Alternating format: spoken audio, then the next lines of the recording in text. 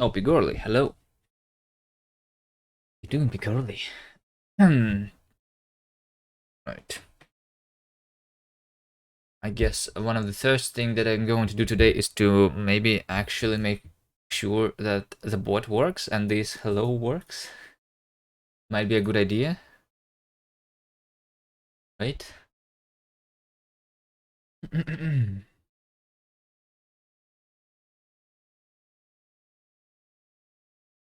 that the farts work. Not sure which one is more important. What's a good idea? To bring back the overlay on Linux that works here. I just need to compile this stuff and that's it. So select projects, TTV. We can do cargo and build web release. So like the web build is already there. You got NVIDIA working, but only on the external monitor. Did you figure it out? What does this mean? Can like multiple monitors use different GPUs? The monitor laptop now shows TTY.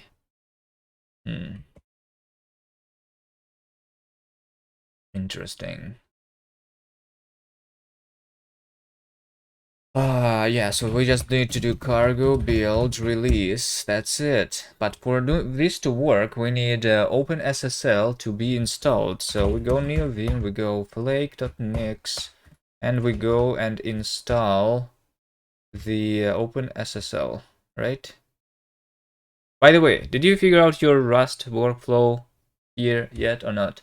I'm not sure if this is a good idea to specify flakes inside my projects. Might instead just install everything globally.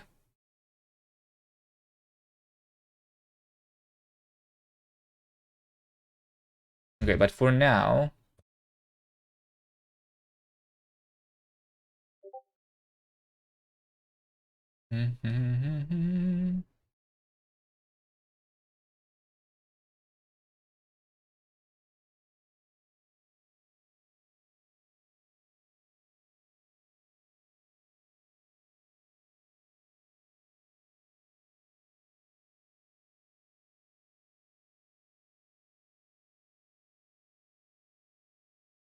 for now, let's do this here and somewhere here. I mean, having a flake is good because then I can make it a runnable flake and you can just run it. If you don't have a Rust installed and everything, that's technically a good idea still. Even if I don't have my dev shell. So what? We have app build inputs, we have runtime inputs, we have native build inputs, and we have shell inputs. Those are 4 different things. And for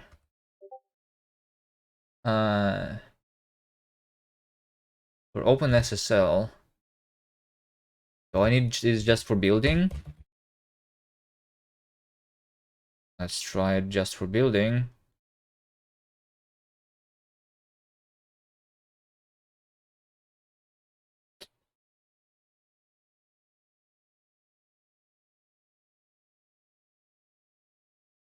Cargo build release.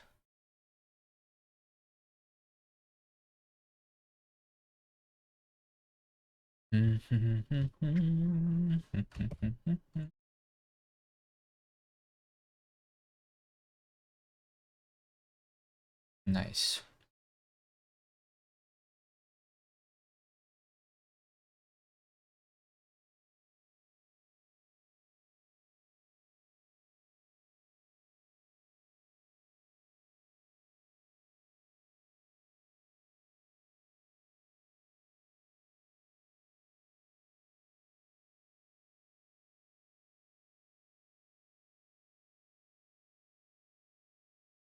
Ricky's playing the farting game right now, I guess, too. Maybe not right now. It's almost at the end with 20 hours of gameplay. That's Bog. Ricky's sad. No. He's going to be happy though very soon because he's going to finish the game. Ricky Lee. I finished it in 10 minutes just recently. Okay, well, we can play this one while we're waiting for the compilation, I guess. Hold on.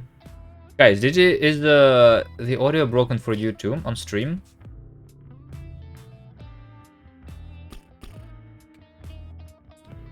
It lags sometimes. Yes, no?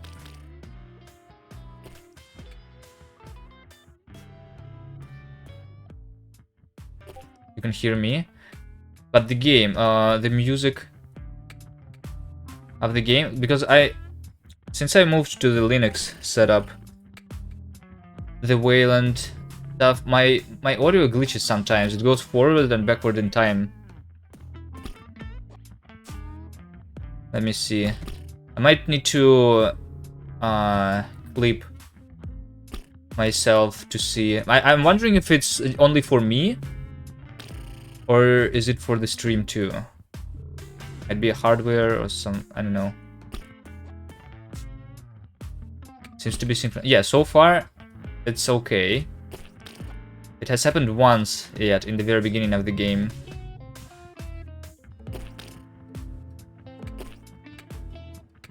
Hello, Trevi, by the way. How are you doing? Have you seen this game yet or no?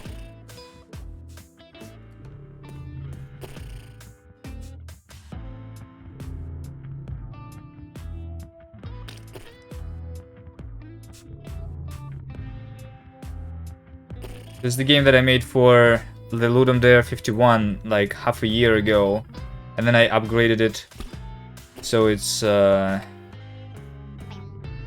like better. This one is done in my own engine. It has multiplayer and everything. It's a 4D game, like getting over it. I don't know if you are into those games, but that's like one of my favorite genres of games. So I basically made this game just for myself. I'm playing this all the time. You need to jump and find the toilet in this game.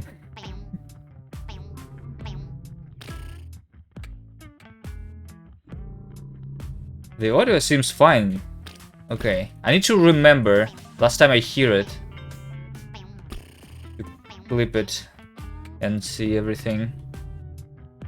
If it's on my side or on somebody else's side. Did you ever use Linux? I know that you used NeoVim, right? But you use pretty much the default configuration of the NeoVim. I have started moving from VS Code to NeoVim. I based my config right now on the NVChad framework. So yeah, here's what we have. I can even use my mouse here. Using LGVim. Oh, just not even the NeoVim. Alright. Yeah. So, but you don't even have the auto-completion for your Rust code. I guess it's okay if you're not doing big projects, but I don't know actually. When I started doing Rust, we didn't even have completion. There was not the Rust analyzer was not even there. There was the Rust language server, which was very slow and very bad at auto-completing. It basically was a no completion at all when I started using Rust, so maybe that's fine.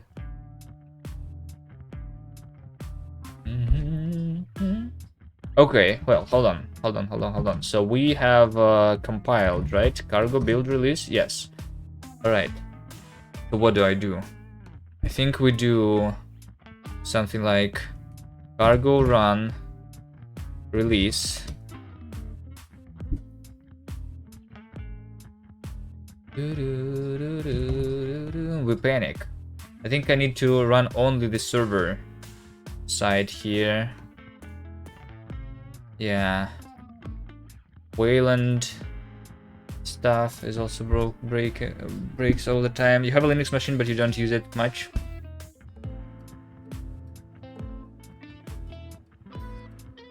What's the reason to use OGVim instead of NeoVim? Isn't NeoVim just like better because it has more features?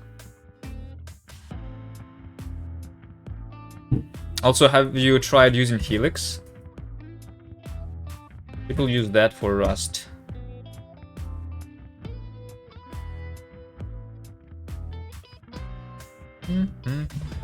Cargo run, release, help. Okay, we can run a server running at what? 127.0.0.1:1234. We panic. Nice. No such file or directory. Server util. No such file or directory. What? Oh my god.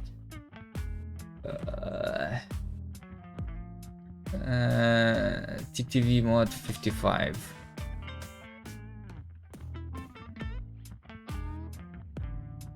TV mod 5. Alright, secrets. Yeah, of course. I did not create the secrets yet. Makes sense. Because you suck at Vim, you rely on features too much, so you back to Vim. Okay. I have used Vim like a long time ago, like 10 years ago. I was using Vim for competitive programming, basically. So like lead code, what you're doing, kind of similar. But then eventually I moved to VS Code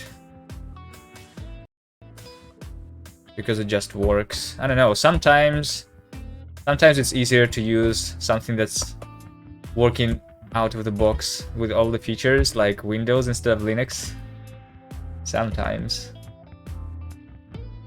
But sometimes I want to configure everything from scratch.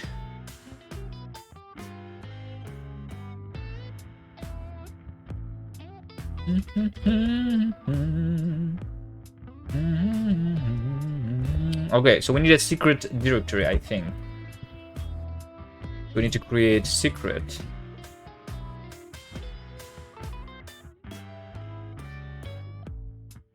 Where is it?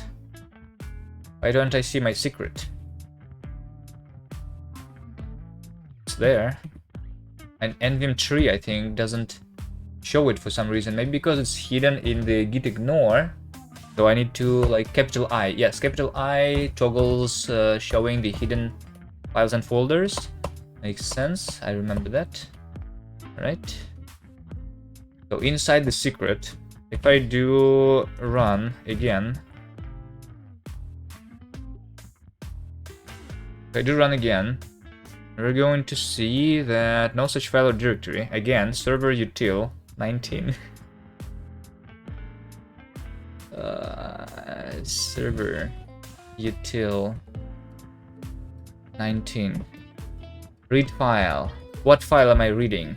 Oh my god, this code over here, I have my overlay when the crabs are moving on the screen, right? This is done also all in Rust. This code is not very good. I'm trying to set it up on my Linux now so that we can have the crabs walking around. I need some file here in my secret. Let's see secrets. When I'm initializing the secrets, I'm initializing from the secret directory, right? And I'm trying to load the config toml file, I think. And the config itself is my Rust analyzer not working? Hello? Go to definition. How do I see what's wrong with my Rust analyzer? LSP info.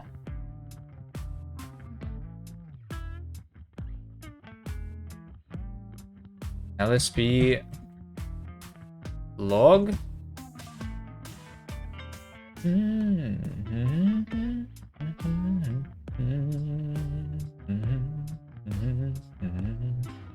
Cannot find OpenSSL again, but I mean it was working. Did I not set it up? They set it up. What do you mean?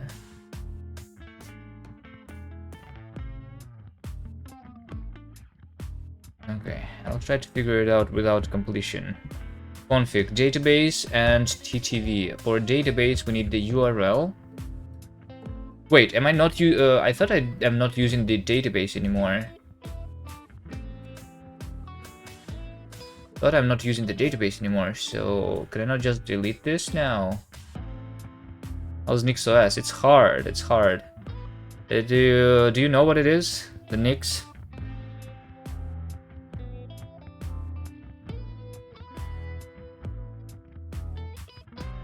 It says could not get WebGL context in my game. What do you mean? For you?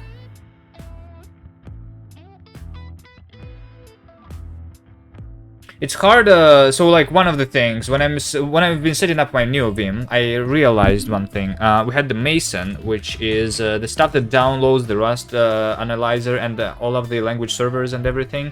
The problem is, if you just download something from the internet, a Linux binary is not going to work directly on your NixOS because you don't have your USR bin stuff populated and everything. It's like it's not using the standard Linux file system hierarchy.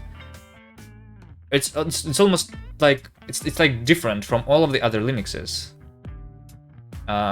So one of the things, you cannot just run a binary download from the internet. You need to patch the elf in order for it to be ran, because all of your runtime dependencies are in different locations, something like that.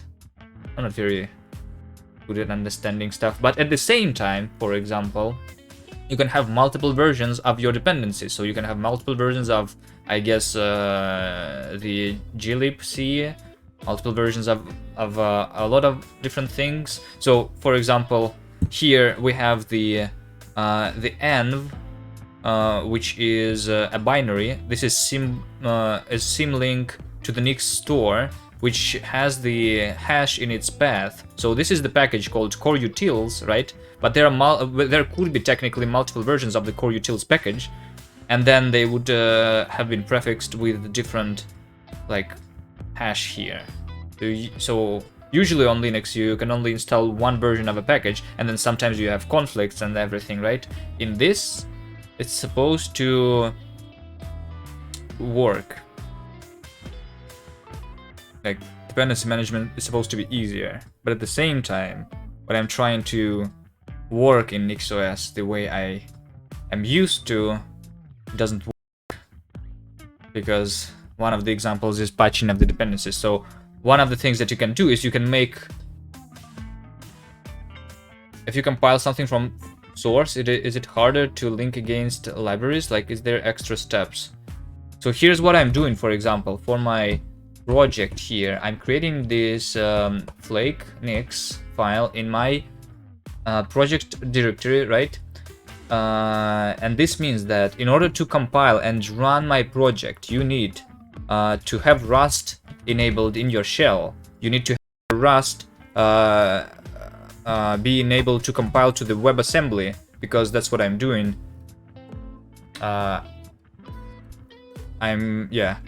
Okay, then you also need to have package config installed. You need to have these libraries installed. You know, you need to have these libraries for the runtime and everything. So usually when you are doing stuff on Linux, you just install stuff globally, right? But over here, I can actually install packages just for my own user. I don't need the admin of the Linux system to install packages for me. I can just install them for this like folder, for example, only. For that I'm doing the direnv. If you guys know what this is, basically when I'm so over here I can do cargo version, right? My Rust is installed here, but if I go out of this directory and I do cargo version, my Rust is not installed. So like my environment is configured just for this project to have everything installed that I need to like compile and run it.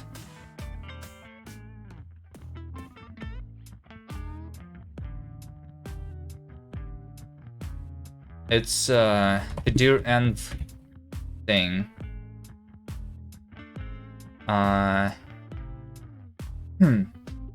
So usually I think people use it just to have some environment variables available. It's something like the Python virtual environments, you know, where you install your libraries for Python development just in your local folder inside the project, right? So that multiple different projects have different sets of dependencies. That's what I have seen. But this basically makes it possible to do the same, but for everything. It's not dependent on the language. You can install any package here from the Nix package manager. So my envrc, hold on, envrc in this specific.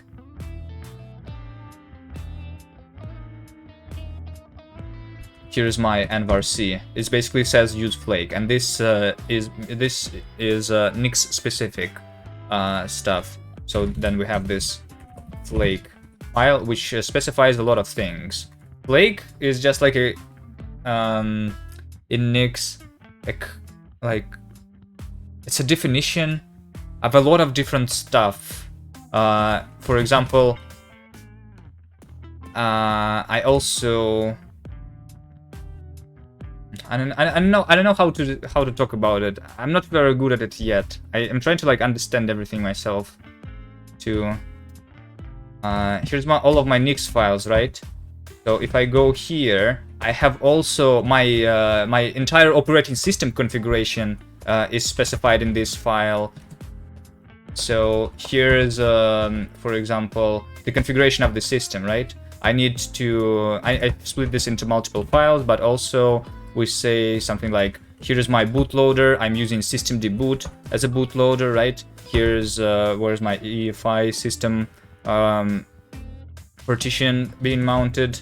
My host name, like every configuration of the system is done declaratively, which is better than in other Linux distributions, because I have been using Arch, but I always forget what I did with my system. So if I move from my laptop to my PC, and it's like I need to do the same stuff again, I need to remember it. And instead of remembering it, it's just all declared here in one file, which is nice, I guess. Sounds nice. I remember university, it was a huge pain when I wanted to run software but that wasn't available on the student server that we had to submit work on, and it would have been great to have package manager that worked at the user level. So yeah, one of the things, it's not like you can use Nix not only on NixOS. You can use the Nix package manager in other Linux distributions. You can even use it on the Macs. So yeah, you can do this stuff on, I guess you can not only do this on Windows. Alright, we're just learning though, but we decided to learn by installing the NixOS on the hardware from day one. Sometimes it's hard.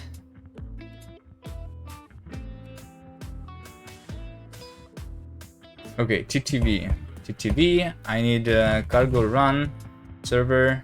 I cannot run the server because no such file or directory. I need to have my secret config toml, right?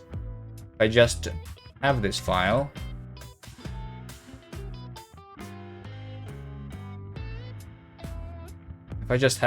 and then I run, then I'm going to say that we could not, well, yeah, missing field database. I thought we got rid of the database though in the code. Let me see if it's even used anywhere. Server, secret, database. How about I just delete that? Or at least comment it out. What's going to... It's still compiled, which means that this field is not even used anywhere, right? So I just need to configure my TTV, which is the client ID and the client secret. to connect my bot to the Twitch API. Right now, did you hear that? The audio glitches?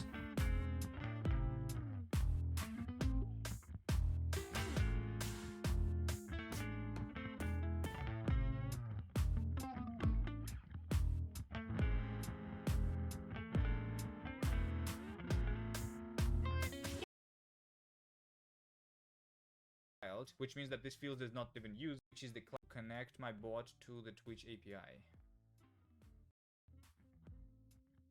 Right now, did you hear that? The audio glitches? Wait. Did you not hear the game music all this time?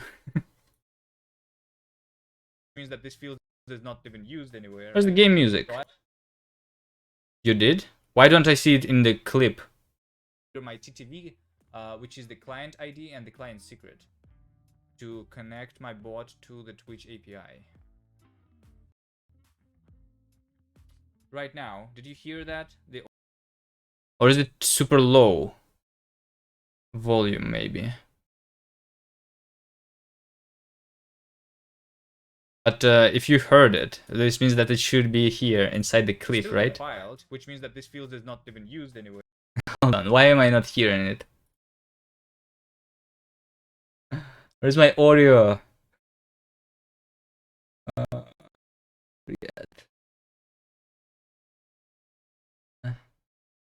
You don't hear it right now when I'm showing the clip, right? Right. So I just need to configure my TTV, which.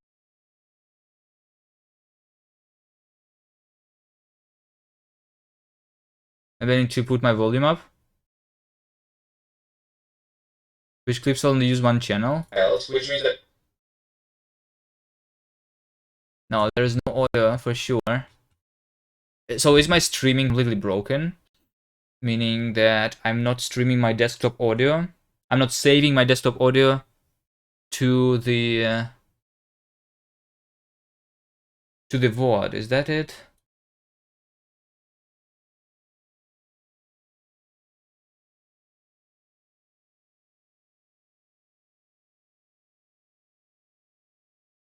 Here's my OBS settings. I am streaming everything to every single channel, which means that my desktop audio is supposed to be working on the VODs too. Yes, I understand. I understand. If I go and do the audio again here, that's interesting.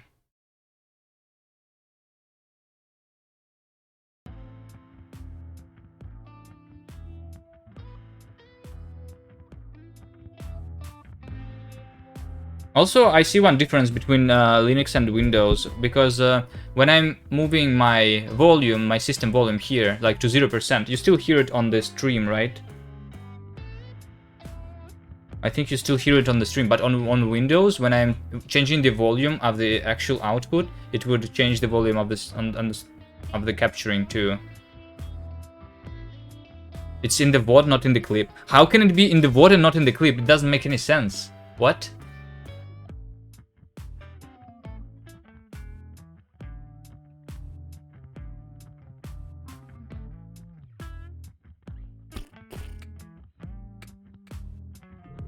Doesn't make any sense.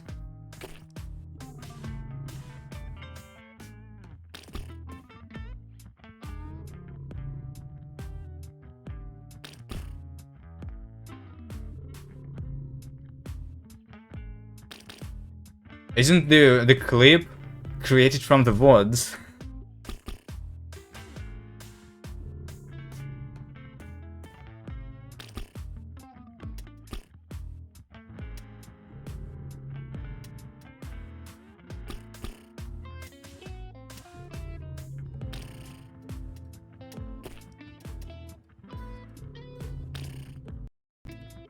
Yeah, I just heard a bug. Okay, so since I just heard a bug, let's go to my Twitch NeoVim again. Alright. Clip.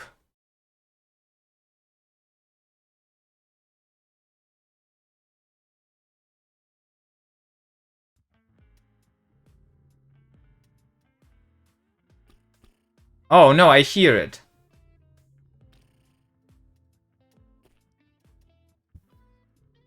Just heard a bug. It's just very low volume. Is it so low volume for you too on the stream then? You don't? It's because it's very low volume. Yeah, I just heard. Let me do this. It's fine on stream. Heard a bug. Okay. So since I just heard a bug, let's go to my. Do you hear it right now on the clip? Yeah, I just heard a.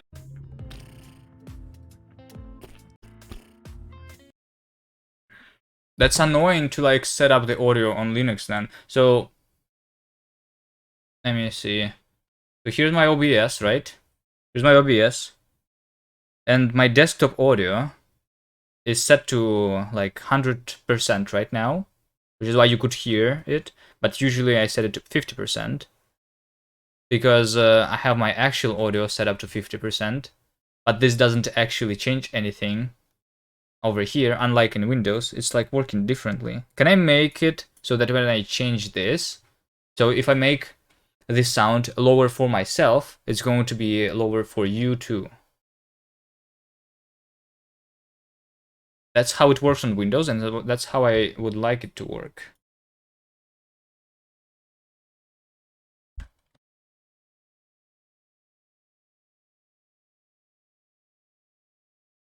OBS.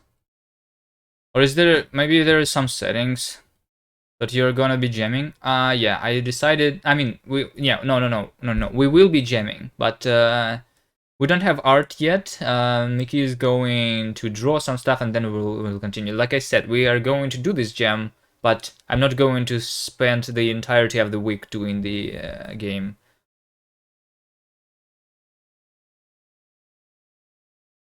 While I remember it, Davey, hold on. Let me do one thing. Let me do one thing, Davey, since you're here. You reminded me of something. Of Link Cider. I wanted to write down something that I think is a good idea for the game. So, you know how our player can rotate and move and everything? But our player is just one block, basically, one tile. So here's one of the ideas. Have, is my LDTK installed here? No. We can have different yeah. I think I basically bigger movable shapes. I'm just going to say it like this, but we're making Tetris now. Yeah, kind of.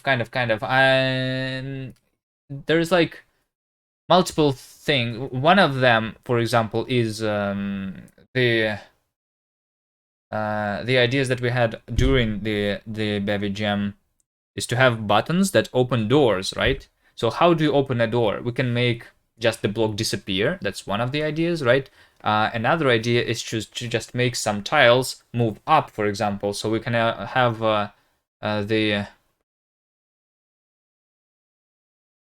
I get notifications on Twitch. It should be, yes. Alerts. I think they should be. What? Going to subscribe now? Right. Let's go. You really want that too. So yeah. So thanks for subscribing, Nerdsel. Thank you. The interactive block. Yeah. So we can make the blocks moving up and down, for example, so that the door has the animation of opening, right? But also instead of just moving up and down, we can make them rotate left and right, for example, right? And then also this big rotating and big moving shapes can also have like side effects on them. So you need to rotate, for example, a shape of multiple tiles in a specific direction so that you can use or pick up an upgrade from it. You know what I mean? Big movable shapes. That's like a very broad thing that we can do a lot. And one of the bigger movable shapes is also a bigger player itself. Can we make a player be any shape instead of just being the that? I don't know, maybe. Just an idea that I had. But also, did you try the new jump mechanics? Did you try the new jump and doing something with it?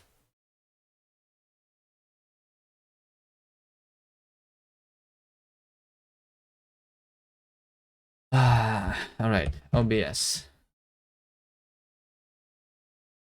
Um, Linux. Desktop audio. Volume.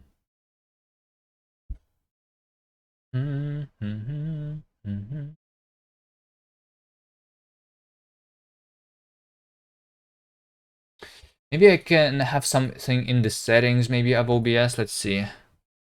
You haven't, lol? Been away from home for a few days. We'll do and get back. Okay.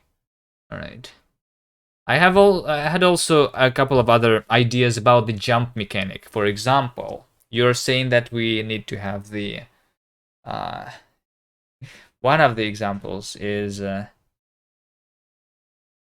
right now it still is a little different if we move and we jump vertically, then you are rotating, but when you're jumping from the side you're not rotating, so it's like still different on all of the four sides, right? If we can make it uniform by just jumping up, but then it's a little too simple, I guess, right? One of the other ideas is when you are jumping sideways, but when there's a floor below you, before you couldn't jump at all because we say of the friction, right? But we can also, because of the friction, make the player rotate.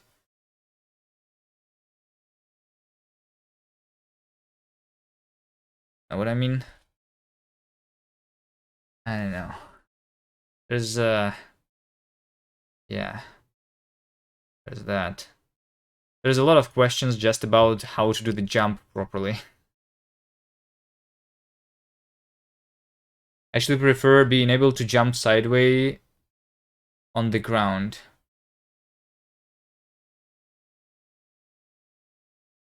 No. I think I was saying you will still be jumping sideways, but also right now when you jump sideways, you're not rotating.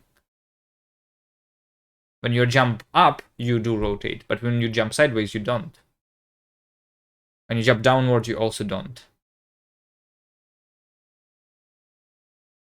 What's the rules for rotating right now? It's not very obvious, I think.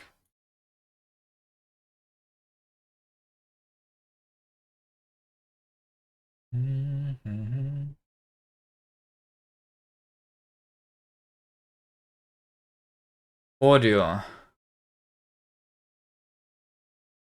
Monitoring device. Hotkeys.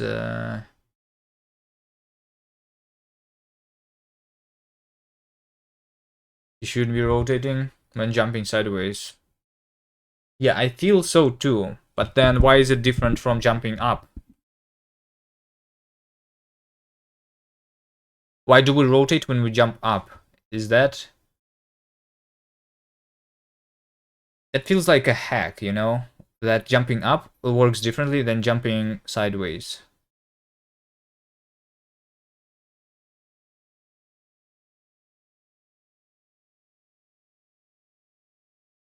I don't see any options for me to... I guess it's because in Linux, when we're capturing the audio, we are capturing the initial output before this, before the volume has been applied to the actual audio output here. So even if I mute myself here, you will be able to hear the audio because of that, which is, I don't like that. Can I make it easily synchronized with my OBS? OBS Linux, synchronize audio volume.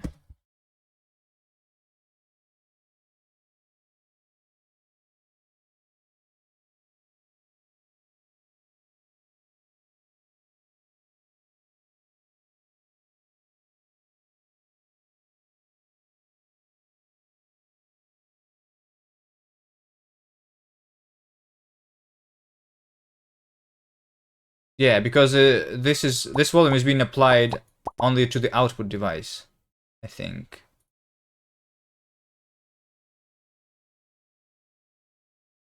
And over here I can configure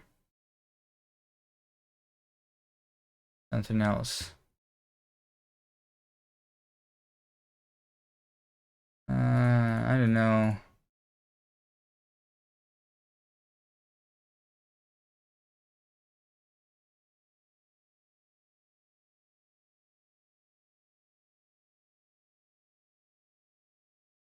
If I just have 100% volume, then the game is going to be too loud for you, right? If I go here, the game is going to be too loud for you, right?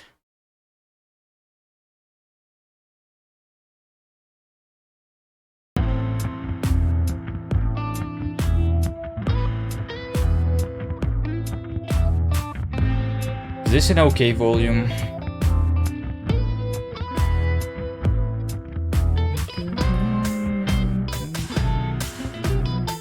It's not too loud? Alright. Okay then.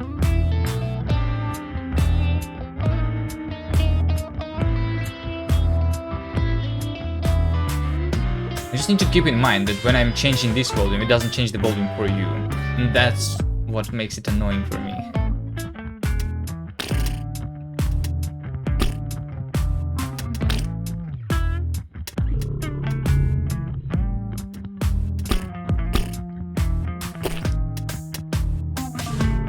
Let's go meet Ricky, then. Ricky's in the castle. Ricky's in the castle.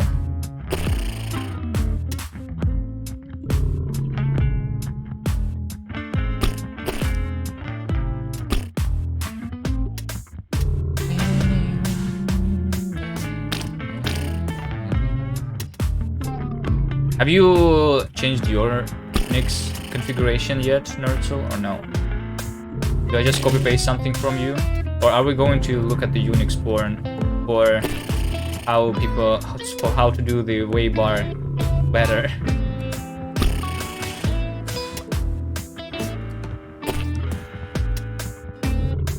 What do you mean? Is your waybar still ugly? That's what I mean. You like your waybar? Alright.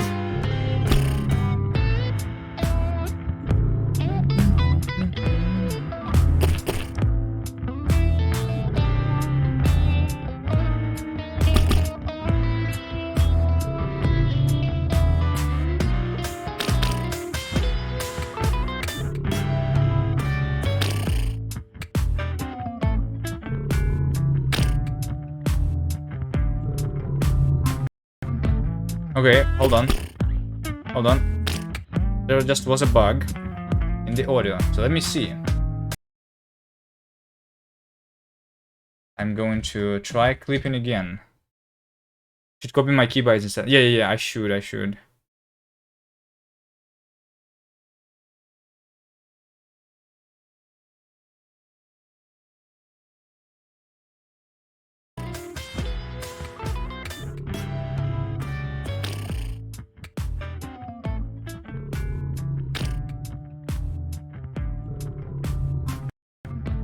Okay, hold on. Yeah, you hear that?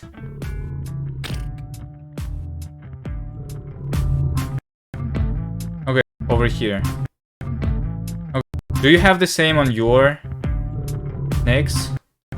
Or no? That's happening all the time, and I'm watching streams too.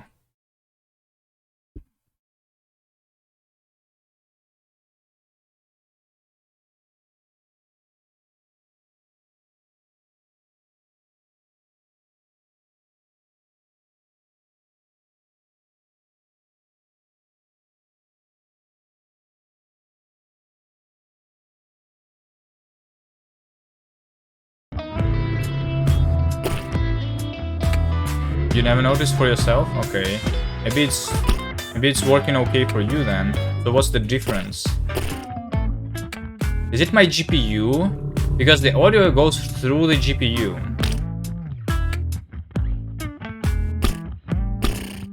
Right now. My GPU is the reason my Windows machine has been shutting down sometimes. Audio goes through GPU, yes. I mean, the audio is on my monitor, so the audio goes through the HDMI, which means that through the GPU.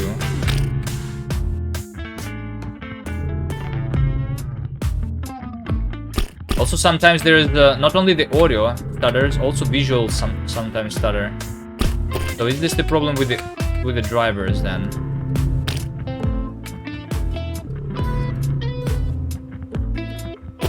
What drivers am I using, by the way? Because I never configured my NixOS to use a specific driver.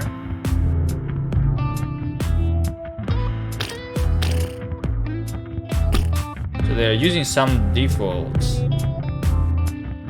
right?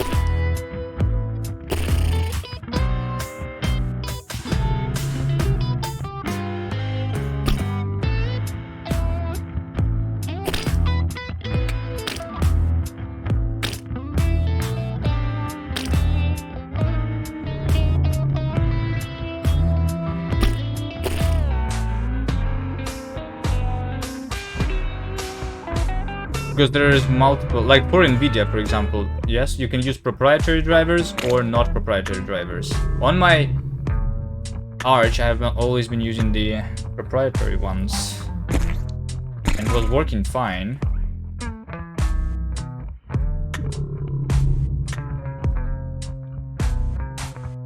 Although for AMD, that was for NVIDIA.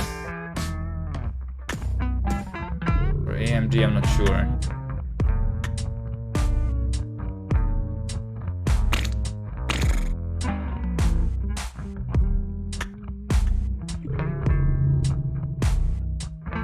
Ricky just fell down again, I think. Okay. We're almost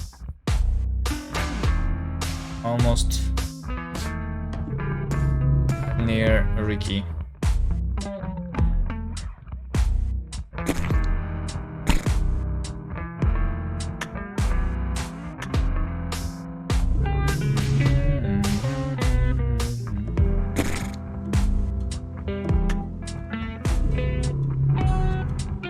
Any other issues that you have noticed for NixOS compared to Arch for yourself, or no?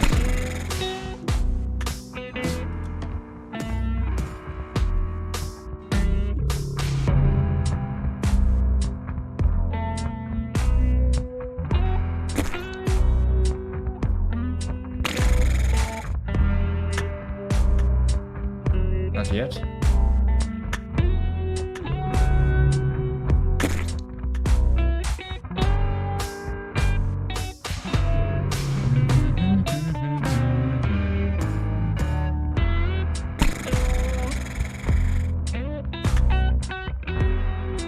Still stuck on NVIDIA.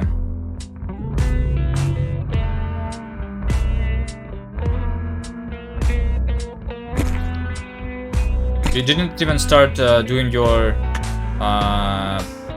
development environment yet, right?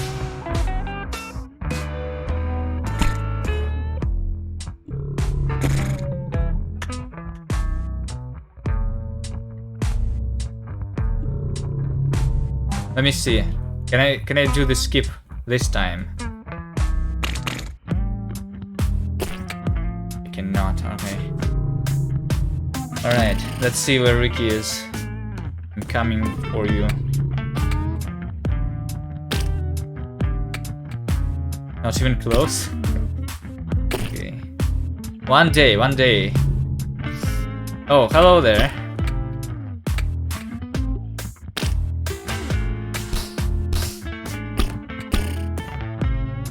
Ricky has the fire skin.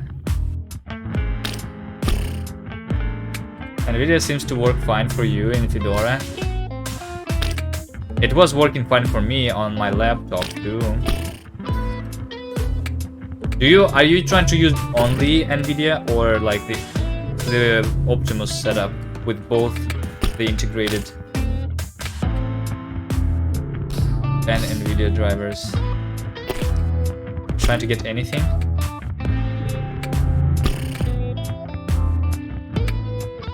Okay.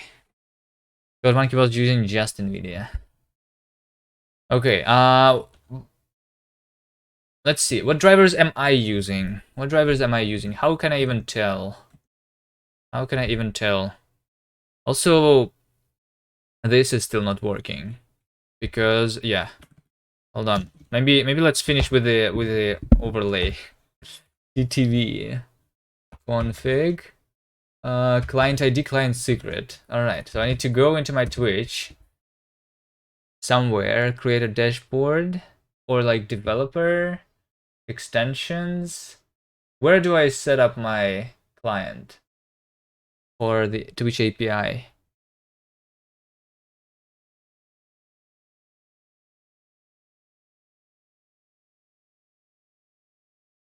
You get no WebGL context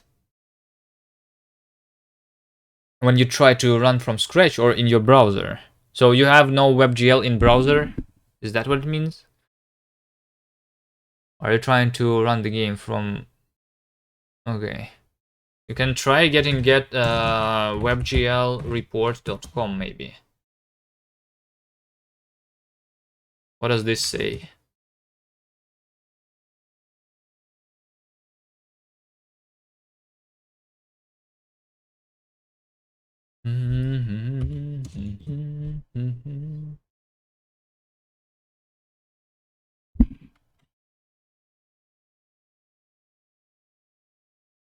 Developer Twitch? Dev Twitch TV. Dev Twitch TV, I think. Login with Twitch. Authorize.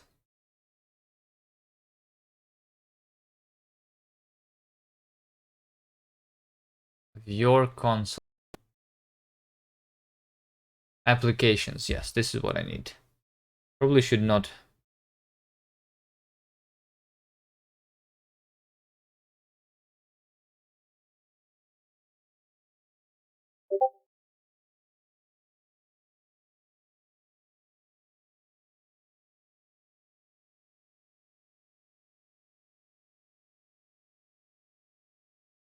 All right, let me see. Applications.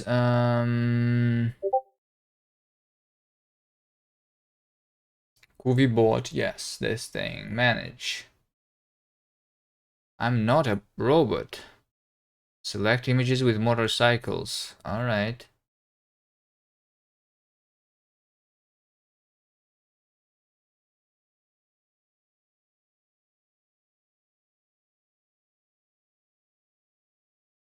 Client secret. Pass to the token extension. Hold on. How do I cannot view my client secret. I can create a new client secret. Huh? Can you not view your client secret on the stuff? All right. I can create a new one. Are you sure you want to generate a new secret? But this means that I'm on Windows. I will need to change it too, right?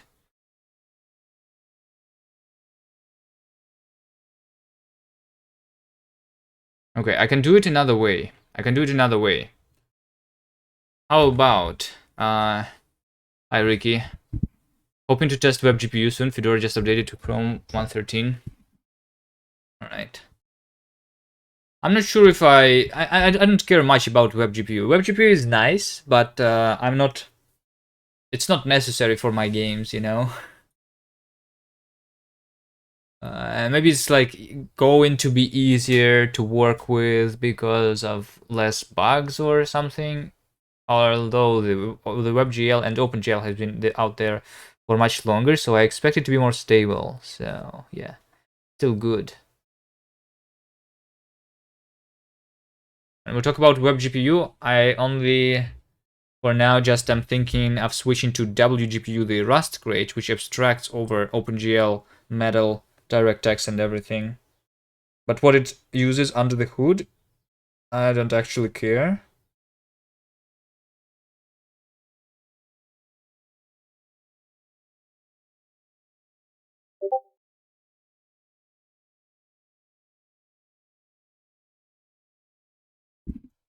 Okay, let's do this. Let's do this. Here's my another idea. Instead, I want to view my Windows partition. Can I do that? My Windows partition, yes. Let's see. Let's block devices. Okay, so I am working on my SDB, I guess. I have 3 SSDs basically on this PC. 2 SATA ones, which each one with 250 gigs around that. One of them has Linux. This NVMe one has the Windows. This is a 2 terabyte SSD. Okay, and this has the NTFS file system on it, right? So what I want is to mount this thing, NTFS, right? So I need to install something about NTFS. Options, NTFS. Oh wait, 2305 just went into beta, I guess. So we no longer need to use unstable, I think. Because Hyperland is probably in the beta. Right? Right. 2305. Okay. Packages. NTFS. Use based NTFS driver with full write support. Okay. Hi, Rinks. Do I just install this? I think I need to just install this. WebGPU is still experimental and not available everywhere yet. Yeah, I know. Only the Chrome has it in the stable browser right now. I'm still using WebGL 1, by the way. I'm not even using WebGL 2 for my games when doing the my own engine. I think Bevy uses WebGL 2 though. That's because when I started, WebGL 2 was still not everywhere. And I'm not sure if WebGL 2 is everywhere right now. Like on the phones, for example. Do all the phones have WebGL 2 these days? How goes the Linuxing? I'm getting used to it. It's cool. But it's also hard. Yeah, I did see the news. But what do you mean by I still didn't understand exactly what do this news mean? The web GPU support.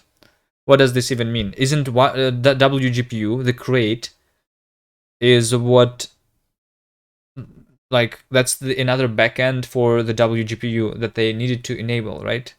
Which is basically one line. No?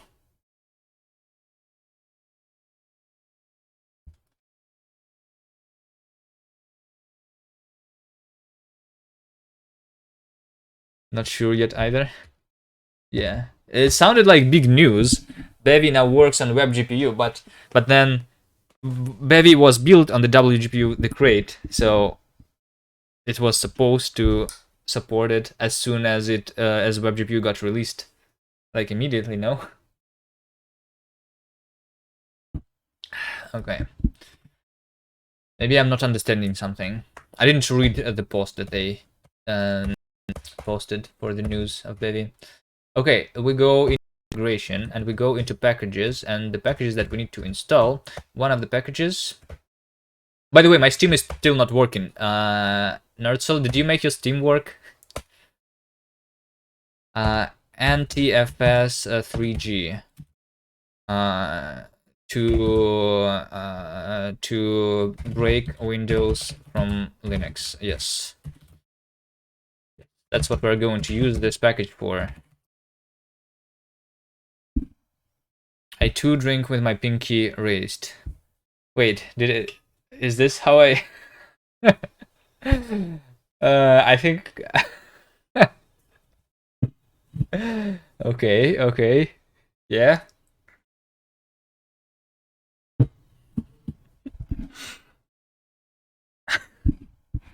Yeah. Royalty, yes. Uh, okay, NixOS switch. Nix files is dirty. Oh, my dirty files. I need to clean them.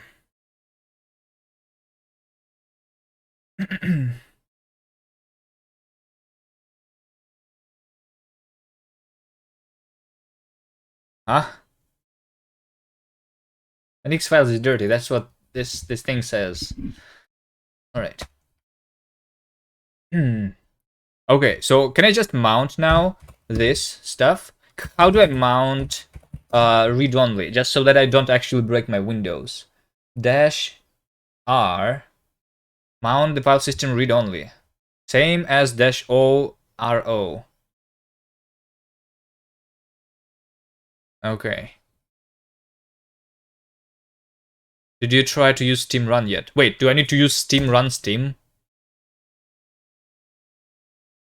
I did try to use Steam Run. I can use Steam Run to run my game, for example, because it doesn't work when I just compile and run it. I need to run it through either Steam Run or NixJail is another thing. The Bevy game works, but not the gang, and I'm not sure what's the difference. I cannot find the GPU or whatever. Mount dash R. Hold on. Which one do I want? Mount dash R. Dev NVMe partition 3 2 slash MNT, right? Mount point does not exist. List slash MNT. Okay. Let's create the directory slash MNT. I cannot because only the root can do this. Okay. And then we do sudo, I guess, mount, right? Do the slash MNT read only. Okay. All right. Let's take a look at our Windows. Okay. Here's our Windows partition that we can see from our Linux. So what? MNT users coolvman, right? Let's see. Then we go into. Wait. Hold on. Did I copy your colors? No. Do you hate my colors? I mean, the default colors in terminal are not that bad, I think. I guess this is kind of ugly. The highlighted folders for some reason. Hello, Arya. So go into projects. We go into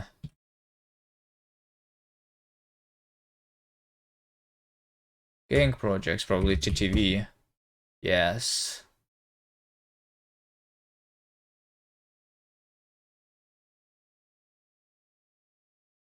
And then we have the secret here. So okay, we have the secret. And we have the config. Okay, so I can just copy paste my config from this. Yes, okay. Okay, don't look. I will hide it and copy this. Projects TTV. I'm going to copy from users coolvman projects TTV secret config into secret config. Yep. Okay.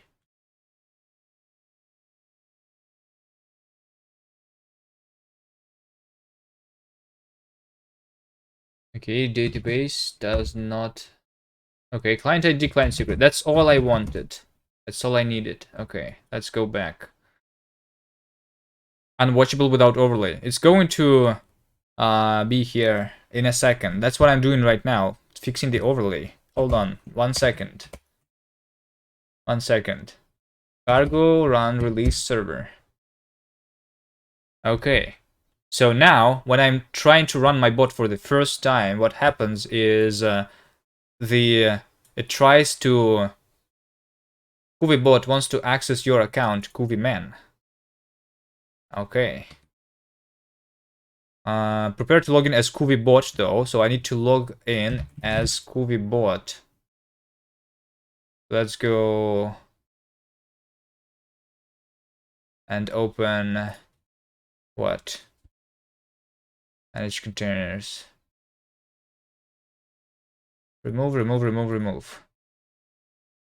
New container. KuviBot.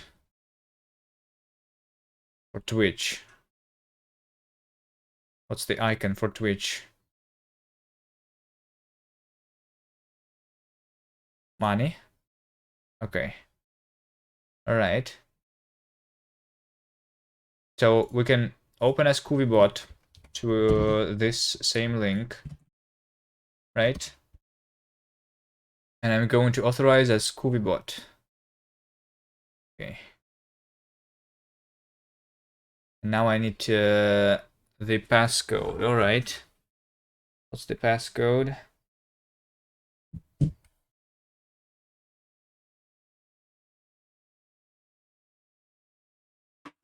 That's the passcode. And then we authorize this application. You may now close this tab. All right, let's close this. And now, what's the icon for Twitch money? Yeah. This goes here, by the way. Windows folders and some files are set to 777. Read, write, execute. That's why they get displayed that way in your shell. You can change how those are displayed.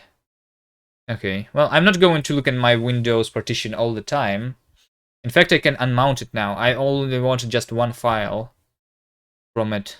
But maybe I will use some other files. For example, I was working on creating the edit of my...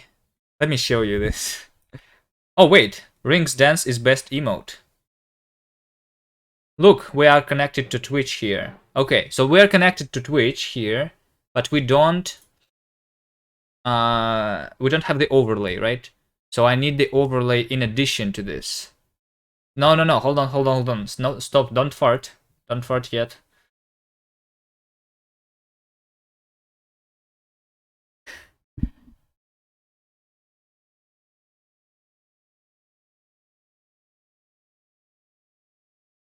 Rings Dance. Farts or go home. Squiggly emote when, by the way? I don't know. Should I have the squiggly emote? No, it's the Rings who should have the squiggly emote, right? I should have I should have a crab emote. What might be squiggling? Hold on.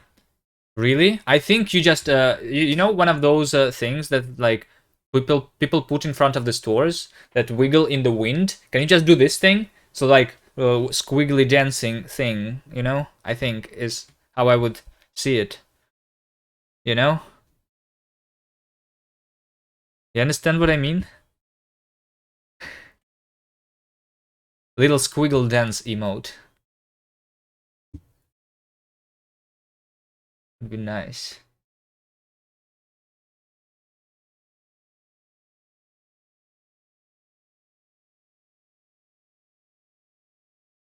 Wacky waving inflatable arm flailing tube man. Wacky waving inflatable arm flailing tube man. Wacky waving inflatable arm flailing tube man. Hi, I'm Al. Yeah, something like this, but they only have the hands, but also usually it's the body is also doing the same movement as the hands.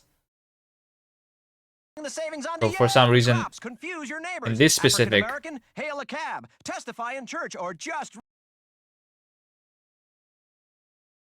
hold on, squiggly man.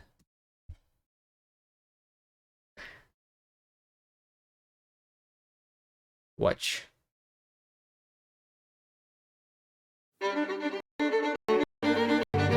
That's an amazing video. Like, all right. Anyway, what are we doing? What are we doing? What were we doing? Oh yeah, that right. The Twitch overlay. All right. So I just go and cargo gain serve web release, I think, right? And now we have this, and now I can add. Let's first try just in the browser. If I go localhost 80,000, right? I failed to connect, so we need to figure out where to connect, and we connect to also WebSocket at localhost, and the port is 1234, right? Hi, I am online. All right, Kuviman is here. There's the jump scare. Okay, but now I need to do this, but inside the OBS, right? Okay. Hold on. No sun for some reason, by the way. Yeah. I need to. I think it's because of the browser. Hold on. If I do browser overlay existing, this control audio via OBS. Not sure. Connect. Go. Could not WebGL. Okay, hold on. Now we cannot get the WebGL context too.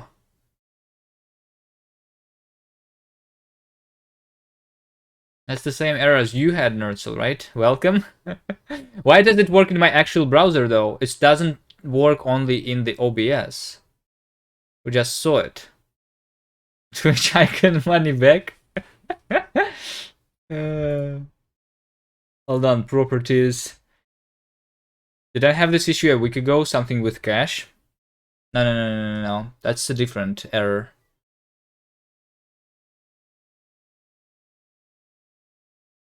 Okay, how about we go into https webglreport.com. Okay, as you can see, this browser supports WebGL1, but it is disabled or unavailable.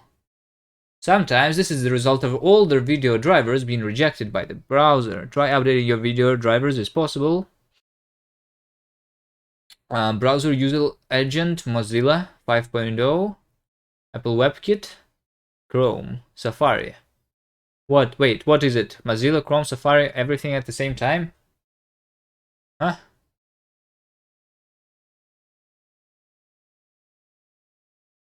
Speaking of cash, how do robots pay their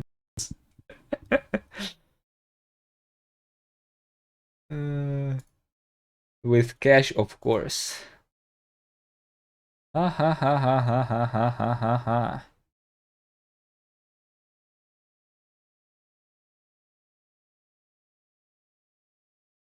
Okay. Okay, hold on. So we do NixOS, OBS, browser, WebGL.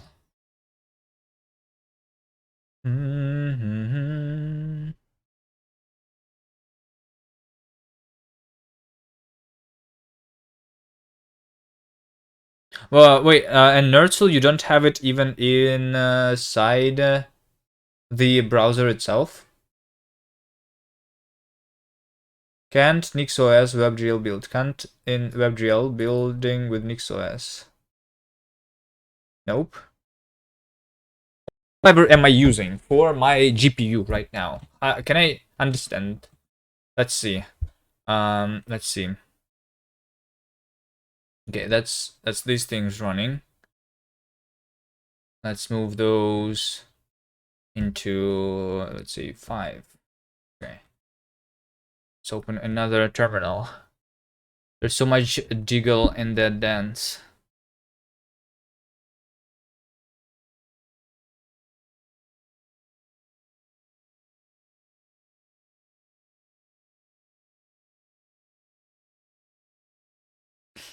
That's also a nice emote by Astro Canuck.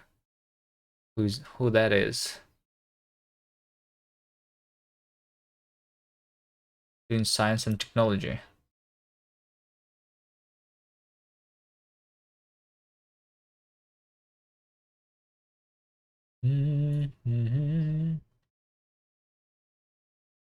All right, so GLX info not found. Nix shell.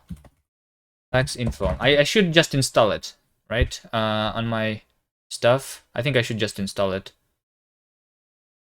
Let's go into the Nix files. Again, NixOS configuration.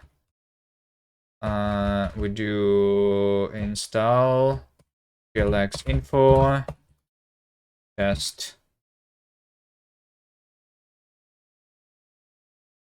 which OpenGL version I have.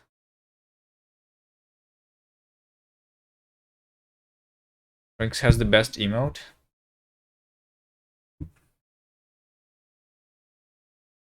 You're saying my emotes are worse.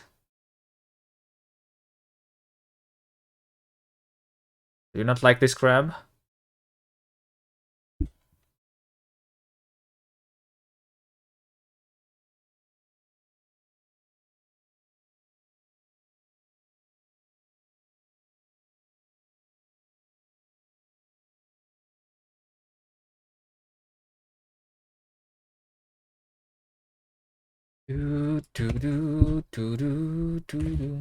NixOS.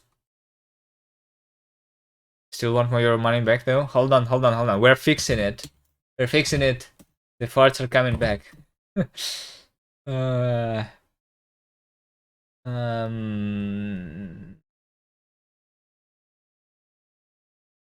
glx info OpenGL. Let's see.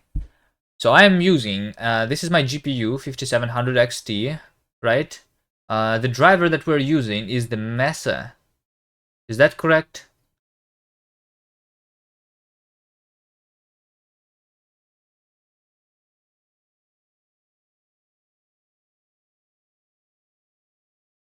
NixOS AMD GPU wiki. Let's read the wiki.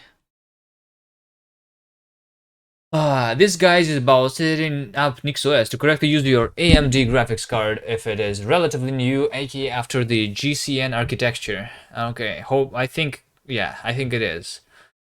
So we need to make sure that the X server uses the AMD GPU driver in your configuration Nix, right? Well, I mean, Mesa drivers are also I still have like the OpenGL 4.6, which is still supposed to work, right? And I have WebGL in my browser. I can just switch to it, so maybe this one works better. The AMD GPU driver than the Mesa driver, right? We enable Vulkan and everything. Problems, dual monitors. If you encounter problems having multiple monitors connected to your GPU, adding video parameters to each connector of the kernel line sometimes helps. Hold on, Nerdzel, did you try this?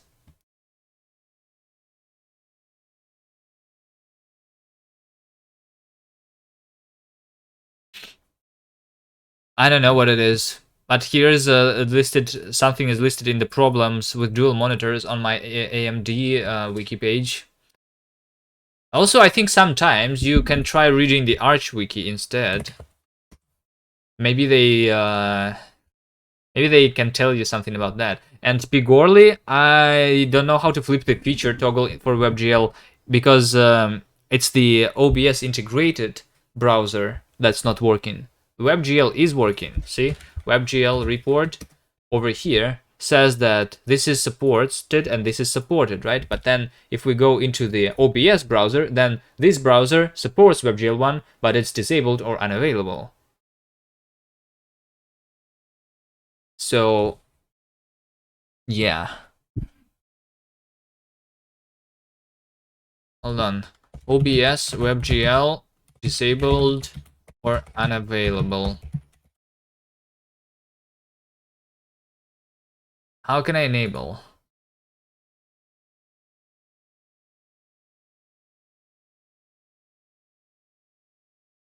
Chrome flags? Okay, can we go to Chrome flags from inside the OBS browser? You think we can?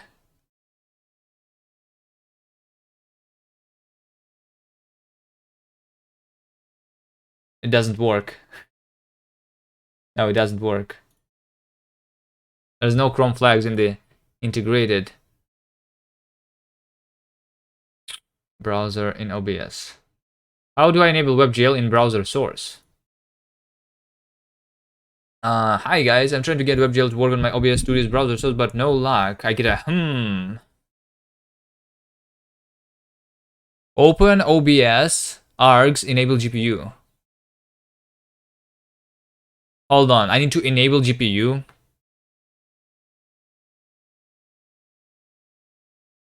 I'm still having the same problem using OBS on a Mac. What browser OBS does use? I also installed the plugin just to see what it would help. Pretty sure the browser plugin doesn't support WebGL. That's not true. OBS has its own setting for using hardware configuration acceleration in browser sources. There's no need. Hold on.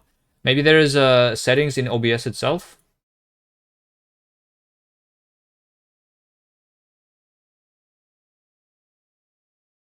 Let's check the OBS settings. Video, output, stream, something. I'm using the software encoder, by the way, for my streaming. Might be video. Accessibility advanced. Stream delay.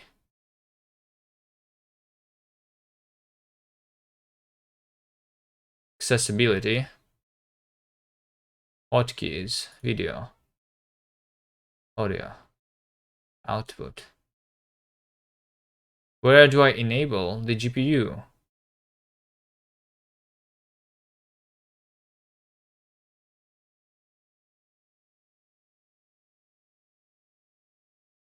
I did try to go to Chrome flags from within the OBS. Doesn't work. It's not Chrome.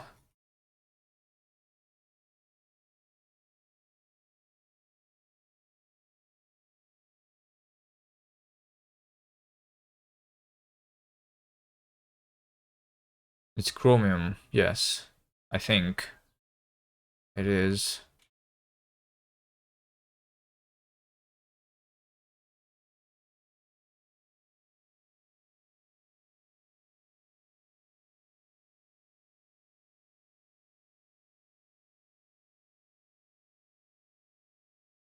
System tray.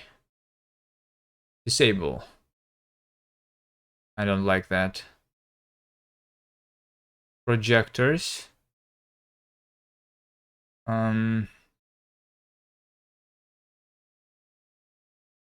Output.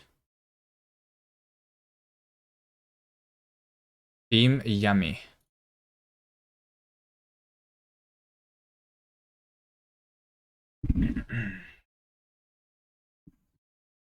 Recent bug. Your browser does not support WebGL. OBS WebGL disabled Linux.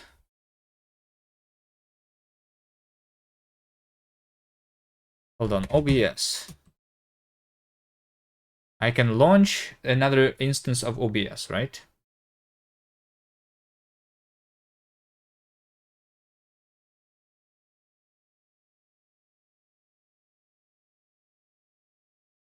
Error importing OBS Python. Failed to load Python plugin. On OpenGL loaded successfully version 4.6. So OBS can see it. Session type Wayland. Here's my another instance of OBS.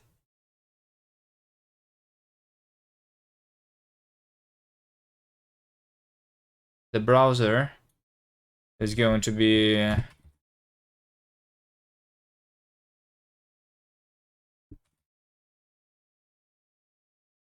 webglreport.com.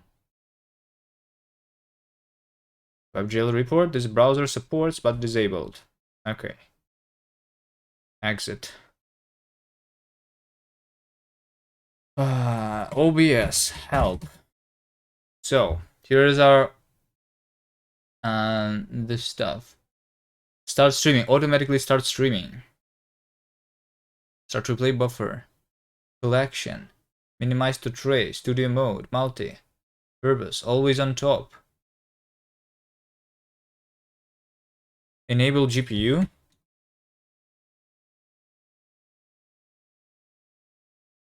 I don't know. Maybe this is going to change anything. Even though enable GPU was not listed in the options. Not all of the options are actually listed in this, right?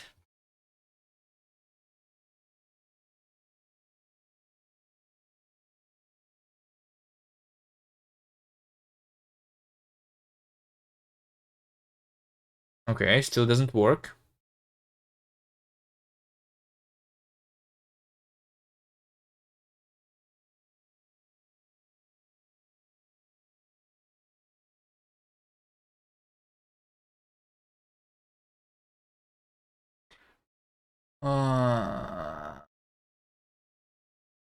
OBS, enable WebGL. How do I enable WebGL?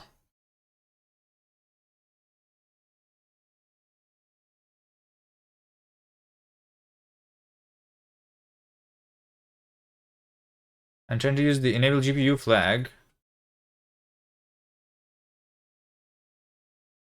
Not work WebGL, issue 41 on the OBS project. I tried to check WebGL via this, so it's disabled.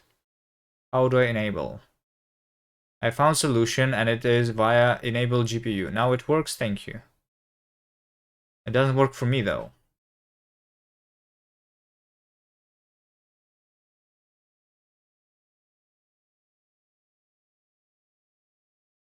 Was in 2016.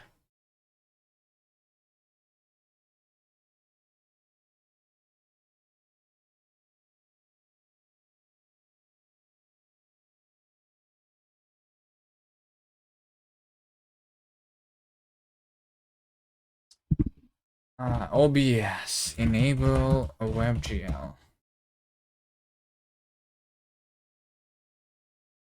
NixOS.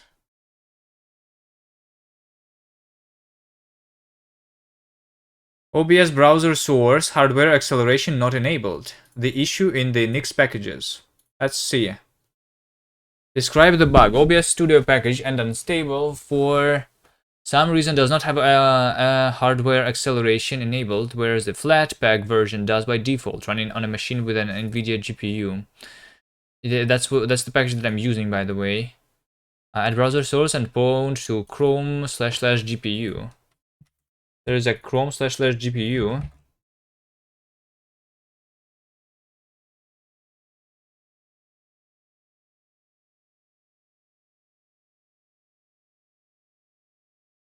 Graphics feature status.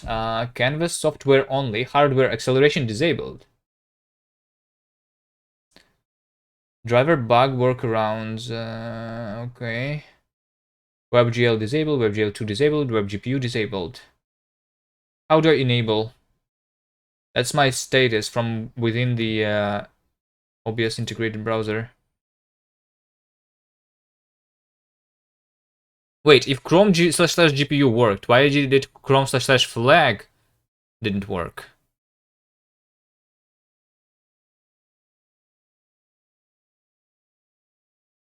Confirmed on NixOS plus Wayland, relevant looking log experts. In case you... Okay, I can install OBS from Flatpak and then it's going to work, I guess, but... That's something on the bottom of the page. Problems detected. WebGPU has been disabled by a block list on the command line. Disabled featured WebGPU. Oh shit. What? No, WebGPU. WebGPU is a different stuff. Let's see, what else is here? Here's are all the problems detected. Oh, wait, hold on. GPU process was unable to boot. GPU process crashed too many times with Swift shader. Disabled features all.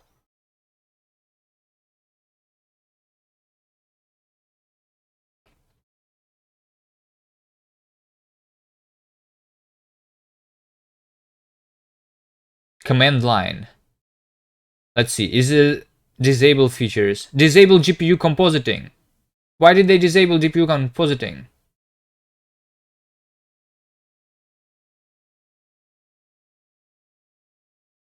No. Where did this command line come from?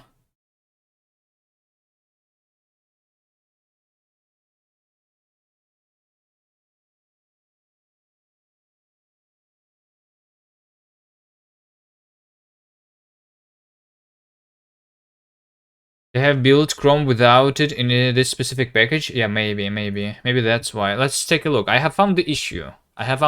This is what I have.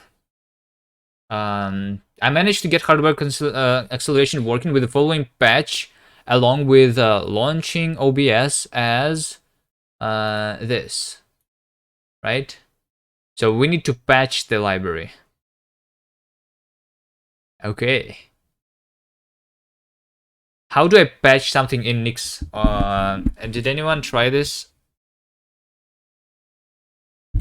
I can apply this patch apparently myself, right?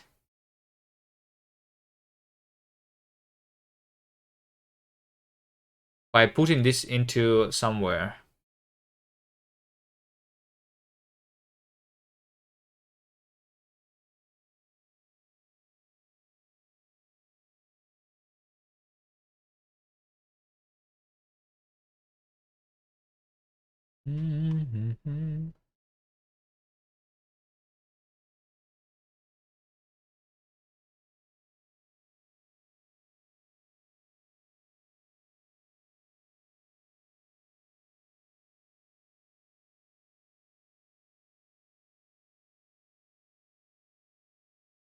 Any thoughts on when this can be updated? Okay, so before they update it themselves, basically, we can do something else.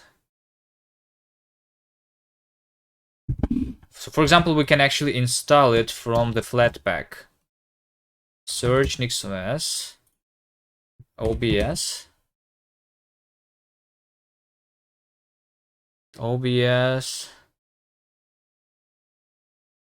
and the plugins are also OBS Studio. Where's the Flatpak? I don't see it. Alright, maybe we just apply the patch ourselves. Let me see. How to apply patch NixOS. How do I correctly apply a patch to a Nix package?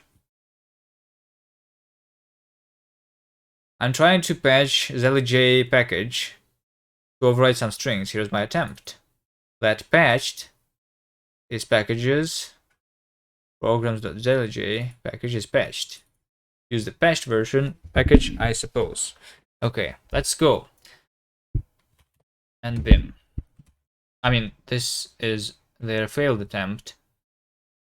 You could try using an overlay to apply the patch globally instead of only using that change version for programs.zlj.package. Not sure.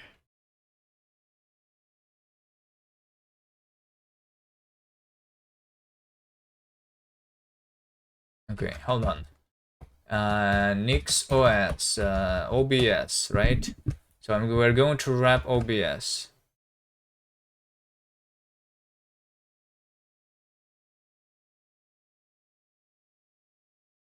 There's the wrap OBS.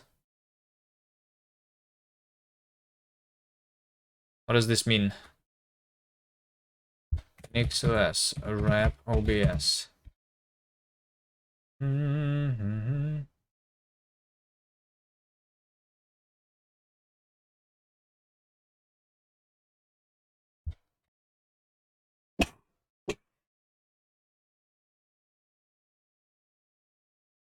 Excuse me.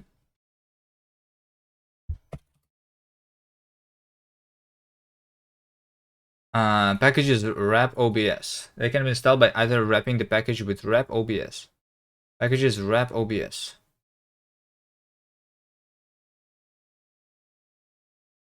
Wrap OBS. Where? How do I see it? Maybe we can change the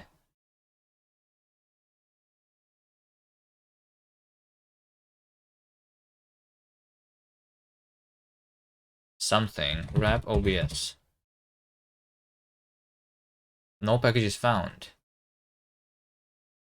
If it's not found, but it's in packages though. What? What do I search for? Options? For flakes? How do I see it? What is packages? How do I see where is this defined? Wrap OBS. Shit. I think I need to go to the NixOS Nix packages and see the packages. Alright, let's see. Wrap OBS.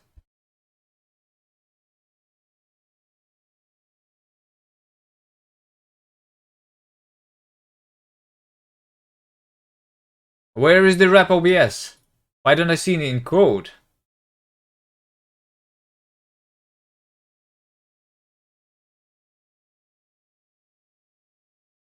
Wrap OBS.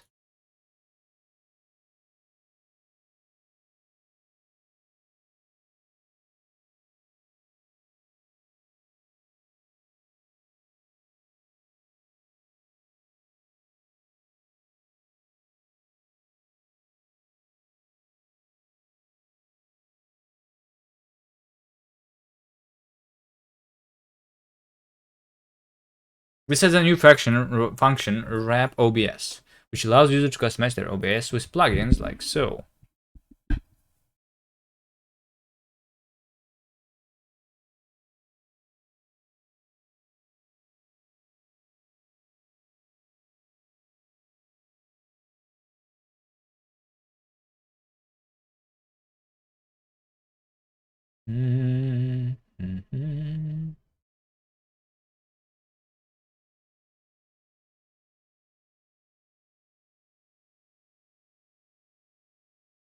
Can I see this file, but in the current state?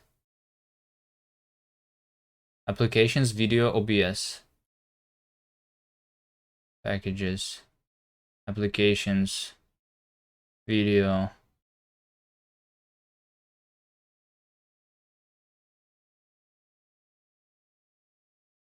OBS.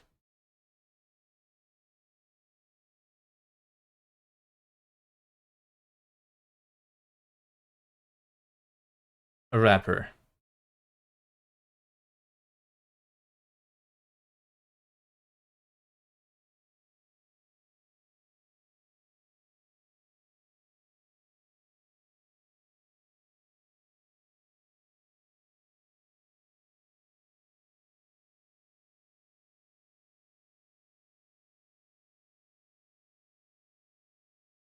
Yes.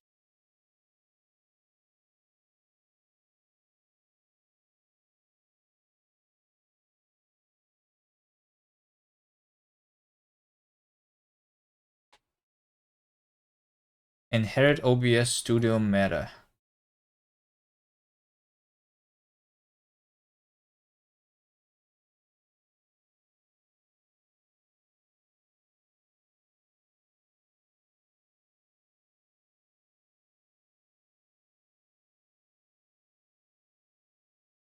What does this all mean? Alright. So I'm using the wrapped OBS, not just the OBS package itself.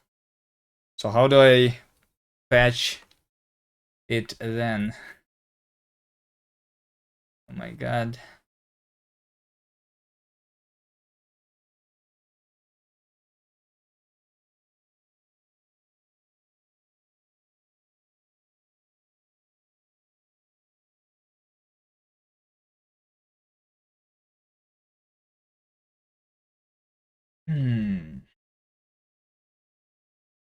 NixOS patch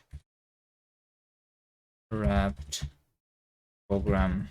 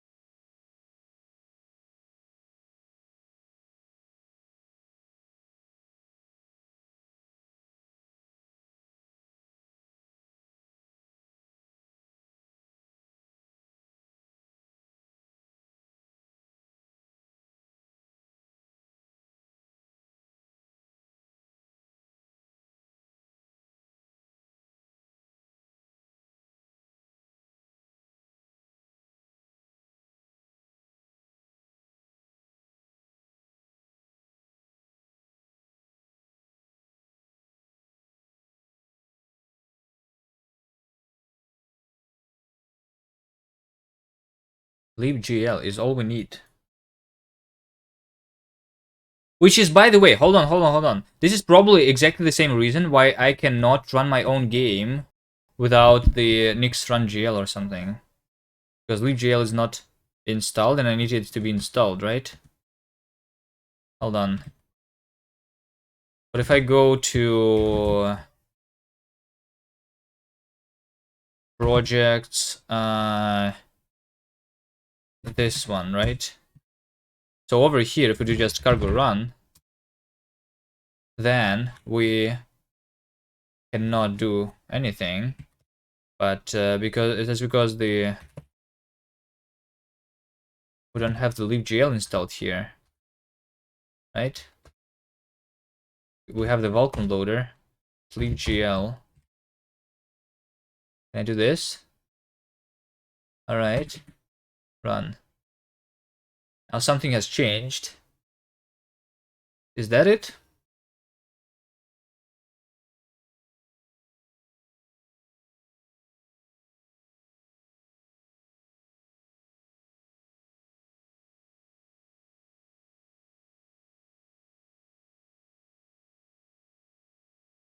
Can I just install libgl globally? Okay, by the way, this still doesn't work. Still not found something. Okay, this doesn't change anything. All right. Well, I tried. Eggshell, libgl. What if I run my OBS from inside the shell which has the libgl installed?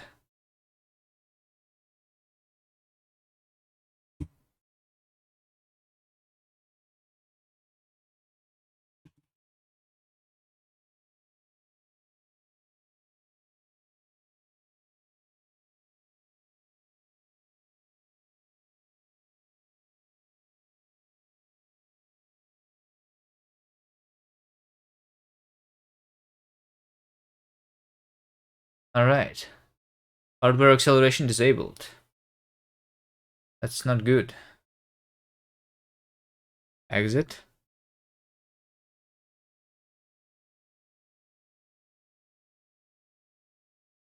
Ooh. Thanks for the tip. Confirm that it works here and both arguments are needed. Okay, how do I do this? How do I do this?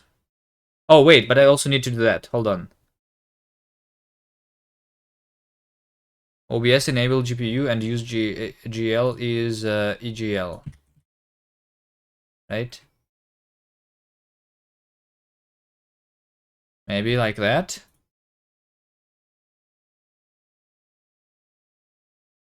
Which still is very weird because OpenGL has been loading successfully all of this time. Initialized EGL 1.5. Using EGL Wayland.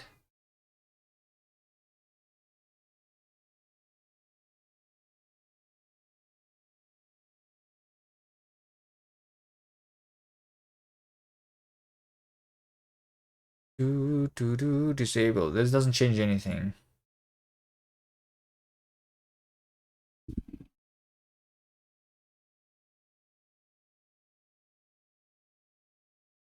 Well, I need to learn how to patch something in Nix. Nix. Patch wrap. Nix make wrapper.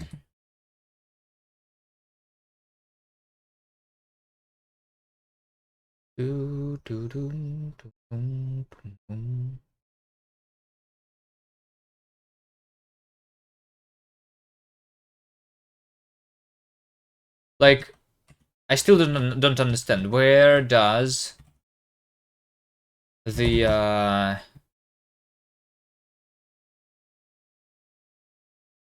where does the wrap OBS function come from?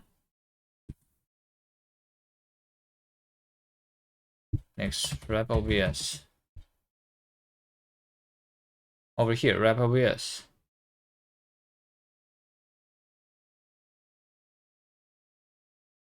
Why could I not find it though?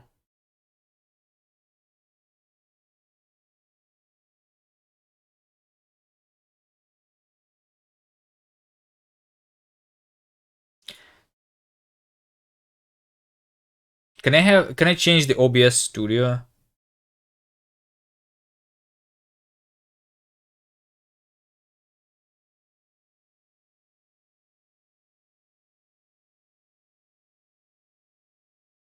CFG final package. Final package is make option. Okay, hold on. Hold on. Programs OBS Studio. Packages for wrap OBS. I have no. Oh wait, this is Home Manager. Yes, that's right. That's Home Manager. I don't want the Home Manager.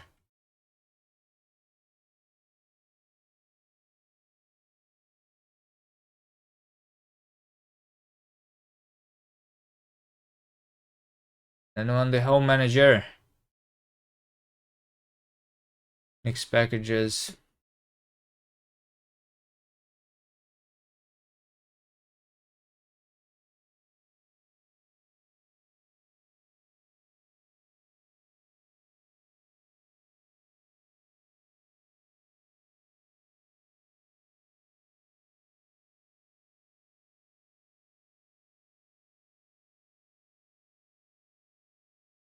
Something joined. Name is wrapped.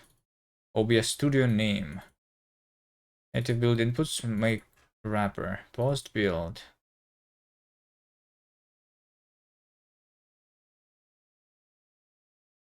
What does this even do? The wrapper.nix.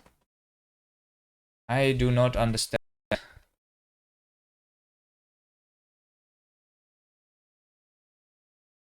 Wrap command line.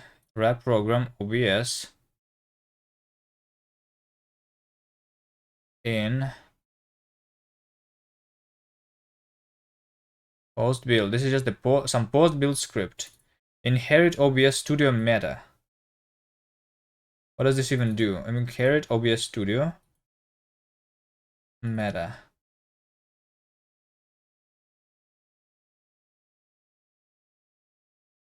I know what inherit does.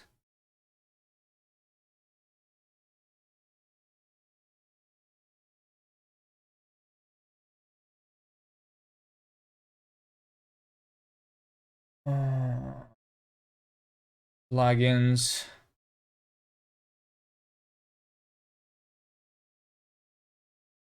Wrapper.nix. Where is it imported? The wrapper.nix. Wrapper.nix.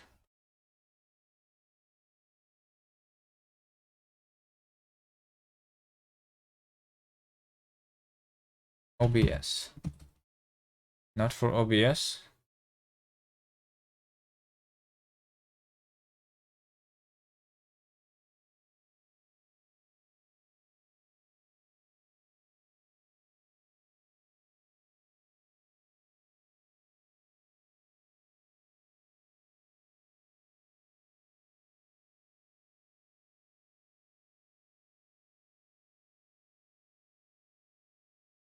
This file needs to be specifically listed somewhere, right? Do we fix the overlay yet? No. I don't know how to apply the patch. They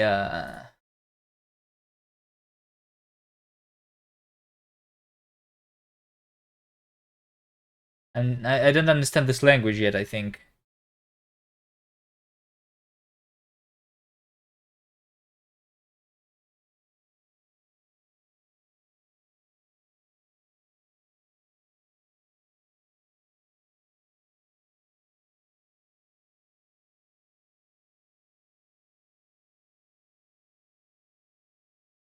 I guess everything has the default .nix.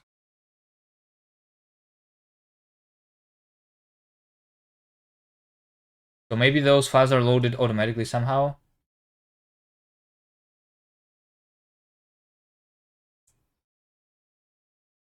But why does the wrapper getting called a wrap OBS? Because there's nowhere this name is being specified, which is weird. But I'm assuming that this is the function that actually wraps the OBS, and it has the input, and the only input that we have is the plugins. So then I need to figure out what package is being yeah,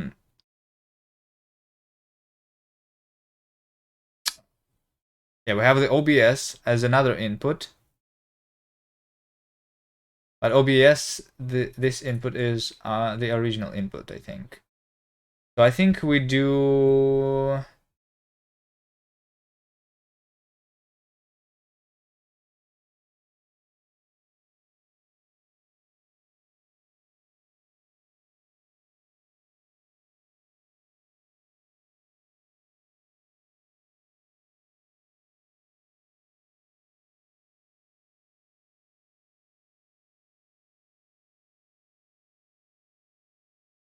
main program is OBS. Maybe that's how they generate the wrap OBS.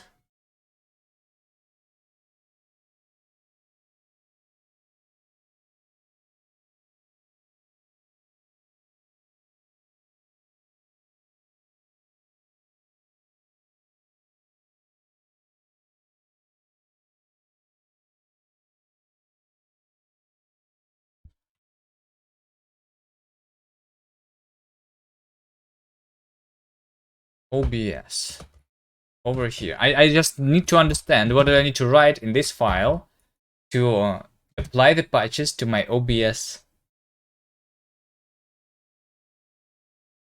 You know, that's all I want to understand, and I have no idea how to understand anything.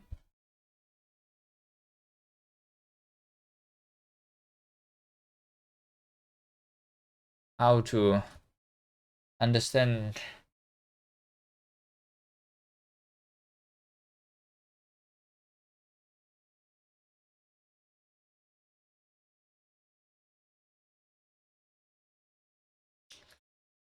NixOS patch package example.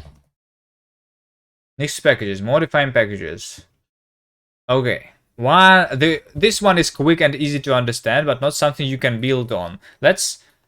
Okay, so one other thing that you can do is we can literally just copy paste something, right?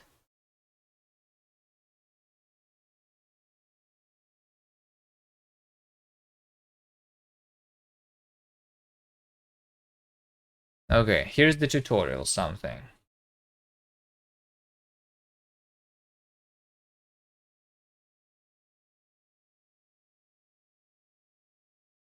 Edit and test your modified clone and create a pull request. Create an overlay. Overlays are a composable method of managing packages that are not yet suitable for upstream next packages. Unlike a fork, you can have multiple active overlays, and you can make changes for packages without having to maintain a git fork of the entire repository. NixToDo has an example of using an overlay to structure the packages in a web application project. To identify the behavior of Nix package, you typically have more than one option. The first approach you may consider is changing its runtime configuration, passing command line options, environment variables, and configuration files that exist outside the package itself, and modifying the. Okay. If the software as package does not have the flexibility you need to have various options. Conceptually, the most simple option is to duplicate the package definition in a local file where you make your changes. You will be able to install and use it locally, while only having to learn the basics of Nix packaging. If you expect your change to be generally useful for others, you may consider a pull request. Okay, so okay, so this person over here inside this issue, they have specified the patch, but they did not do the pull request. So all I need is to make this thing that they did here available as a patch, right? So yeah, nobody just supplied the pull request for it. So do I do this? Okay, fine. Let's fork the fucking NixOS. Fork. There's already 10,000 forks for it. Okay, NeoVim and Nix packages. Let's go.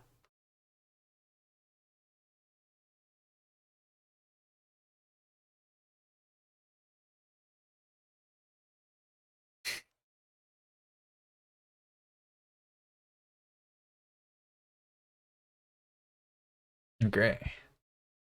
So, and then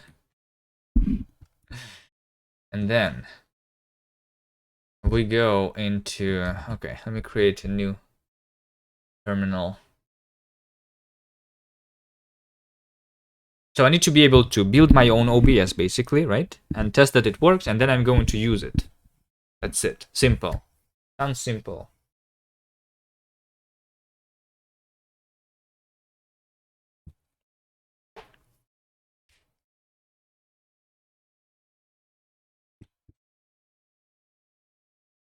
I go into projects maybe. I don't know. Where should this be? Git clone Nix packages.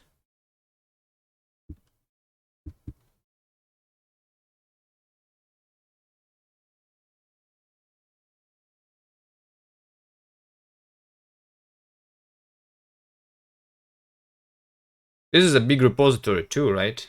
Am I just going to download 1 gigabyte just to patch my OBS?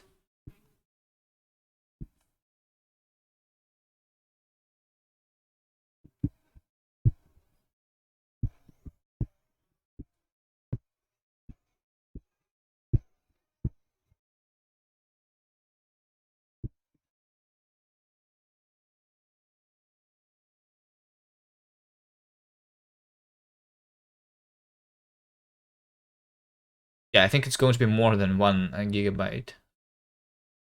Right. Sure, let's wait.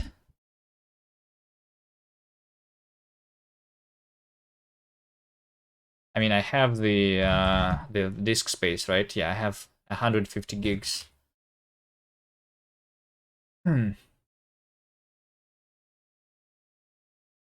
Let's read this page more. So yeah, if you expect your change to be generally used for others, pull request. This has the benefit that others can help maintain the package, and that a binary of your package will be available for you to download. If upstreaming into Nix packages is not an option, consider creating an overlay. This is slightly more involved than first, but this is easier to maintain than a Nix package. Just fork, and unlike a fork, it can be combined with other overlays. In an overlay, you can also choose not to redefine the package, but only override part of the arguments or derivation attributes. For example, you may only change one of the std and build phases. The copy-paste option. This one is quick and easy to understand, but not something you can build on. Let's add a patch to GNU Hello by duplicating its definition in the Nix packages repository. Hello can be found in packages applications default Nix, but this is not an expression that can be built directly with Nix build or Nix env-i. The dependencies need to be injected, so let's wrap it in call package. What? This is a Nix expression you can build, install, or base a Nix shell on.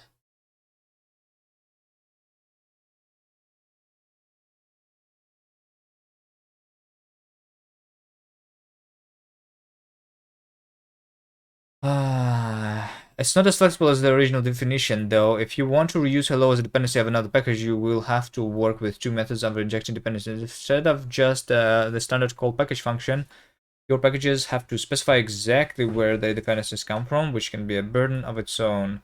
Also, it's impossible to use this package with something other than the default Nix packages. Default. Alright, so this method of modifying is only suited. Okay, so we just don't do this. They just have this in the wiki, and like this is what you should not be doing. Why don't they specify what I should be doing as the first option? Huh?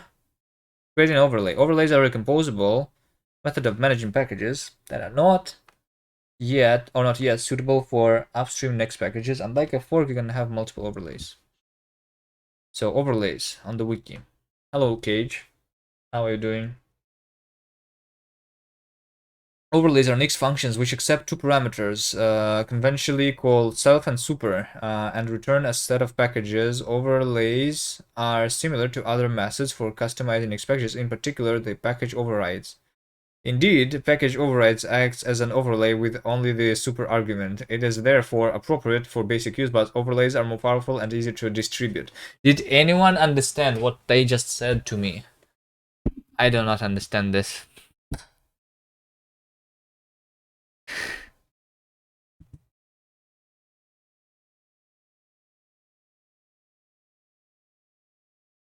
You're confused. Oh, I am confused too. Yeah. Nerd talk. This is the nerdiest Linux distribution ever. So yeah, I'm trying to convert into a full nerd, but I think I'm not nerdy enough for NixOS, you know. All right. Let me try. Yes. So yeah, Rinks, if you think about using Linux, that's not what you use, all right? Use something else. Use something that's more that other people use. I don't know, Ubuntu. Overlays. Consider simple example. Google Chrome. Okay, hold on. Overlays provide a method to extend and change Nix packages. They replace constructs like package override and override packages. Ah, shit, I don't even know what that is. Consider a simple example of setting the default proxy in Google Chrome. Command line arguments, proxy server. Okay, so basically you can make it so that Google Chrome by default is running using a proxy server. By having that's what it means, I think. Data flow of overlays. Oh shit, we have some scheme here. The data flow around overlays, especially regarding super and self arguments, can be a bit confusing if you are not familiar with how overlays works. This graph shows the data flow. Oh, okay, let's see what the flow is. We have main and we have self. We have x1 self super / self super x2. What the fuck is this? Oh no. Here the main package set is extended with two overlays, x1 and x2. Okay, so those are the overlays. So super is the main and self is the ext.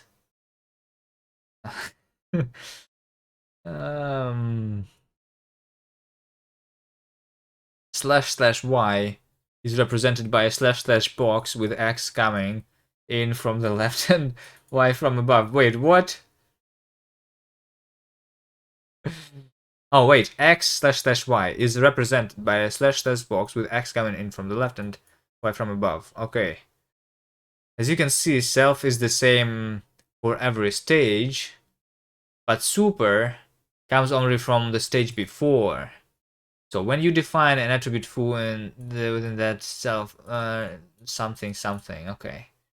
Data flow of overlays, alternative explanation. Okay, we have two explanations for this. Maybe if you don't understand this, maybe we will be able to understand that one. Alright, I recommend final prev. That's also easier to explain. The first argument is Nix packages with your overlay applied, and the second argument is Nix packages without the overlay. Flakes. Oh there, Nix Flakes. Do you, judging by your nickname, you probably understand the Nix Flakes, right? Okay, I'm trying to, okay, maybe you can help me. I'm trying to patch my OBS so that my OBS has WebGL enabled in the browser. OBS source. I have found shit. Where is it? Issues. There you go. OBS Studio browser source hardware acceleration is not enabled. That's the issue. So we already know, I think, that we need to apply this patch, but I have no idea what does this mean and how do I apply this patch. I mean, I know what this means, right? So I started by creating my own fork of the Nix packages, and then I'm going to apply this patch to my own fork, right? And then I will be able to build. Have you used override address prior? No.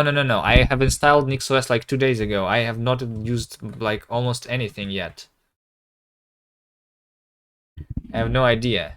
Here's my OBS installation right now. I don't think I have overridden anything. Override. Oh wait, there is the override attributes in the way bar, but I didn't do this myself though. So we have the overlay for, yeah, I copied this from Nerdsel. Nerdsel did some overlaying apparently, but I think this also just came from the wiki. Yeah, they do some meson flags here. The experimental true. When you, so meson is like the build system for building the way bar, and then you build it with the experimental true definition. Okay. So we do need to do something similar to that, but for OBS, right? We need to have an overlay for OBS, I think.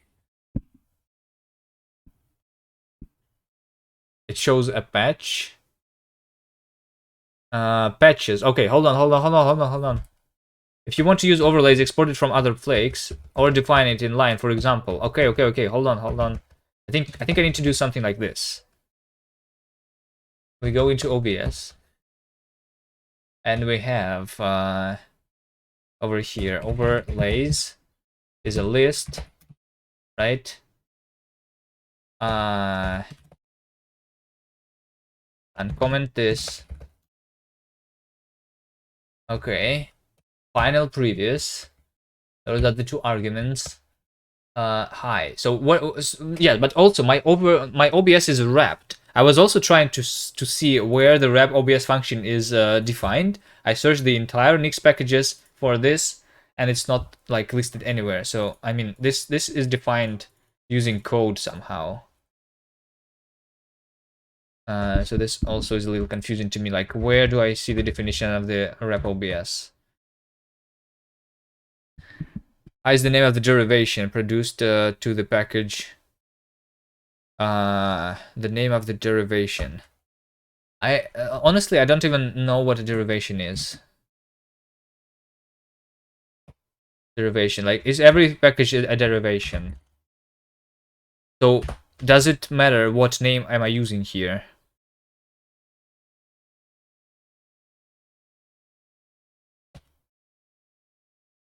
So should I wrap the wrap? So should I overlay on top of the wrap OBS, or should I wrap on top of OBS Studio? Because there is the OBS Studio, the package itself, but then I'm using the wrapped OBS. So the wrapped OBS uses the original OBS Studio from the Nix packages by wrapping it together with some plugins, right? It doesn't matter, no, just the name. Okay. Okay, so we do final dot OBS Studio, but we don't overwrite the attributes, right? We do something else. Let's see. Nix packages have been successfully forked though at the same time, so I can take a look at the current definition. Applications, OBS default, OBS Studio, default.nix. So this is the thing that I need to patch, right? Somewhere. And the patch that they are specifying is that we need libgl to be added at line 42, I think. Right? So line 42 over here. What even is this? Oh, this is one of the inputs, right? So that's how they are specifying the dependencies here in the default Nix. Can I even patch that then? Copy that patch. You want me to copy this into? Okay, let's copy just the patch. All right, and put this into a file, I guess, and then we just use that patch in the overlay or something. All right. We create a file called obs patch, obs.patch, I guess, right? And then we paste this here. Is that it? That's the patch. Create a patch file and then point to it like patches. All right. Where do I read about this though? I don't know. Reading about NixOS is hard.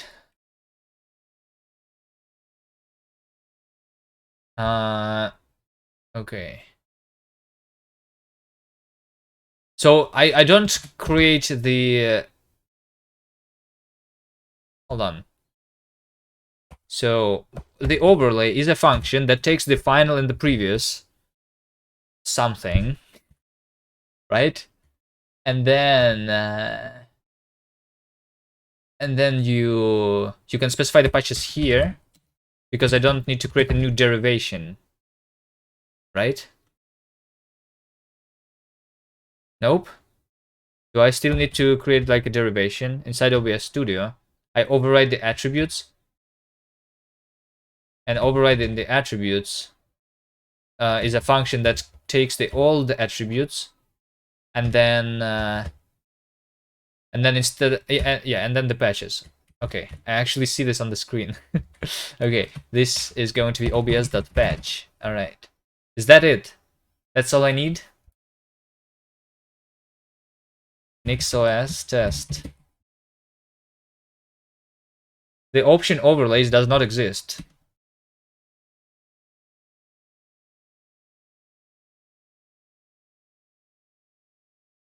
Option overlays does not exist. Hold on. The way you're using overlays is weird. What does that mean? How am I supposed to be using that?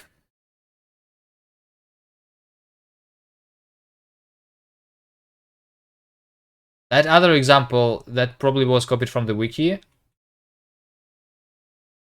of the waybar.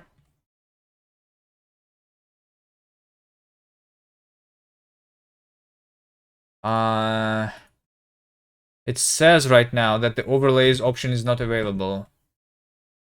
Overlays.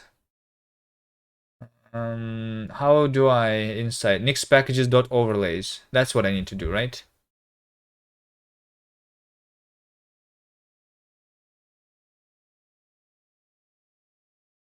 Use the nix packages.overlays options.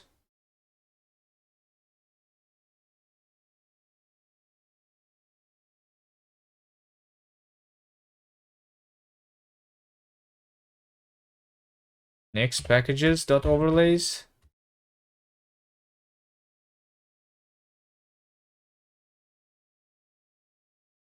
Okay, seems like it's alright. No. Infinite recursion encountered. Okay. Well, why do we have the infinite recursion? How do I fix that? Because it should not be the final OBS, right? It should be the previous OBS, no? Because the final is being built using my overlay already. Yes. Makes sense. I'm not sure why it was like that. Previous. Yeah, it makes sense. If I use, yeah, it makes sense. Because of the lazy language here. Okay. What is rep OBS? I have no idea. Exactly. That's what I was looking for. I just went to the wiki here, BS, right? And I need some plugins to be installed. And here's how you install the plugins. I just copied this from the wiki. I have no idea what this means. They can either be installed by wrapping the package with wrap OBS or using Home Manager. And I'm using this first option. That's all I know.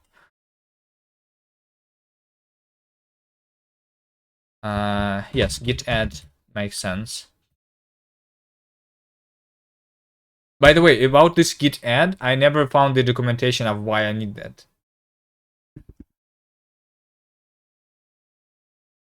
Okay, so now we're going to compile, and I'm downloading 200 megabytes POG. Nix is git sensitive. Yes, I know that, but the way we figured it out at first is by somebody else from chat. I don't think I saw this anywhere in the documentation. Where do I even go for it? Nix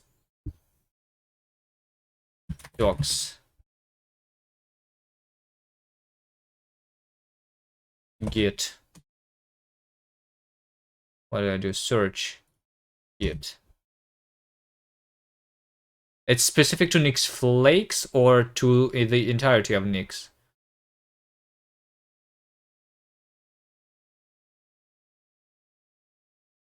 It will only consider files added to the Git repository as listed in by Git ls files. Built-in functions. Git files. ls.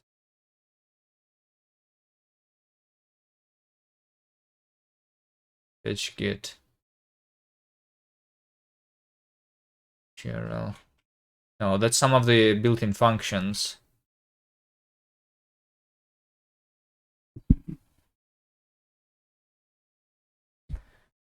You don't remember your days using Nix channels? Yeah. We are using Flakes.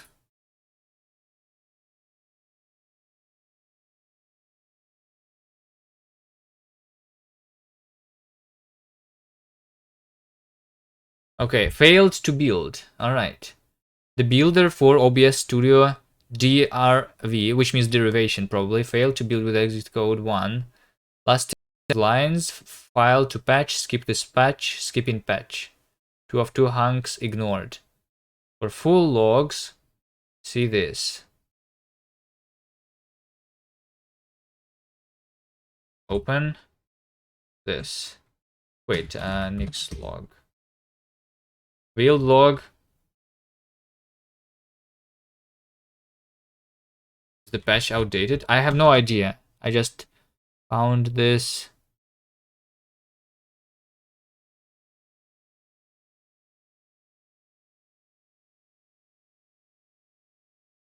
.2.drv. Why can I not copy this properly?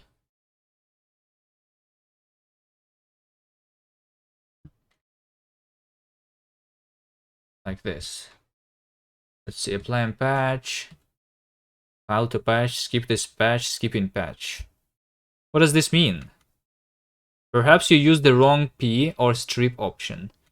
Apply and patch. Can't find file to patch at input line 5.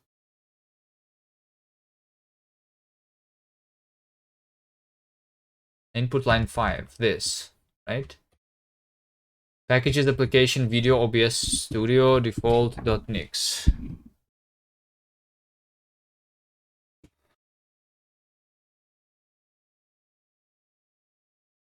I'm patching the Nix file directly, it won't work. Yeah, I guess. I mean, I'm not patching it. That's what that's what I want, because this is what somebody else told that is going to work for my OBS.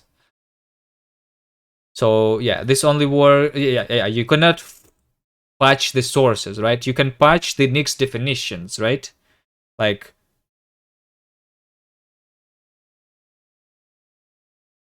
something that's the object in the Nix programming language can be patched itself, right? I think is what this means.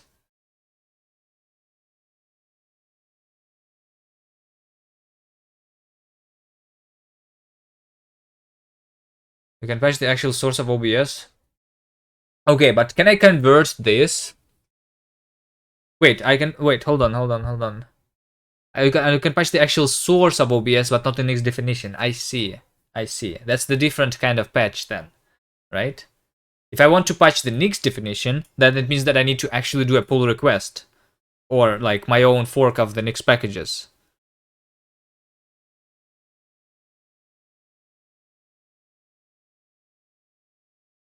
When you use override attributes, you and override your patching, you are patching the Nix derivation. You can patch the actual source of OBS, but not the Nix definition. When I play patches, you're patching the source code of OBS. Yes. So because the Nix definition is not the patch. Yeah. Okay. And I cannot change this, right? I mean, I could probably change some of the values here that are being introduced, but like, can I add a new dependency for my OBS package using this patch, or do I need to like create a fork still?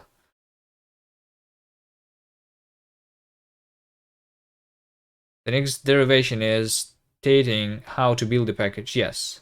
Can I change the definition though still?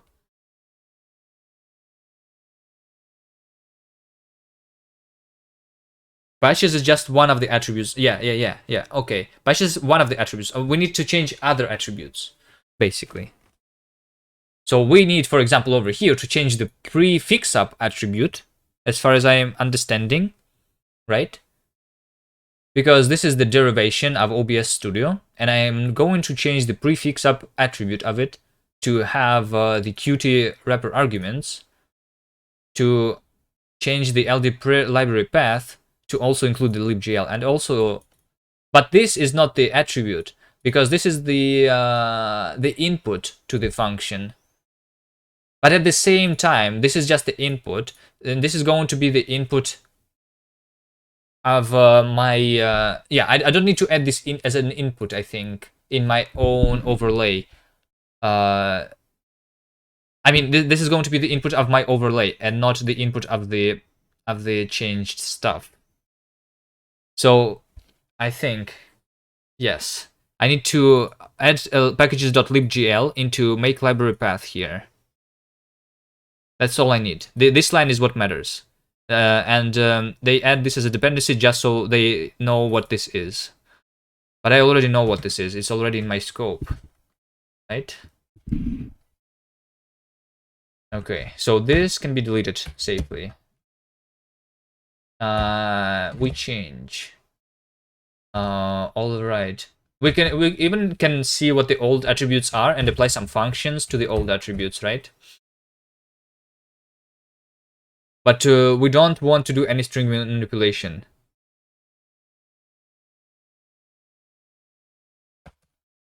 Okay.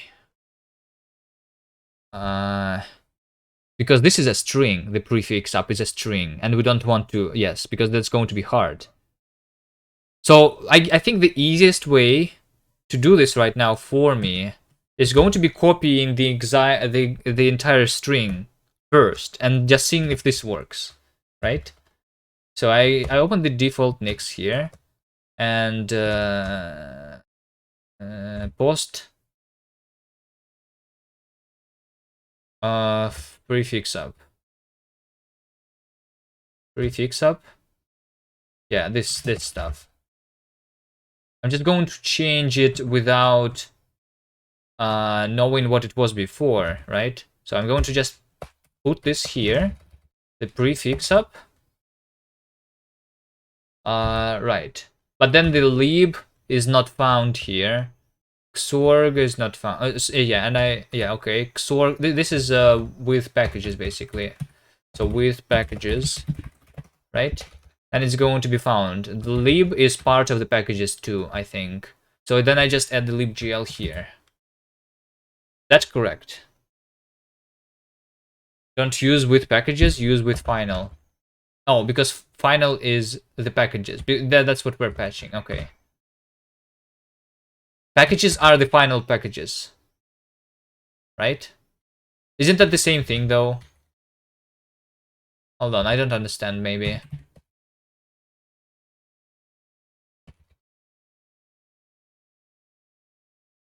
It is, but just for the future. But it's still like the same. This packages variable and the final, those are the same things. I'm pretty sure. Yeah, but we're supposed to write this overlay definition that doesn't rely on anything on the outside of this, right? So I'm supposed to make this a pure function which only relies on its inputs, and its inputs are only the final and previous. And this config and packages is something that we're not supposed to be using, right? Okay. It's not a lot. It's not super confusing. I understand it slowly. It always helps when somebody comes into chat and helps me a little bit though. Right. So we just what? Where do I put my with final? And this libgl is from the final, not from the previous, right? Yes. Where do you put it usually? Because I can put it anywhere, right? I can put it like here, or I can put it like here, everywhere. You want like here, right? Because that's when I'm using it, right? The library, the Xorg, libvlc, and gl. That's what we need. So we put I guess, over here with final semicolon, like that, right?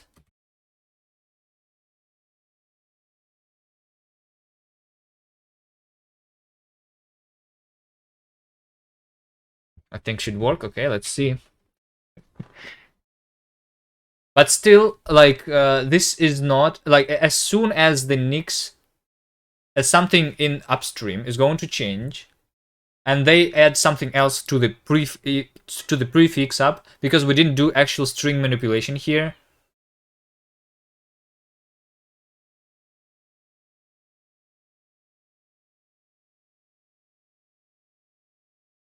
I think in order for this to be more maintainable, they should, instead of creating this inline here, this should be one of the attributes that I would be able to patch, basically, right? So, for example, they could have over here like a library path to be a list, right? And then they do just make library path using that list inside the string interpolation. And then I would be able to change the library path, right? This is bad code. This is where derivation arguments come in. Okay. But the derivation arguments are just final and previous. Well, I mean, yeah. We would be able to see like previous OBS Studio. I mean, technically they just have these old attributes here, right? So we have like old attributes dot like libraries, and then plus plus libgl is what would is something like that is what would I need to do. Libraries is equal if they had this as one of their things in the set, right?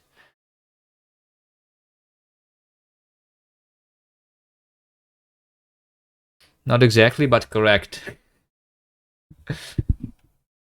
Thought. Okay.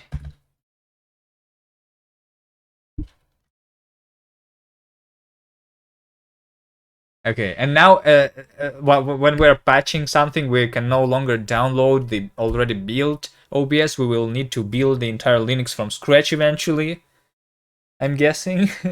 Okay. But we can create our own cache where we can store the already built Nix packages, I think. So that when I go and install this same NixOS configuration into the other into my laptop, for example, I would be able to use the already built from cache. I need to like figure out how to create my own cache too. All right. Can you help me with some other things while we were waiting for this to build? Here's some other issues that I had. GitHub. Maybe you just know the solution to those. Nix files. All right. Issues. First of all, my apps take long time to start, but I think I have figured out the issue. Here is the XDG portal. Something is timing out.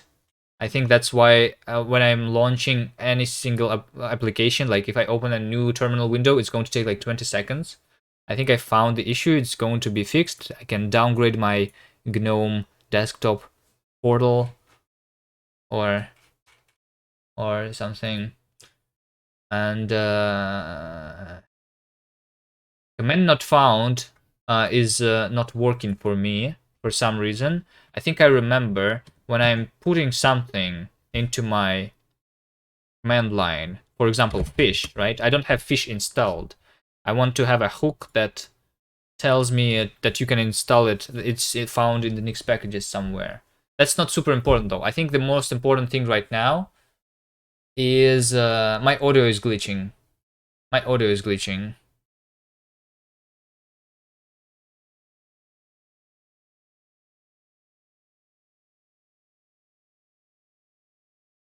And I'm not sure what that is about. Have you ever had audio glitches?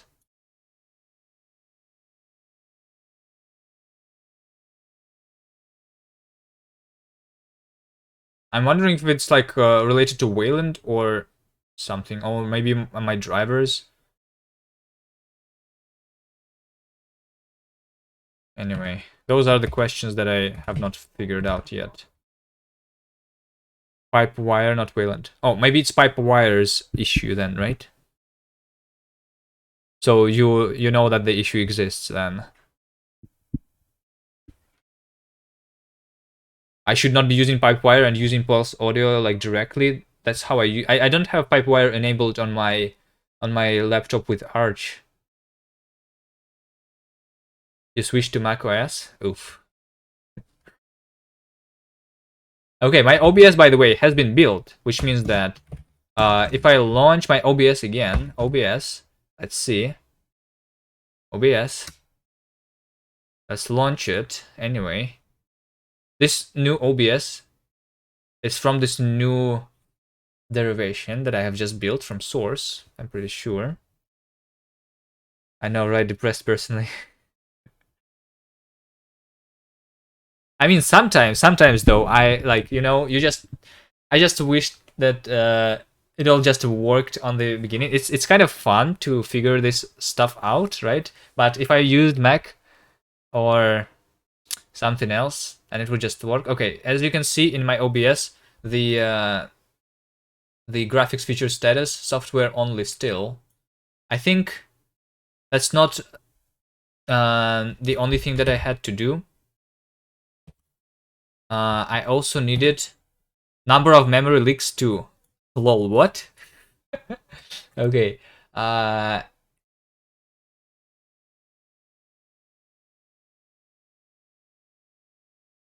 Shit, what is this? Next packages, issues. OBS, yeah, this one. I need to run my OBS with these command line arguments.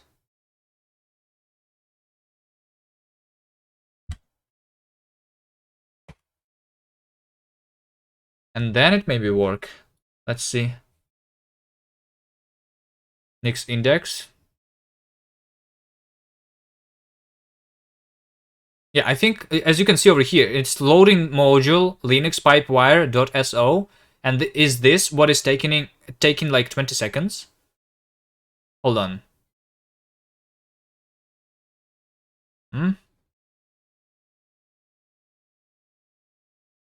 Warning, error retrieving dbus proxy, error calling. Yeah, something about dbus was giving me a warning. Okay, software only still.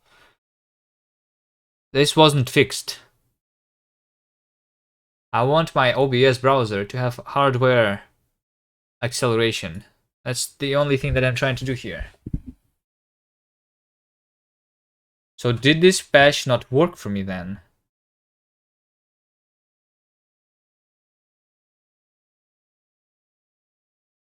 Yes, desktop portal is what is timing out. That's one of the issues.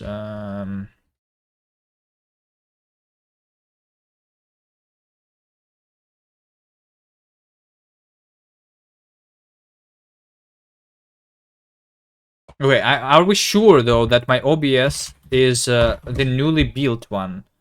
Because I did the switch, right? How do I make sure that my OBS is the patched one?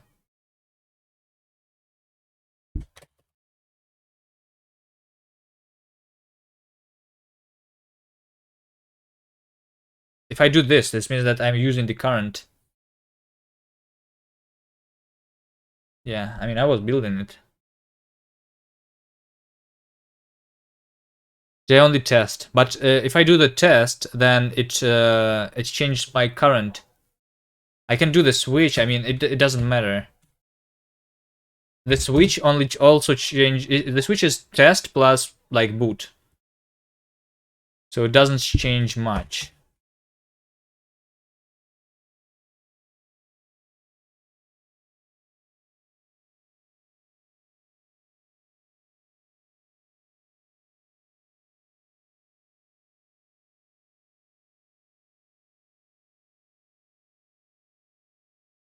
When I do the switch, it just adds another like entry into my bootloader.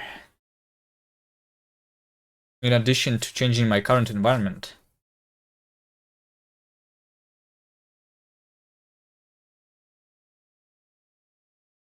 Software only.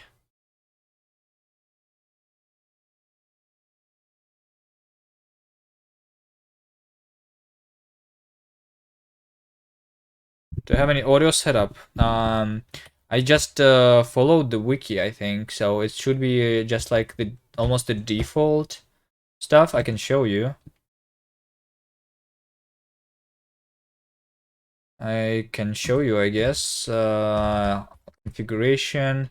I guess the regarding the audio, we have the pipe wire, basically sound enable true, enable sound with pipe wire. There you go.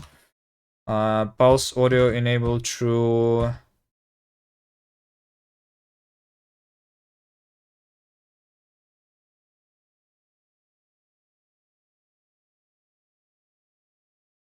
And services pipe wire with enabling pulse and alsa and salsa 32-bit. That's it.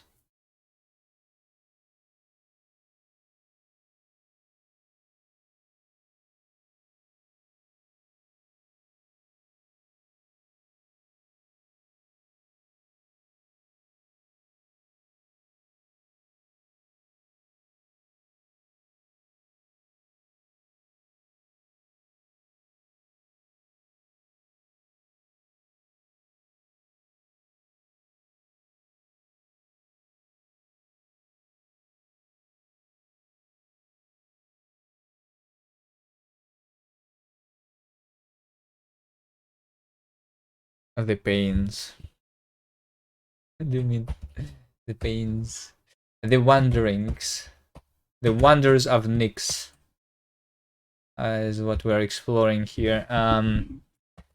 Okay. By the way, I'm still unsure. Why do I need the libgl as my LD library path?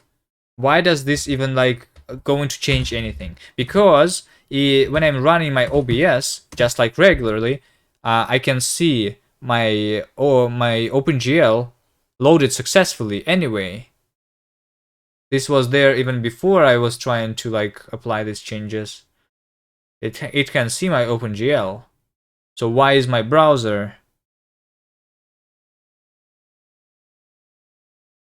not like inside OBS cannot do it?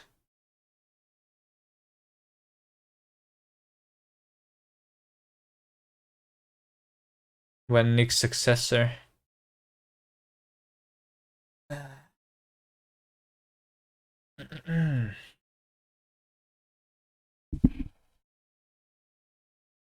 Okay. The only reason we want the hardware acceleration is that so that we can have our. I know Nix has been around since 2003. Yeah. It's yeah. Not. It's pretty long amount of time. But it's not as popular as other Linux distributions, which is why it makes sense that they that like the time is not all you need. You also need people, right?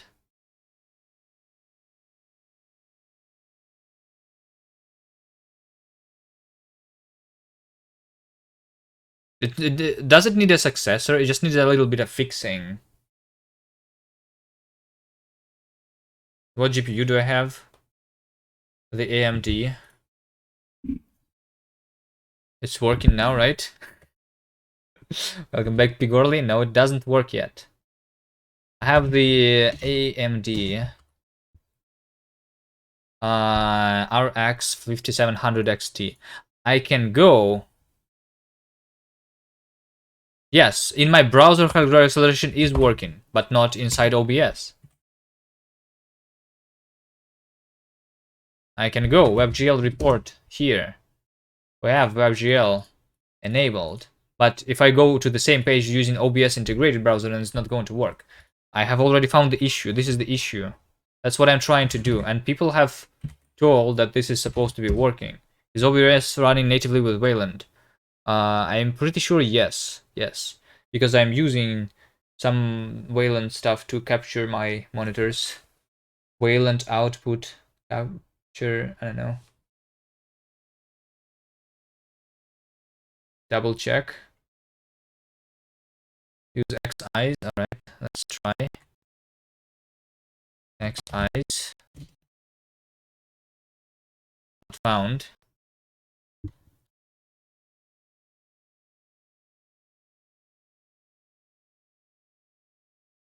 Where is it? By the way, my Nix search doesn't work. Am I supposed to be able to search for this?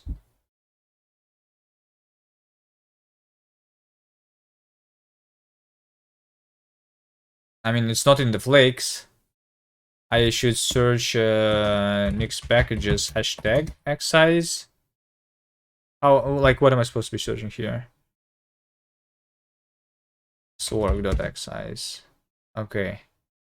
All right. But isn't this supposed to be searching? So I should not need to specify the full thing. It should be searching xis. I should not need to specify the xorg. That's not searching. That's when I know already where it is.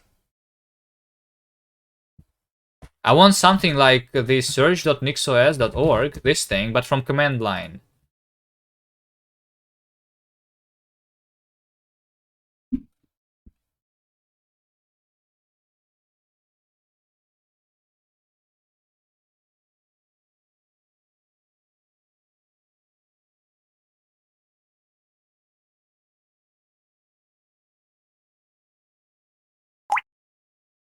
All right, what do you want?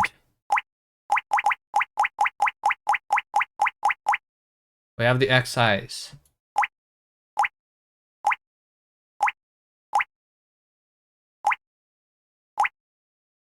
Wait, how did I even switch?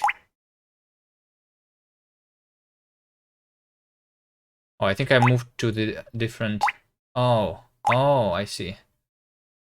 When I do Windows... Yeah, okay, I understand. Just move your mouse in the window. I mean, I'm moving, okay, yeah. Alright. I see some visual glitches, by the way, here.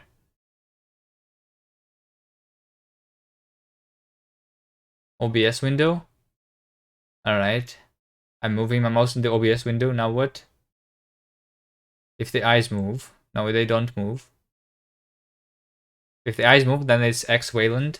Otherwise, it's not. Okay, I'm moving my mouse in my OBS. Let me show you. If you don't believe me, here's my OBS. Here's my eyes. Here's my OBS. Here's my eyes. Here's my OBS. Okay, my OBS is running natively, is what this means, right? On Wayland, not using X Wayland. Does this mean that if I do X eyes and X eyes? Yeah. So those two windows, they see each other, right? But they don't see Wayland windows. All right. Okay, we have confirmed this. All right. What else do we want to confirm? All right, making my OBS work is work that I've been trying to.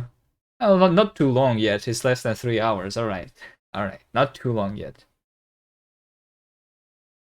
Not going to rage quit yet.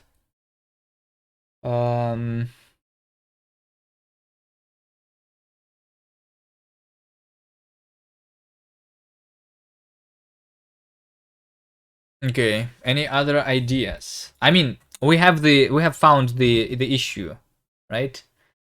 We have found the issue. I think the problem is, you know what? You know what I think the problem is?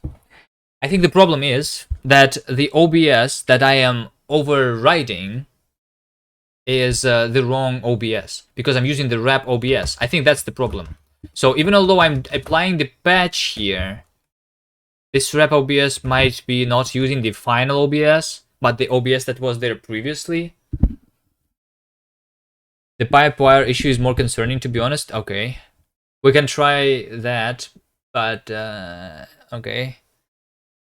We can try fixing the pipe wire issue. It's not too big of an issue. Let me just show you. It my audio works. My audio works, but sometimes it lags. right? Let me do something. GitHub, Kubernetes, link cider. Let's go here, for example, assets, sound effect, music. There's music. There we go. Let me just run this in browser. I guess not. Okay. Hold on. All right, fine. I will just run the game itself.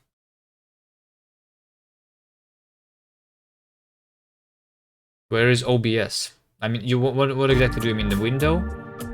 Okay, I'm just going to be having the music over here in the background, and you will be able to hear sometimes it lags a little bit.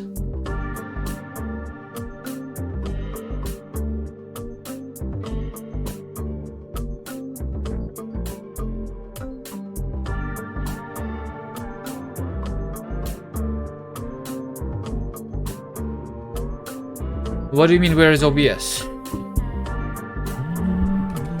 I think one of the things that I can do is I can just install the OBS Studio itself, and then I comment this out, and then I will be able to see if this overlay is actually applied without figuring out this rep OBS and what it means, right? How about I try this first?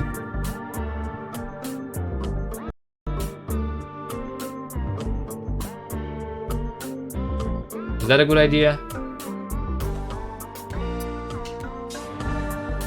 Where's the CLI? You mean like... Let's see where it is. Where OBS? It's in the current system.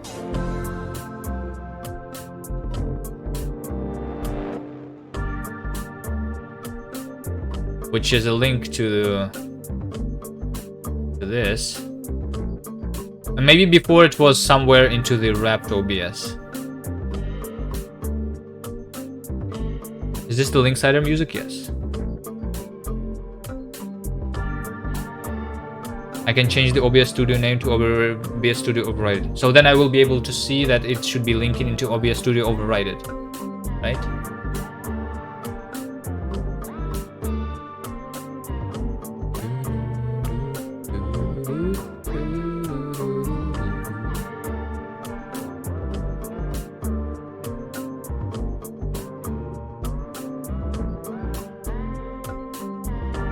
I'm still unsure though. Hold on. How exactly does this work? This OBS Studio is from the packages.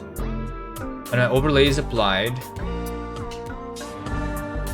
this is a function which changes the OBS Studio.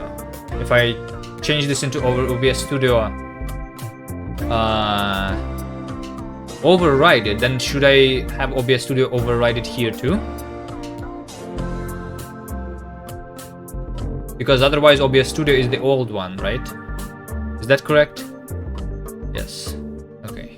Then it makes sense. Okay, anyway, let me just try this. OBS.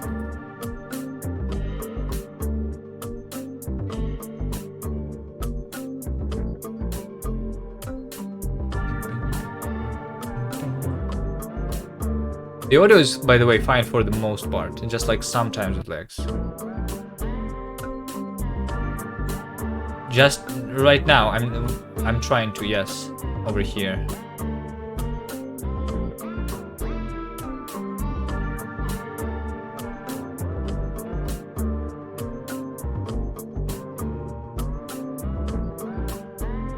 And as you can see, this OBS is the new OBS which doesn't have the plugins.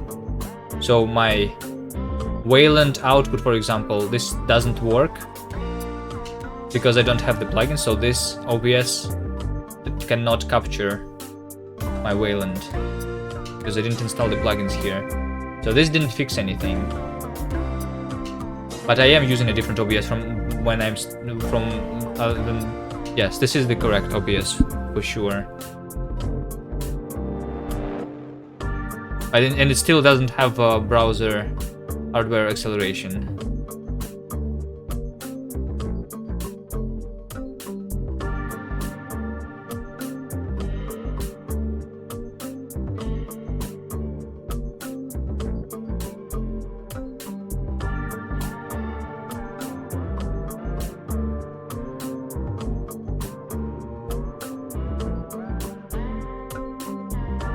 Let's do this. Maybe it changed something.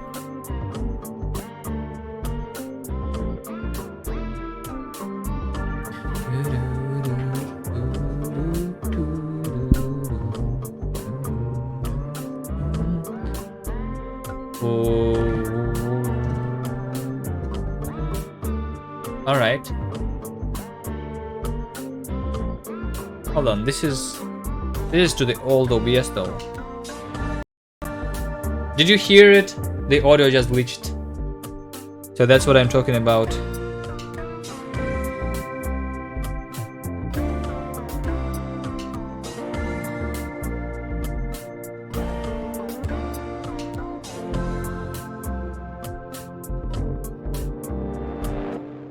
So that's what I need to fix somehow. By disabling Pipewire and using Pulse Audio directly, I guess. It's going to work. Oh, why does this not point to the new OBS Studio 2? Oh wait, it is OBS Studio 2, but version 9 maybe? I don't know. Oh no, OBS Studio 29. That's how it was before too, right? Hold on. No. OBS Studio. Oh, please work.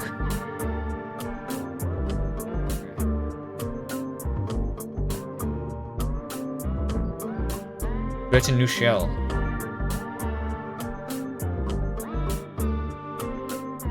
Is it not picked up automatically when I don't create a new shell? Is that why it hasn't been working this whole time? You forgot the derivation name won't change. Okay, so it's working nicely, right? Because like where's the version coming from? There's a name attribute. Oh, okay. You can change the name attribute for the package, right? It's somewhere over here. P-name OBS Studio. I can change this, for example, right? All right. Let's see. P-name is going to be equal to OBS Studio is work.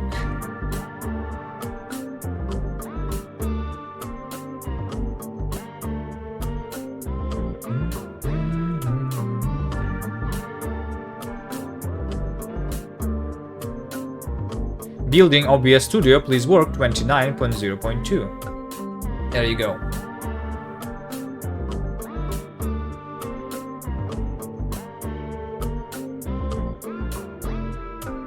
So does this mean that there's at least 2 people and I need to build it from scratch now because I changed this, right? Okay, makes sense. We're building OBS from scratch now. But still, I think we were using it correctly and we changed what they specified inside this patch over here properly, right? We changed the prefix up to have Qt wrapper args, to add the LD library path, to include the libgl in it, right? And then also run with this command line. And this worked for this person, and this worked for this person, but it didn't work for me. So why? No idea.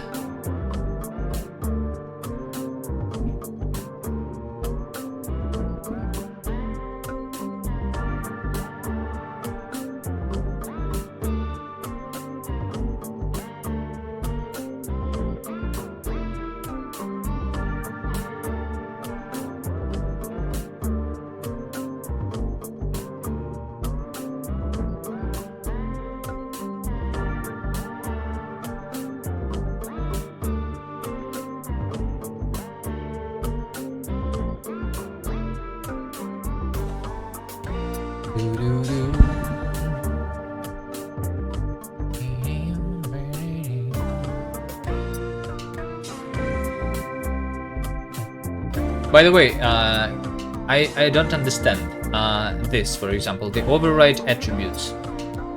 I kind of understand, but still I don't understand. The override attributes is a function, right? But is this override attributes function that is defined inside the OBS Studio itself? Because I don't think it is. If we take a look at this over here, override attributes, it's not found here. So this is actually defined somewhere else. So is override after something like built in that is inside this thing? But how did it get there? I don't understand. Every derivation has. Oh, every derivation. Okay. Because this is created by make derivation function, which is why we have this inside of it. Okay.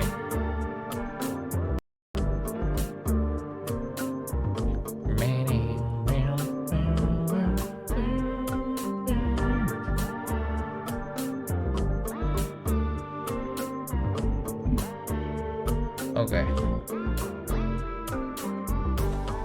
Okay, this is built and we can see which OBS. So OBS is now from the OBS Studio, please work. So this is confirmed the patched OBS. And why does it not work? Anyone has any ideas?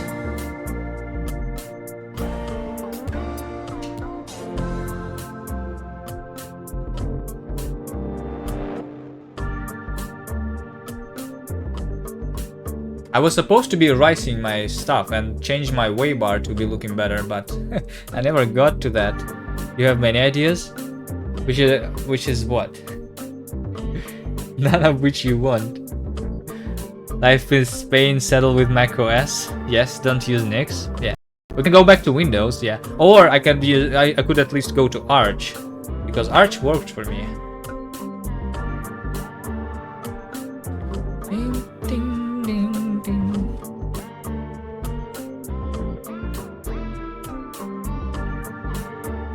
Then you lose out on Wayland. Well, I mean, I can use Arch with Wayland, and then maybe it will work there, you know? Arch, I didn't have much problems with it, except for the non-reproducibility which Nix provides. Wait a second, after problems detected and control of my system. Yeah, it would be easier if I could use this. I think I can figure it out. So I know how to build my own OBS, right? Yeah, okay. It's not hard.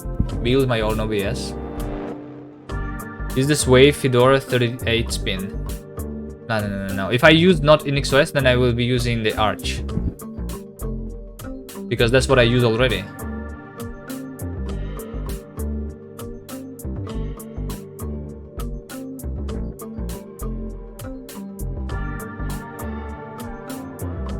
Wait a second, and problems detected. And the problems detected are what?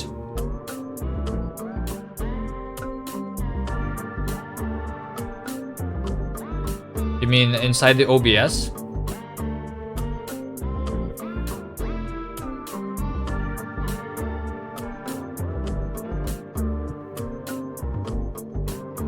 Petition to make Nix use sexp.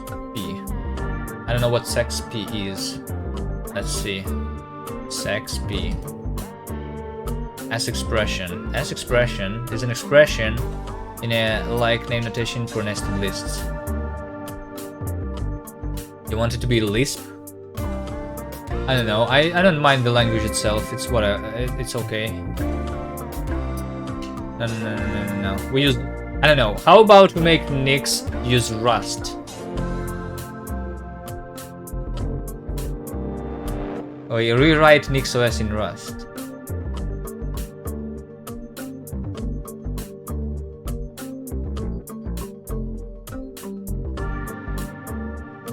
Problems detected. Okay, what? I mean, this was there from the very beginning. Purely. So, yeah, problems detected. Web GPU has been disabled via block list or the command line. Accelerate video encode has been disabled either via block list about flags or the command line. Undetected.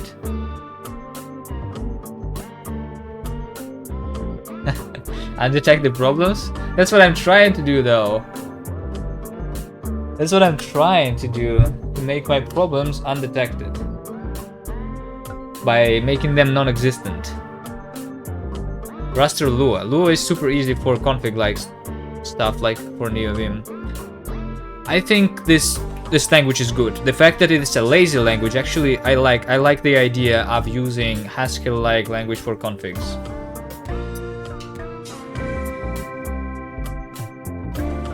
The idea is good here. So we can like change the syntax into something else, but you like OCaml? Okay, I never tried OCaml, so I don't know.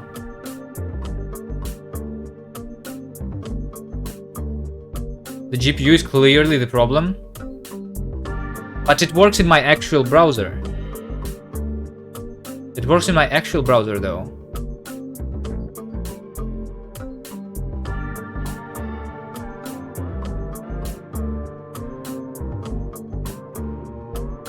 Okay, well, what flags did they put with the browser? So we can take a look at the Firefox. Is that what you are saying? Or wait, hold on. The build browser is on. Add support for browser source. So this is what adds the browser, the built-in browser in OBS, right?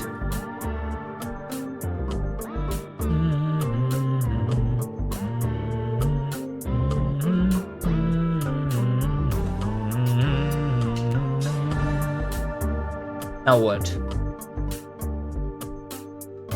I mean, this is just and then the CMake just has it. OBS attempts to DL open lib OBS OpenGL. It fails unless we make sure DL OpenGL is an explicit path. Not sure if there is a better way to handle this.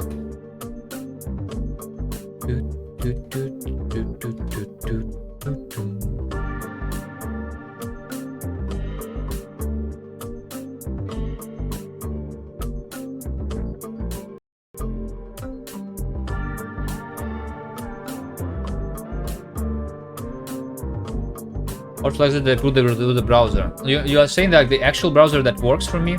I'm using Firefox, so Firefox, modules, program, Firefox, Nix,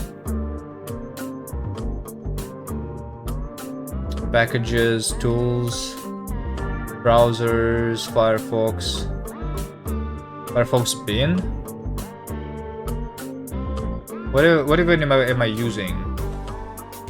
There is two Firefox packages, which is Firefox. I'm using Firefox, not Firefox bin. Yeah. So I'm using this one. Firefox, the common bin, the update, the packages Nix. Whatever, I don't know. You want to look at the source code of the Firefox Nix?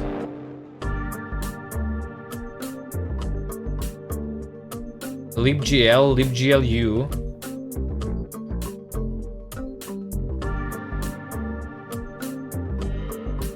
Is here.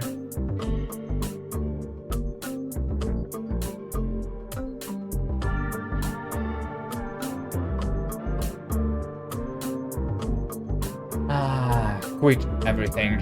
All right.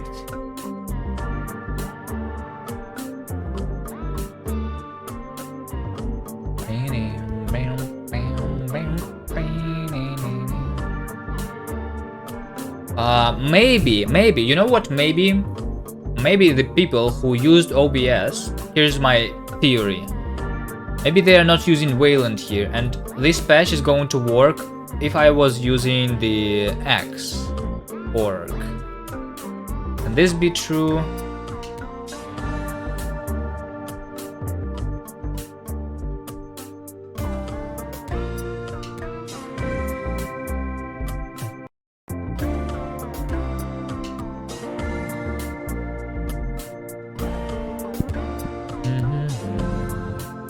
Don't most people use NVIDIA anyhow? Do you also think it's because of that?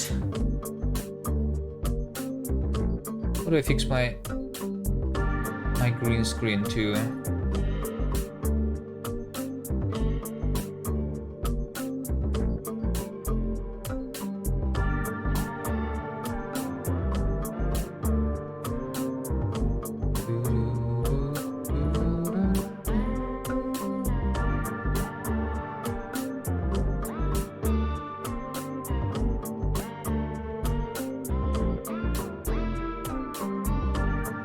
It's impossible. How do I make it work? Oh shit, it worked. Nice.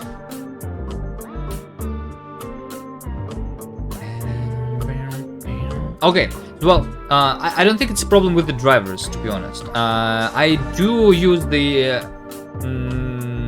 I don't use the AMD GPU driver, even though I should, right?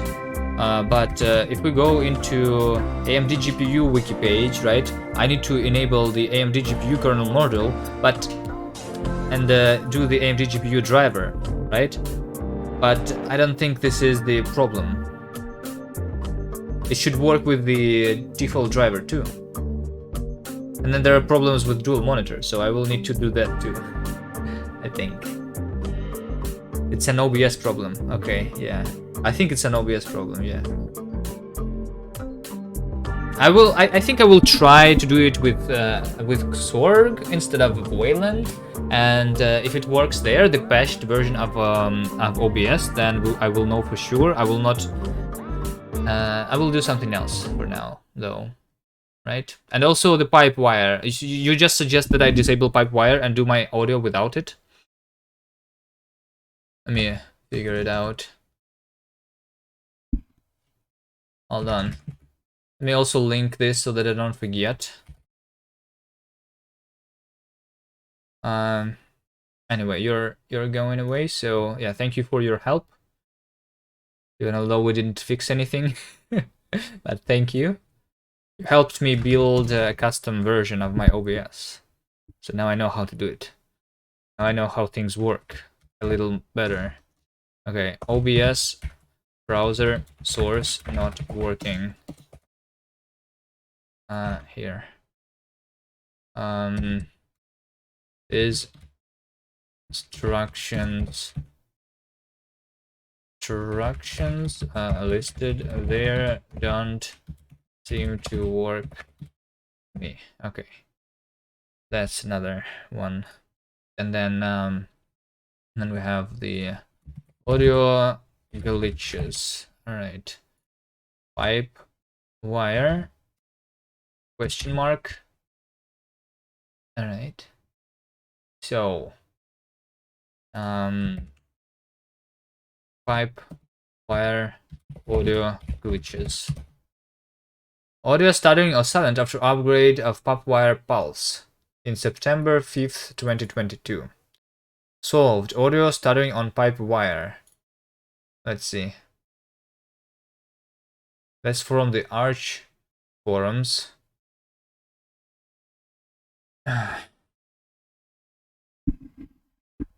What is the page? It's Chrome slash GPU. This one. Obviously, it doesn't work in Firefox, but that's what you use. I mean, you can use a bunch of different things. One of them is like WebGL report, for example. You can try if your WebGL is enabled by doing this, right? But Chrome slash GPU is going to give you a little more details, other than your browser doesn't like have doesn't detect WebGL or things like that. By the way, if I go to the WebGL report in my OBS, it says a different thing. It's showing me this. The browser supports WebGL, but it's disabled or unavailable. You know, so the browser has the WebGL support, but we cannot use it for whatever reason. And are you trying to have your? Are you trying to help me? You trying to do the same with Nix? You're using NixOS yourself?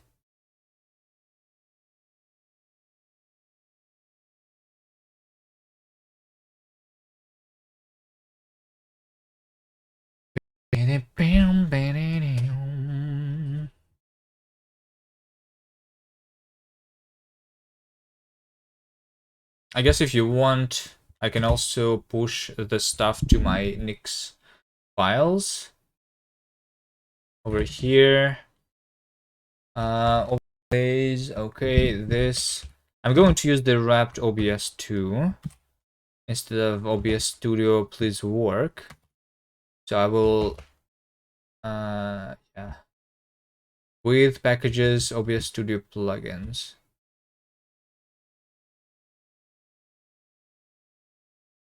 I'm wondering if rep in OBS is going to be wrong, which probably is going to be wrong. Hold on, let me try one more thing. If I do the test here, but if I wrap my OBS, like how does this wrap OBS stuff know about which OBS to wrap? I haven't been able to get Wi-Fi working on your machine with NixOS, no matter how hard I tried. I tried IWD, Lumen, etc. with Network Manager. Have you ever had such an issue? No, I did not actually.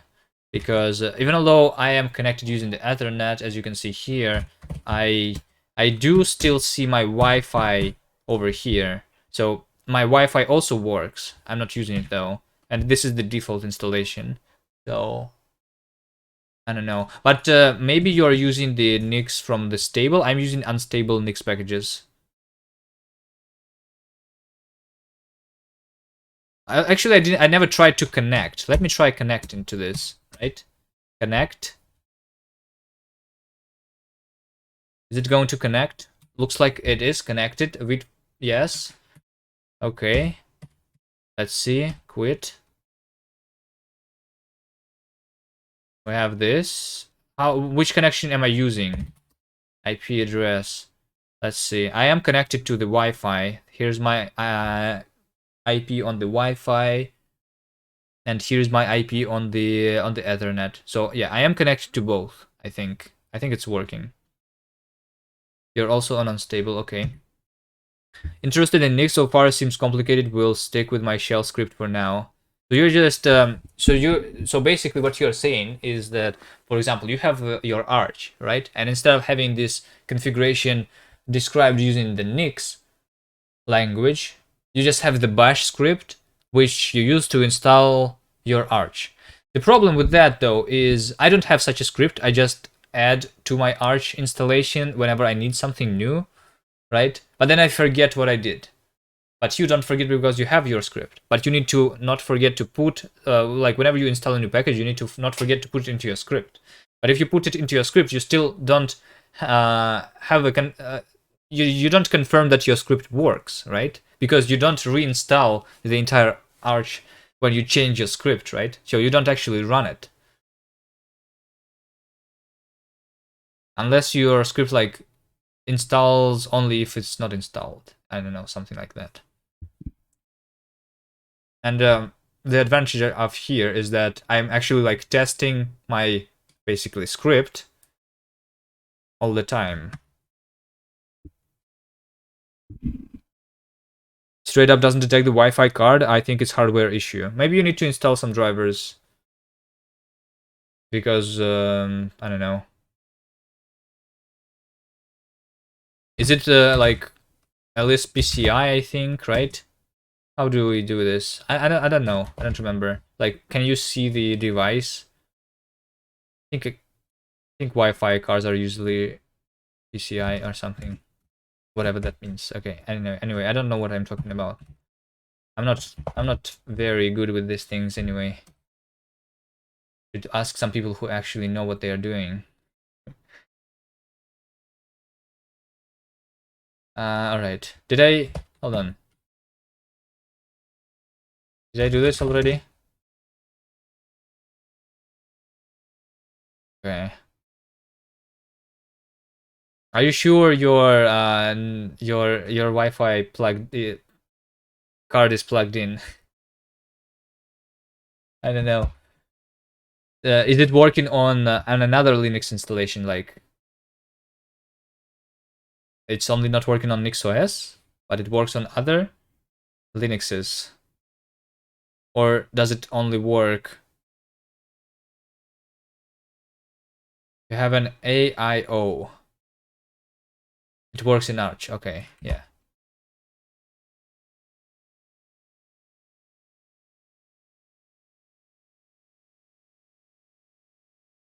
Maybe you need to add some like kernel parameters because of some stuff. I don't know.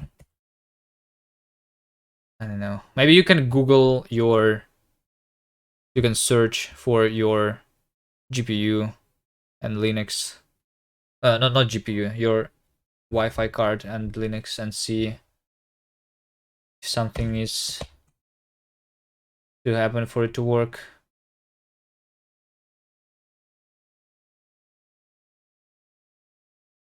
Okay, so if I see the OBS, yeah, see it's a wrapped OBS Studio 29, right? So this is a wrapped OBS Studio. But what did we actually wrap? Right? Did I wrap the overridden one?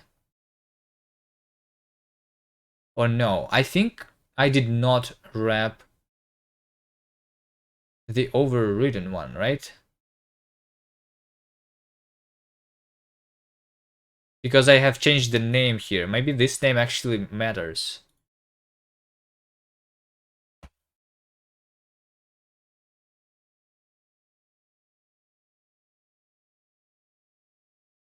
I'm going to see how it's done in Arch, then try to get that working on NixOS. Maybe that's what I need to do for my OBS.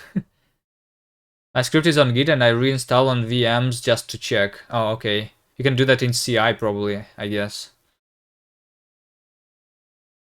But I also keep the source code I download. I don't re-download. But that is just for packages that don't have the options I want. Mostly just the default Debian. Okay.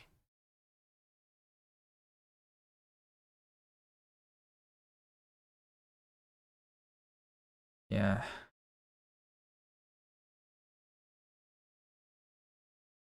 I mostly do it just because it's like fun to try out new stuff. I also like this NeoVim. I used VS Code and Windows on this streaming PC before 2 days ago. I only use my Arch on the laptop.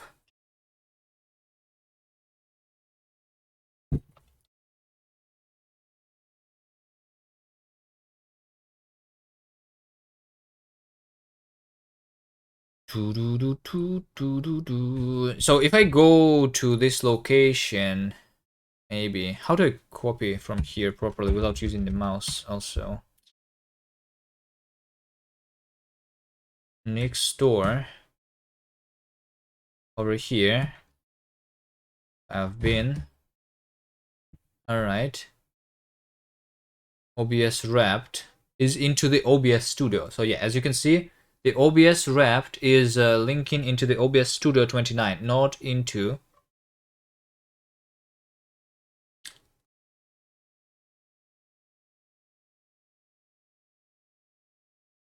the OBS Studio Please Work. Which makes sense, I think, because how would this thing even know?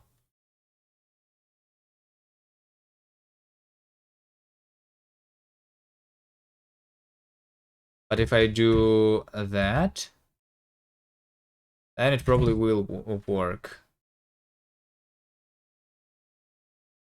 Right? What's your window manager? It's Hyperland. Hyperland. There you go. You can do stuff like that. I use BSP window manager on my Arch though. I'm not using Wayland on Arch. So maybe the problems that I'm having is because of Wayland, maybe because of the Pipewire, because I don't use Pipewire on Arch either. OBS works out of the box when you add, yeah, but does it work, does the browser source work for you? It does work for me, yes. But can you add a browser source and see if the browser source supports the WebGL? As you can see, I'm streaming. So since I'm streaming, my OBS obviously works. Just not all of the features of OBS work.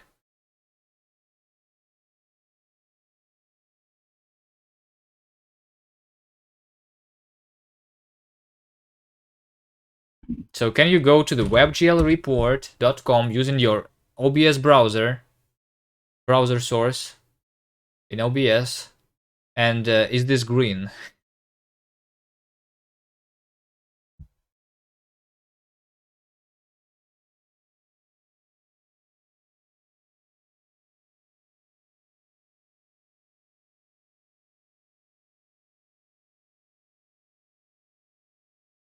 Can you rephrase? Your OBS works, but does the browser source work with WebGL, with hardware acceleration enabled? That's the question. My OBS does work, but I don't have the browser hardware acceleration enabled. So you need to, over here, let me show you. We need to, here's my OBS, right? If you have a browser source over here in the bottom, you can basically, you try adding the browser and click OK, and over here you say https://webglreport.com, and it's saying that this browser supports WebGL 1, but it is disabled or unavailable for me, right? But for you, if it's green, then it means that it's working like I would like it to work. So, does it work for you?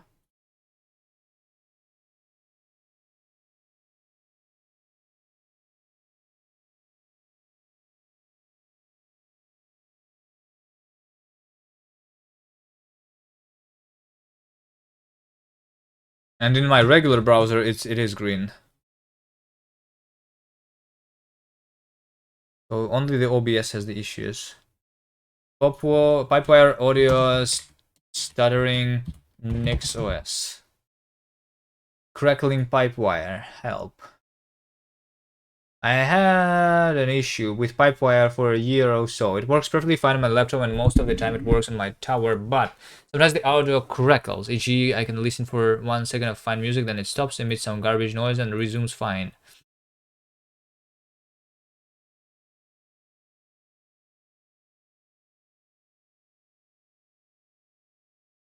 We can check for some warnings in the journal, maybe. By the way, how about a lazy git?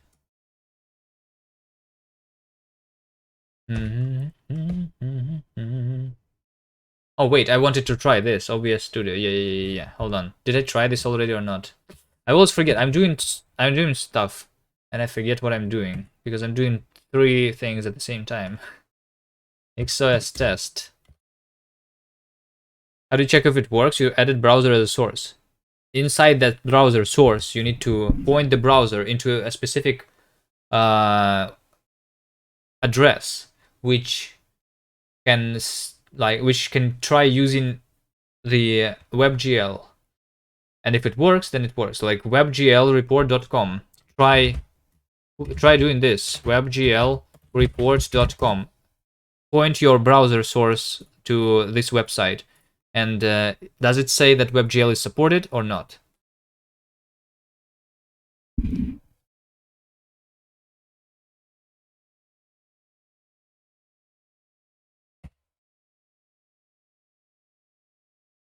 Which OBS? And which OBS? CD. Not a directory. Not a directory. Well, yeah, obviously. You get a black screen in OBS when you enter that. What? Can you open any? You click on your browser URL over here, WebGL report, right? Click OK, and I see it.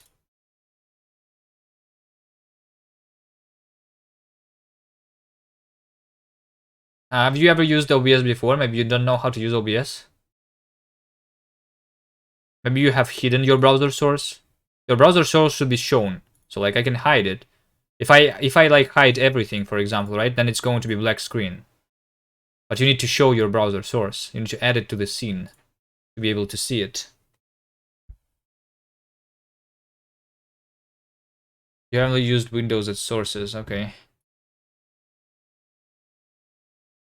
Yeah, it's shown. All right.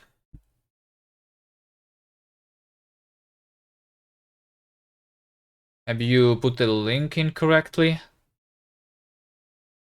Can it show any browser, any website?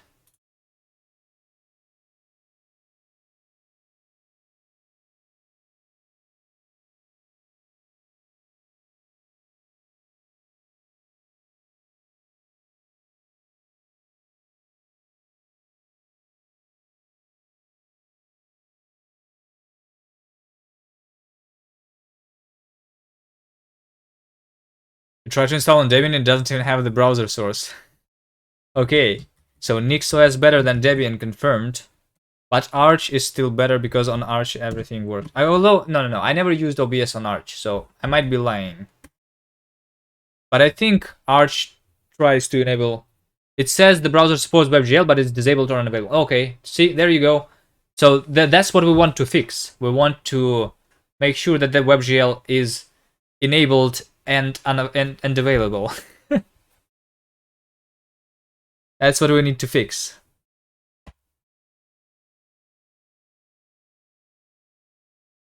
There is already an issue opened. So yeah. If you want to just follow what I did, right? If you go to NixOS, Nix packages, into issues, you have OBS, browser source, hardware acceleration is not enabled. This is the issue that exists, so people know about the existence of this issue. And I tried applying this patch, and it didn't work for me. You can try applying this patch too, if you know how to do that, and see if it works for you. Because it worked for at least 2 people, but not for me. But maybe they use X instead of Wayland, and that's why. Maybe. Or some other issue. Some other... Can't you just add your browser window as a source? Well, we're supposed to have the overlay. I can show you. We can go localhost 8000 connect. This, right? Here's what we're supposed to see here. As you can see, KuviBot says, "Hi, I'm online." This is my bot that I have written, right? And if you say something here like "hello," right, then we're going to see the little crab appearing, saying this is like little avatars, stream avatars, but my own implementation of that. And yeah, this is supposed to be shown as a OBS browser source, so it's going to be an overlay. And also we don't have audio here for some reason. Yes, I think if I click on it, maybe Squiggly rings. there you go. It actually did work. Probably was a little too hard for you. Is it too loud? The squiggly rings. Anyway, we have like a bunch of different like things. Like we have it's a bit loud. Okay. What about this one? Squiggly rings. Was this too loud? Oh shit, that was 2 jump scares at the same time. 3. Alright, okay. Yeah, so this can work, and as you can see, Pigoli can even fart and jump using the farts here. But this is supposed to be not inside the browser, because this white thing is like transparent, and this crab should be on top of everything else on the screen. Okay? That's how it's supposed to be working. So for that we need the WebGL inside OBS, hardware acceleration. Either this or okay, technically there probably is another way for me to do this. I can, so not fixed. Yeah, not fixed. The other way to do it, though, requires me working and figuring out how to create... So, like, instead of having this overlay in the OBS itself, I can create the overlay on my desktop itself. So I can create a window that is transparent, compile this program as a native build instead of a browser build, you know? Like, create a window. Does Wayland... support like an overlay window that you can click through? It probably does, right? So that's how I could that's another way of doing this. And then I would probably also be able to actually interact with you using the mouse, actually. So maybe that's a good idea. But it's like a different things. Yeah, like screenshot programs. Yeah. So like I can make it something like a screenshot program instead. And then I will be able to interact with it too, so might be a good idea. But OBS and hardware acceleration on OBS, it can be used for other things too. So if we fix this, then it's going to be good. And also the crackling pipe wire. I'll go to bed. All right. We achieved nothing today. It is time to sleep. Good night, Rings.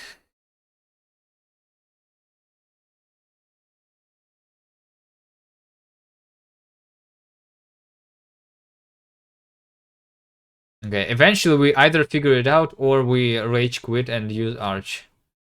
I'm not sure which one is going to happen. Just here for the lurking support, yeah. Thanks.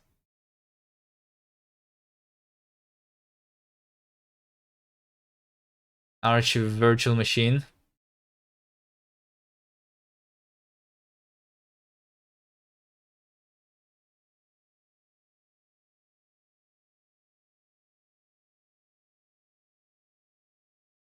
If I use Arch in virtual machine, what is the reason to use NixOS on top of it? Like, why do I need NixOS then? If I'm just going to work in my virtual machine, I just install Arch on the hardware directly then.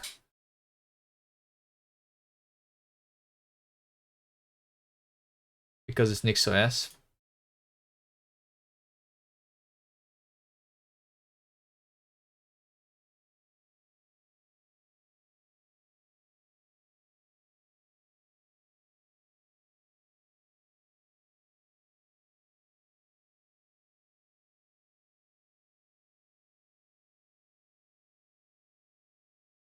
Bye-bye.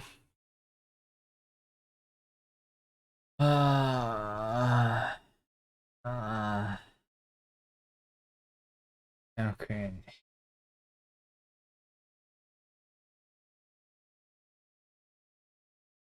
Alright. Maybe let's ignore all the problems and actually do some writing. Let's change this way bar to something else. Let's focus on something different. Let's focus on something different.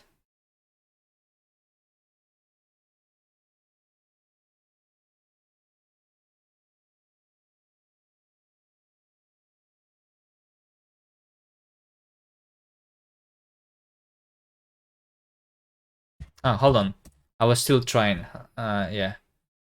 Let me see if this the wrapped OBS.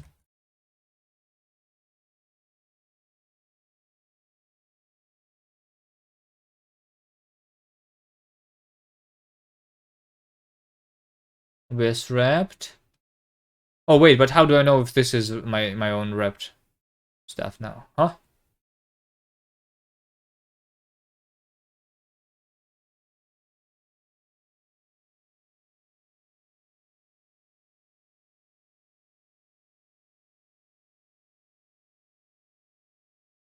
Okay, anyway. I will figure this out later. What's your OBS version? 29.0.2.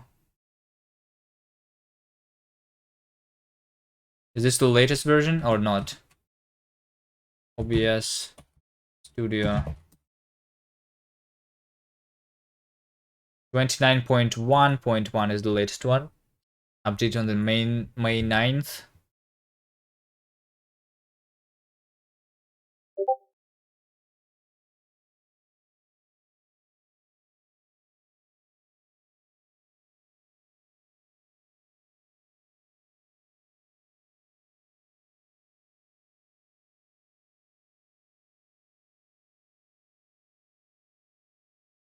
Dun, dun, dun.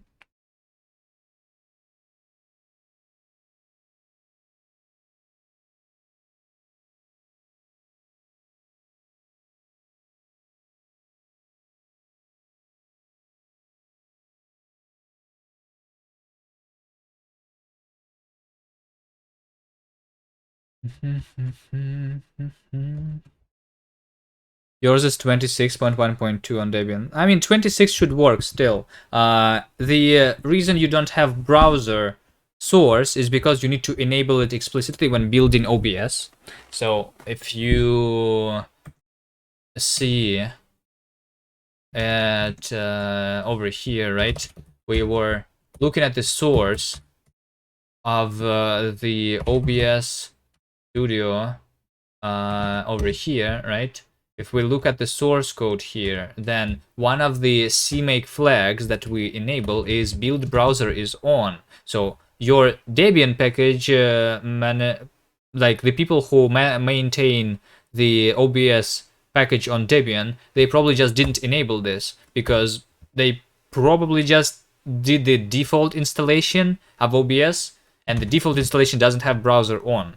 You know, so it depends on who packaged the software. You can try to build on by hand, or maybe there is an existing like file that you can download from other people who have built the Debian. I don't know, maybe on the OBS Linux. Let's see. You can probably just download this, you know, from. Yes, you can add the repository, right, on the Debian and Ubuntu. I think on Debian it will be the same. You can add the repository to the OBS project, and then you install OBS Studio from there. I think it's going to work for you then, right? I don't think you actually need to build it from source.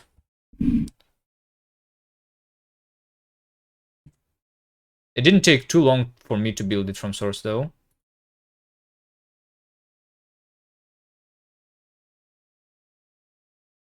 So, all right, Nix files. Let's commit everything. What did I did? The Nix patch.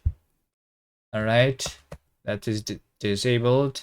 OBS Nix. We just try the overlay. Okay, NTFS GLX info. Okay, we can commit all of that. Can I commit only something? Space. Okay. This is going to be add NTFS 3G GLX info, and this is a failed attempt to fix OBS. All right, push. Okay. Now we try doing the way bar, right? So here's what we have. We have in our home manager the way bar, config, and the style, right? CSS, and we can change this into something else. I did this from Nerdsel's Nix files. So whatever Nerdsel did here, I have no idea how it was set up. So I think we just need to waybar NixOS.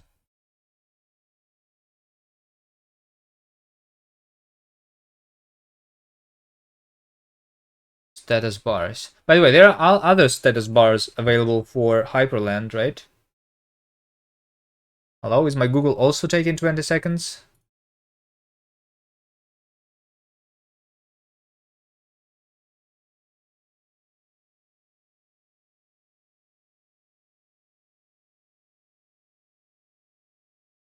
It's rebuilding OBS. We'll be back after dinner. Okay, I'm not sure how much longer I'm going to stream myself. But we'll see.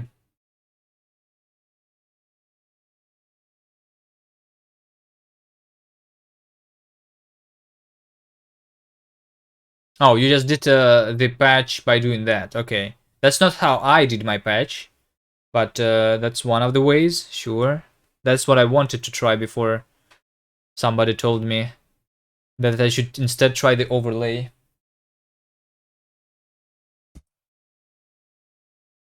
Wiki hyperland.org. Is Hyperland wiki out? Down? Why is this website not working? Hello? Hyperland.org is not working? Oh shit. Try curl. Hyperland.org. No. I'm really sure it's the problem with... Wait, how do I stop curl? Why can I not Control C this shit? Control C. Why does my Control C not working? I press Control D and it broke everything. Okay.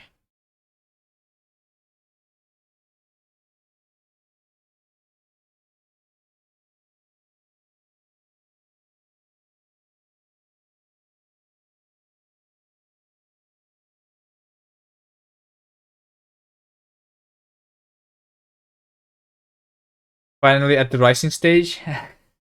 we just stopped the other stages for a second. That's why we are. Okay. Curl is above Control C. Ping hyperland.org. I can ping it. That's working, right? Okay. Actually, it worked now. Maybe it's fixed now. Whatever happened to this website, now it's working. Or it is not working still? Okay, maybe not. Wiki.hyperland.org. It's working. Okay, nice. Let's see. The way bar is one of the things. That there's the U, and then there's the hybrid. Hybrid is GTK status bar, mainly focused on WL roots compositors. Did you ever try those? Which one should we use? The way bar, the U. U sounds like a fun name. The biggest section is on way bar though, and that's what most people use, I think.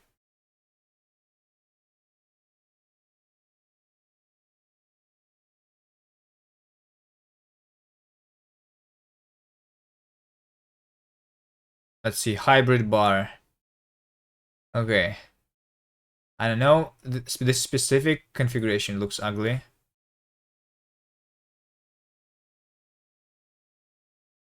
I think we just go to Reddit and we copy paste somebody else's configuration. All right, let's see, way bar. No, search way bar.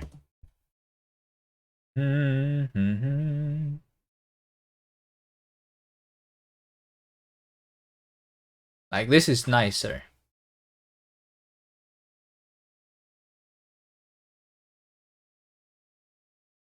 Looking bar than what I have right now.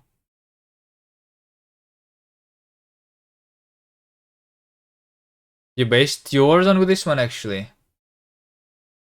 Huh? It's looking wrong though. You made it ugly. Why did you make it ugly? Okay.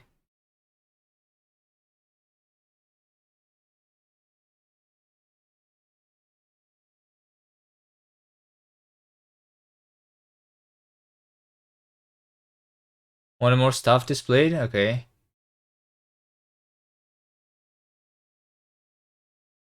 This one doesn't look bad.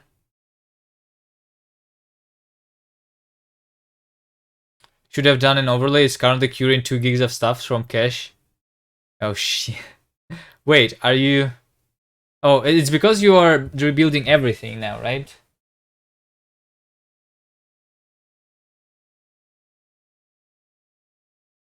The entire system is from your own fork of Nix packages.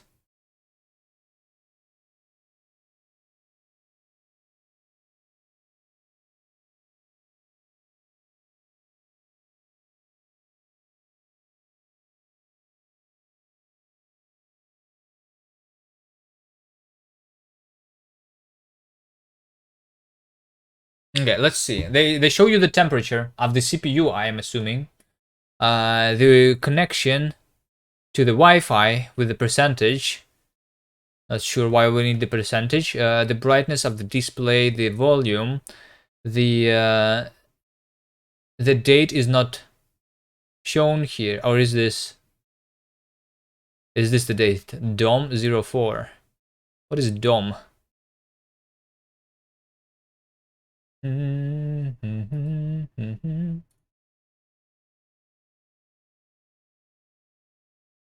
What about this way bar? This one looks clean too.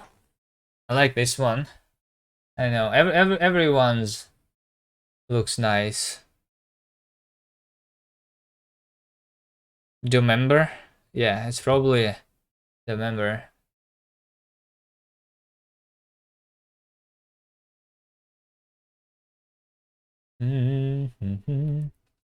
Only you have the ugly way bar.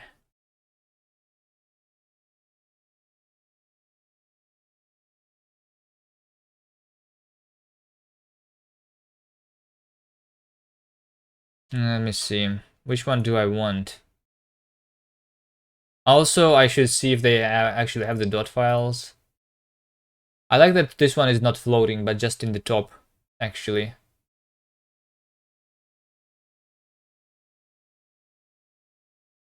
My webcam is too small.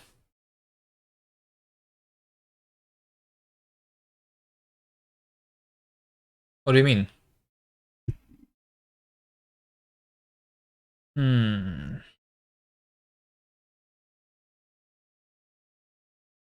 Yours look nicer with background image behind it. Okay, maybe it does. That's better. Okay.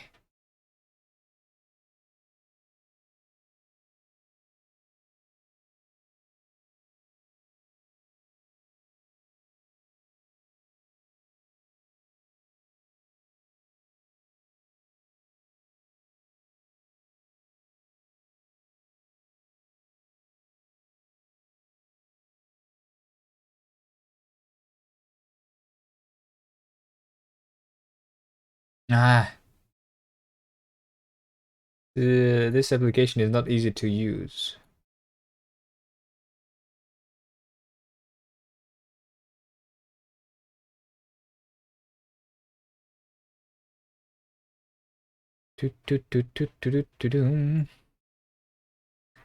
Finally, a Vim NeoVim stream. Finally. Yes. It's not really a Vim NeoVim stream. I was supposed to be configuring it, but we tried doing too much, making my OBS work. Everyone else is on VS Code. I have been using VS Code until I jumped to Linux a couple of days ago. Alright. Currently, my goal is to make this way bar at the top to be looking better. That's what I want. Okay, so I'm looking at the Unix porn to see somebody else's setup. Welcome to where real people work. Alright. Yeah. I have a slightly configured NV chat for my NeoVim right now. Slightly configured NV chat. I tried using my own. I tried Kickstart NVim. But I decided to use this, and then I changed it a little bit. And I want to change it even more, but I mean, we work on a lot of things at the same time here. And right now, I need to decide which way bar do I want. They all look good.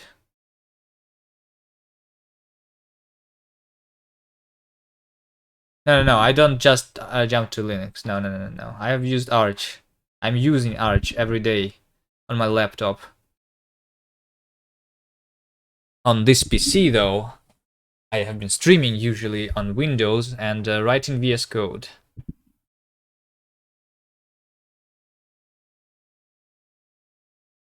So yeah, use Arch, by the way.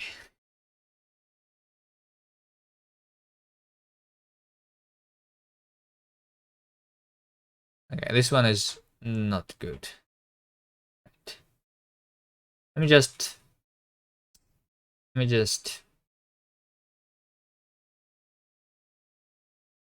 think this one. I love the icons. All right. They have the dots. They do have way bar dots. It's messy. All right. You use i3, Fedora i3 spin. Okay, I tried using i3. I didn't like it a lot. I used it for a little bit and then I switched to the BSP window manager. And now for this setup, I try to use Wayland and Hyperland. They have animations. And we want those animations. Okay, let's see. Waybar. Configs. Config. Scripts.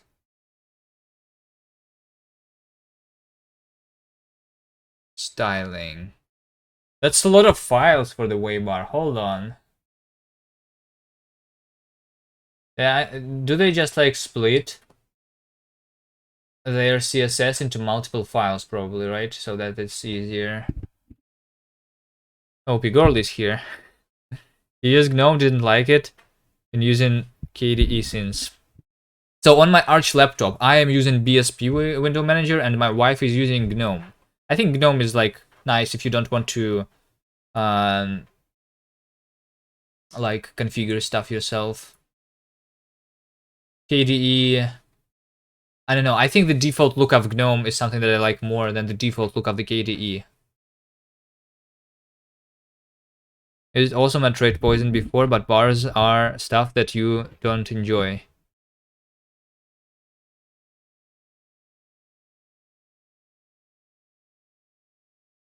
Fat fingers. Huh? KDE default look is garbage. Is it? I don't know. They have animations. That's all I care about really. So I will use Hyperland. It looks like different, you know? That's why I like it, I think. KDE default look is garbage. Oh wait, you said KDE default look, not GNOME.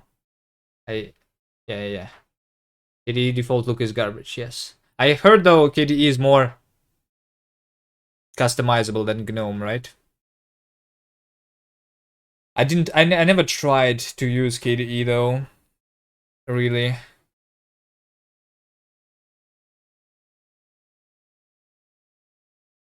Like I think you can use a different window manager with your KDE, right? For example, we could use probably can we use like Hyperland with KDE? KDE started to feel a lot like Windows, and hell no. Yeah, that's why I didn't like GNOME. Yes. I think it only works with KVim. No. I'm pretty sure you can change KWin into a different window manager in the KDE. I read about it. I didn't try it myself though.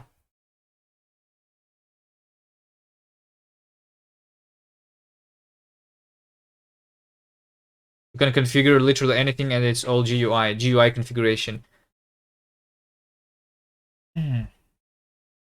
How do I copy that configuration into another machine? I need to like click on all the GUI buttons again.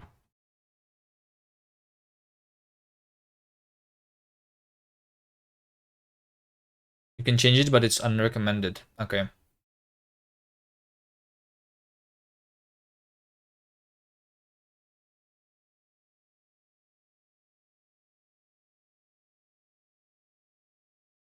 So, first question. Their directory structure here is different than mine. Let me see. When we're doing the waybar, right? So my Hyperland is executing the waybar once, right? But what? Can I? Oh, do they have a wiki? First of all, waybar. Highly customizable. Let's go.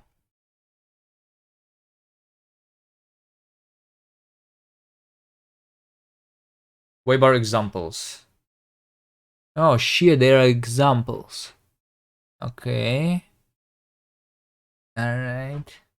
Maybe I'm going to like one of these examples. I have an overview here, which is nice. How do I look at all of them at the same time? They're a little too small.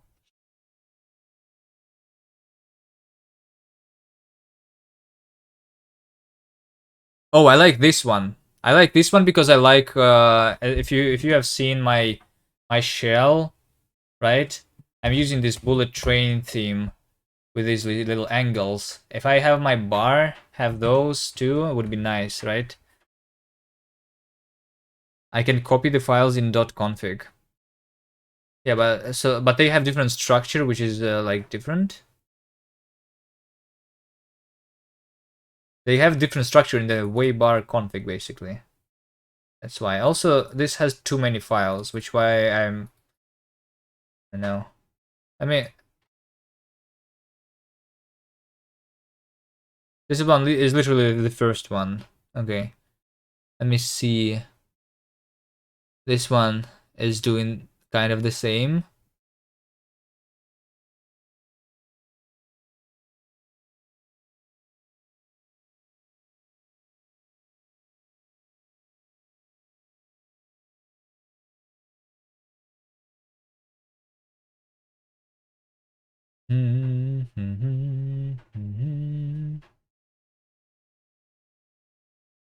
Okay, they have style CSS and config file. So this is just two files that I want, right? Can I just do this? Copy paste. Copy paste.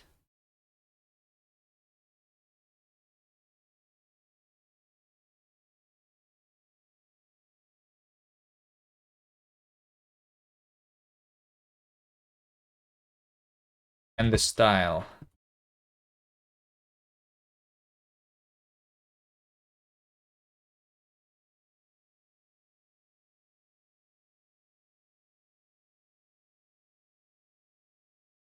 All right. How do I reload my waybar now? How do I reload it? First of all, this is using Home Manager, so we switch to the new files, and then we kill the waybar probably first, right? We delete the current one, and then we do the new one. How do I spawn something from the command line?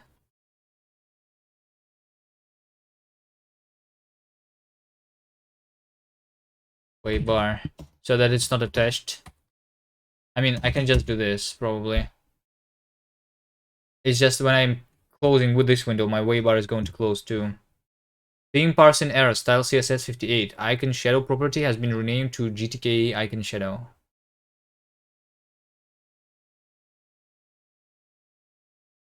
Alright, and as you can see, everything is like starting 20 seconds. That's another issue that I didn't really look into yet. Okay, it's working. Not looking too bad. I just need to increase the size. And also, I don't have my window manager stuff here because this is probably set to a different one. Can I scroll? Yeah, I can. I can click DAQTL command not found. I can click on the so I when I yeah, okay. Let's first just change the size of it. Right?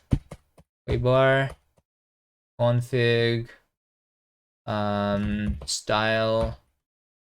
Where is it? Where do I change the style the size of everything? Point size, right? Can I scale the entire waybar somehow? Waybar scale increase size. No. Hold on. 10 PT. What is PT? PT is not pixels. What is PT? Can I change what PT is? CSS PT.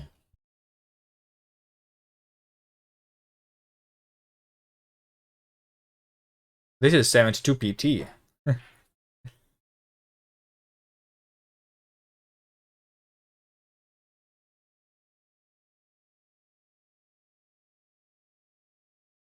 point.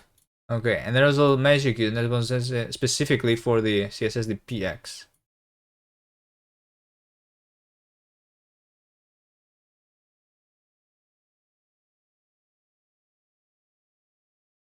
Can I change the units? How much pixels is 1 pt?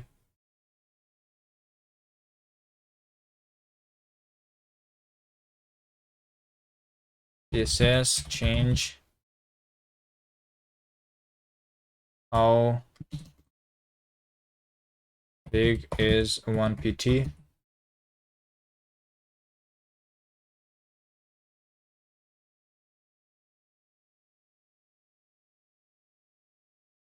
It depends. It depends on the PPI. PPI. I can increase the scale. Yeah, like can I do this in just one command instead of changing every single font size manually? I can change the scale, like up everything by doing this or what?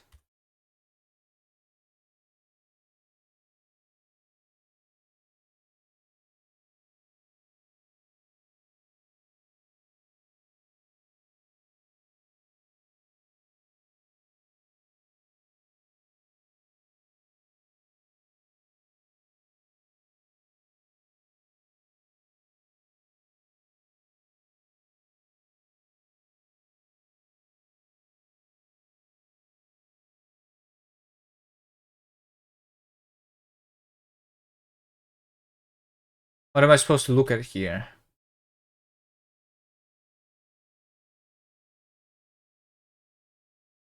RAM units are useful to scaling CSS element in relation to the size of the root element. That's what we want, right? This is the RAM, and they are not using the RAMs here. So this is relative EMs. So if the root element is 16 pixel, then an element with a value of 1 rem is going to be equal to, yeah. I can just change everything to RAMs in this config, I guess.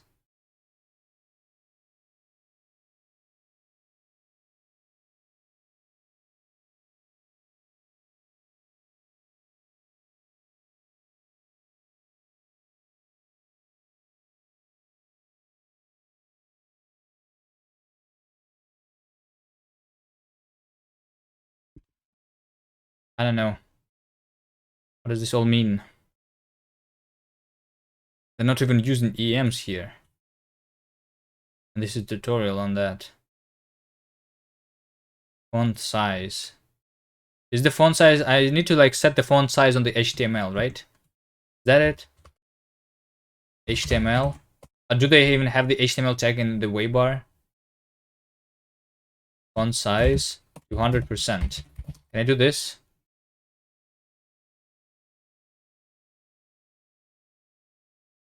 And then do I change everything into RAM or not?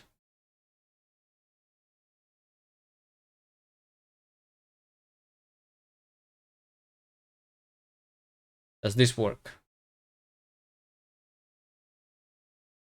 Mm-hmm.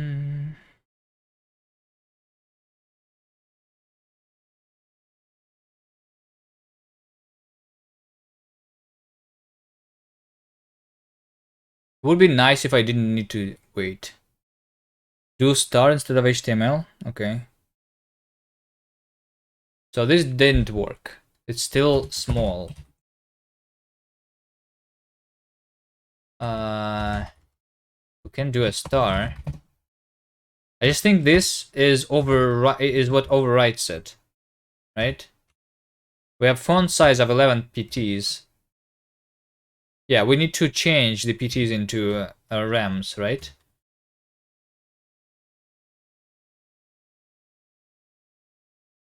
Let's see.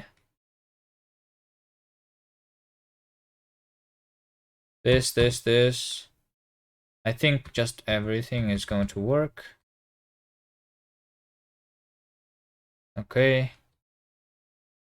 And then I can change it to HTML, right? Or what is the root? I think the problem is that the root might be not the HTML. Dot switch and way bar. That's how we test it.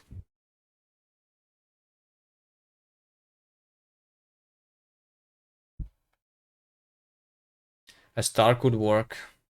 Yeah. But the question is, do they... Let me see at way bar. Do they have documentation on the CSS, or... I mean... Can I inspect? Oh, wait, it actually works. Or what is it? Maybe that's not how it's supposed to be working. That's like too big. All right. That's because probably we just have too much PTs. All right. Hold on. Does this make a difference though? Is this going to be twice smaller now because the HTML changed? Much RAMs, maybe try 3. Well, we can make the RAM is like relative, right? So it's relative to the root where we had the size specified. Relative to what, actually, by the way? Like, relative to what is the RAM? To the parent? This is still the same size, right? Yes, it is. So the HTML doesn't work. So the RAM is relative to what? Or maybe we don't have the HTML tag here. What is the root? I need to understand the HTML that's been like there in the way bar. Where do I look for that? Wiki. Styling.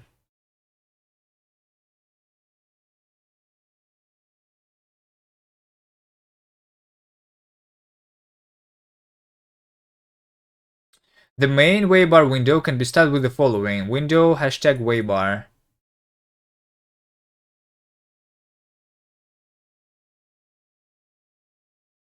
Viewing the widget tree. Okay, we have window waybar. We have multiple waybars, right? So that's what we need to style, I think. That's the root.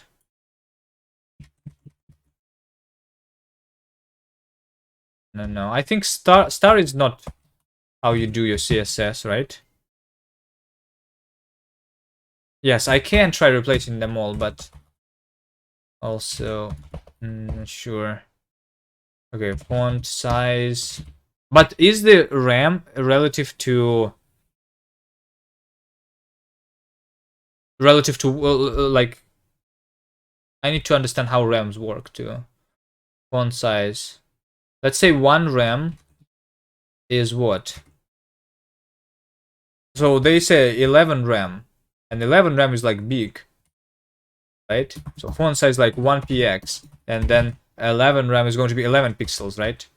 So we can do like, I don't know, 3 pixels, and by default it's like 10 or something. Okay, let's do 5. Let's see. Is this what we are going to be relative to? What are the RAM units?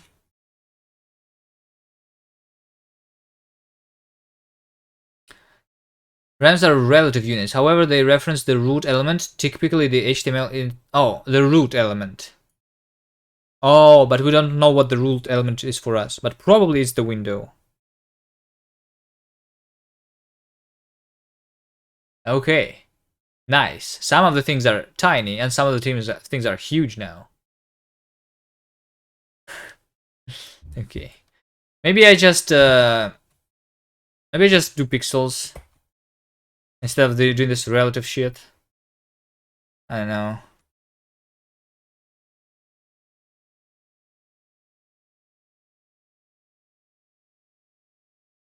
Oh, way bar, the whole bar. There you go. So this is the window.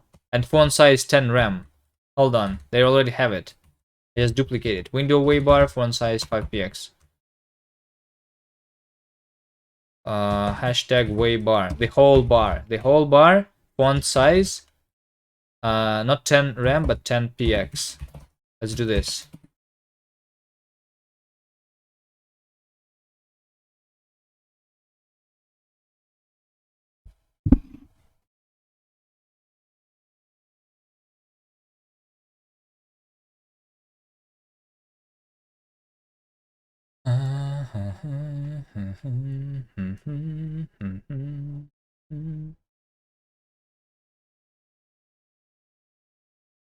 Waiting for this for 20 seconds after every change in the configuration.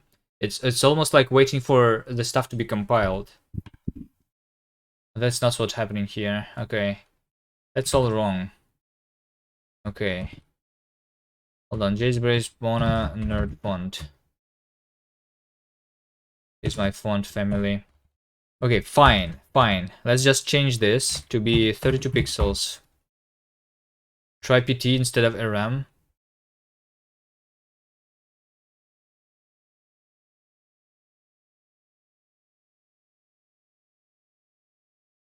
I don't know. I want the stuff to be relative to each other. Doesn't work.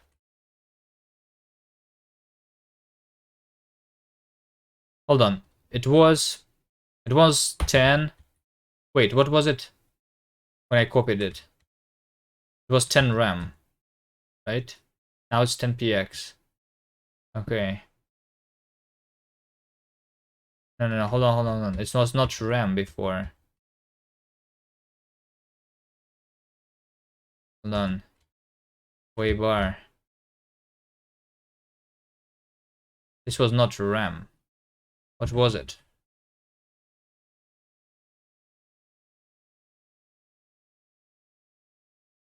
Did I close it?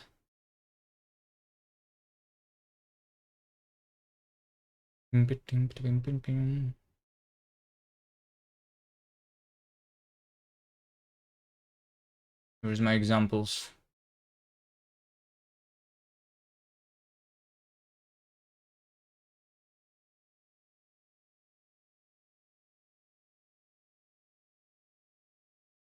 Ten PTs is what was it. Alright. Okay, you know what? Let's just use the PTs, whatever. We use the PTs, but we increase everything like 2 times. That's what I want. Fine, I surrender. I just multiply everything by 2 manually. Oh wait, they already used the RAMs over here, for example.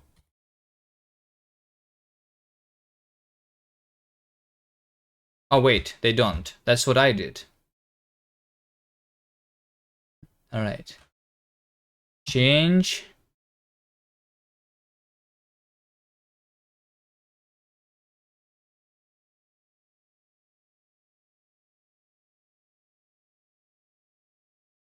Hold on. Can even Waybar RAM. Waybar CSS RAM.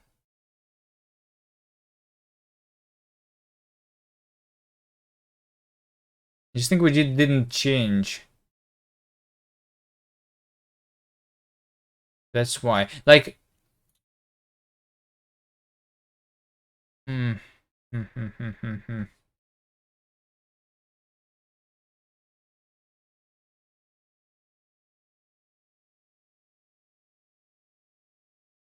Alright, I will just do this manually. 16 PT. 16 PT. I don't know. If anyone has an idea. 4 PT. 4 PT. Search for RAM. Right? And we change all the RAMs into double PT. Do a replace. Can I do a multiplication? What do you mean by replace?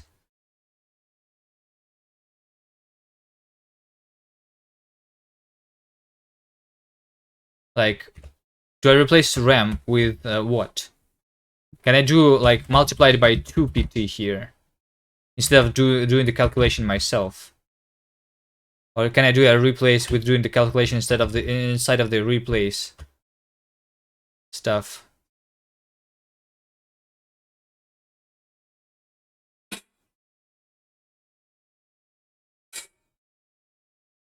RAM double of XPT. What if double of XPT?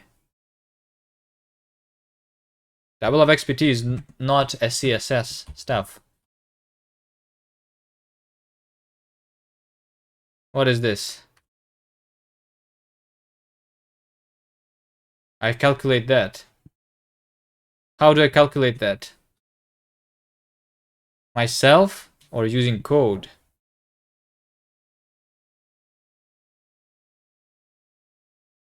Or I change X like for all of the different sizes manually. Yeah, I okay, but okay. All right. It's not.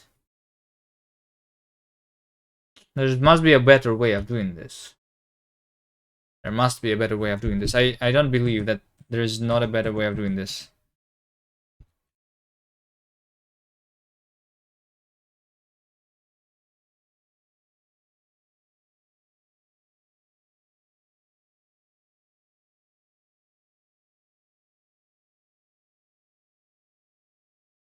CSS EM.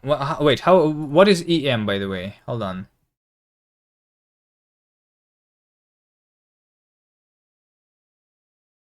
It's better to use relative units such as EM instead. EM and EX units depend on the font and may be different for each element in the document. The EM is simply the font size in an element with a 2-inch font size. Okay.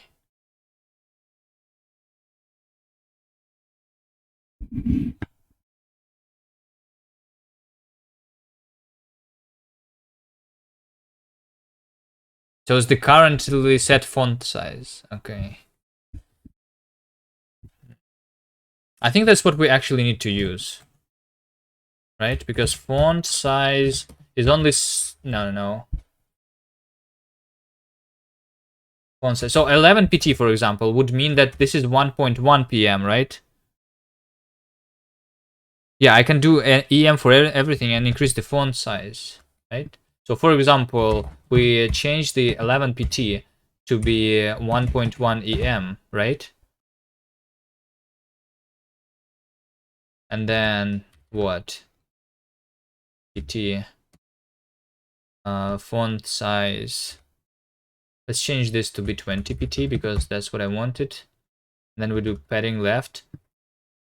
We change 8 pt into 0.8 EM basically. 2 pt. 2 pt is 0.2 EM.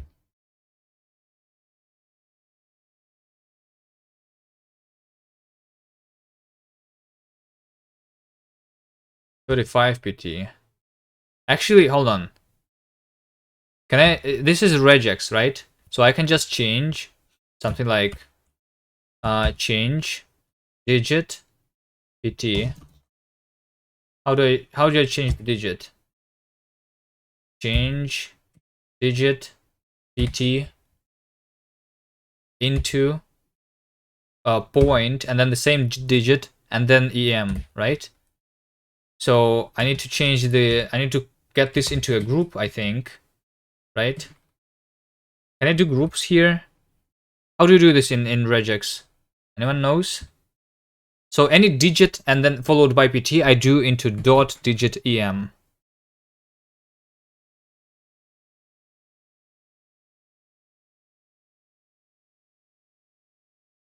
You have no clue? All right. Vim regex replace group. Replace capture groups. I think it's just this.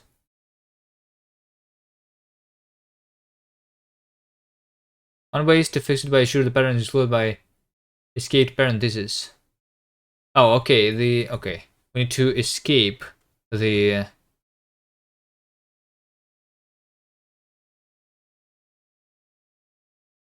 v that the pattern after all ASCII. All right. Hold on. Do I do? All right. And then we do /1. Okay, see? That's how you do it. Now I changed 35 PTs into 3.5 EM. And then we go GC and let's see. So 20 PT, but let's change this. It's going to be 2.0 and this is going to be 3.5, right? That's the thing that's changed. So yeah, see, this changed. Although this was the last change, so I didn't need to do this, but this was fun to figure out. Real regex master. That's me. 20 PT. Okay. Let's try this again.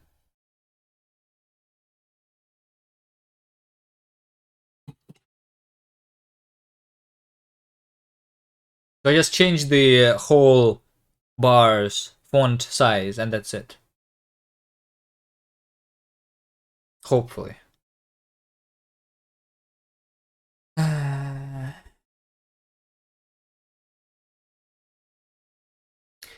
NixOS. Alright, yeah. That's about the size that I want it to be. It's a little too big on my other monitor though.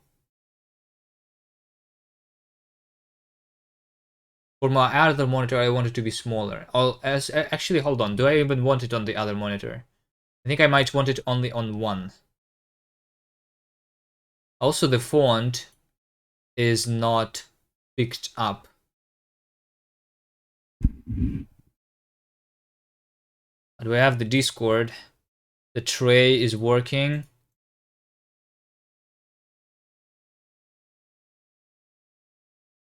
What is this? Why if I right click here something changes? Okay, I need to see what the config am I actually using here. Okay.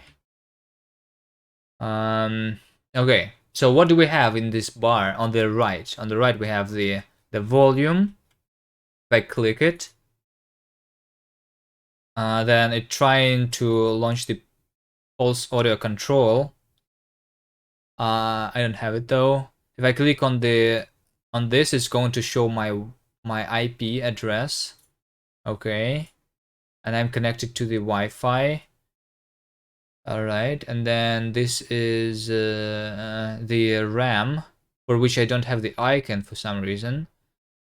This is the CPU, is using 11%, and then some other things that are empty. Time, May. All right, can I click on those things?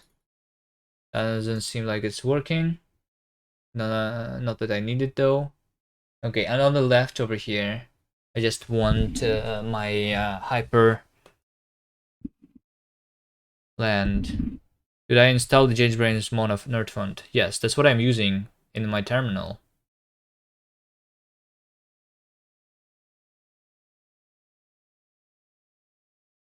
You can see I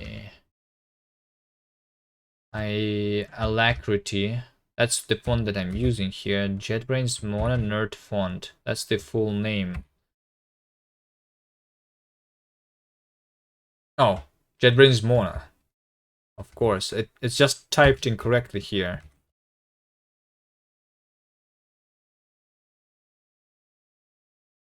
All right.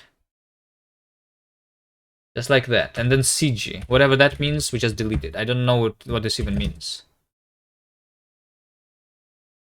Right? Okay, and then let's see the config. Modules left, sway mode, sway workspaces. Instead, it's a fallback font. Well, I probably don't have that installed anyway.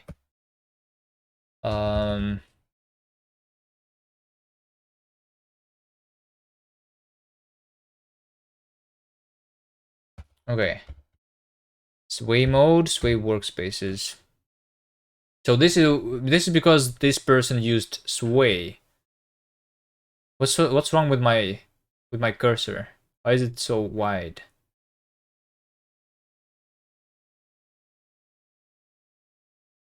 Okay, we want the hyperland though. All right, let's see. Waybar hyperland.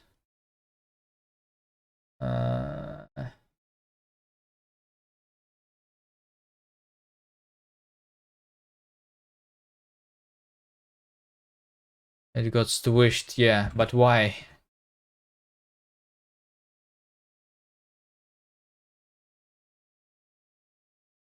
I think we can try somebody who uses the hyperland here.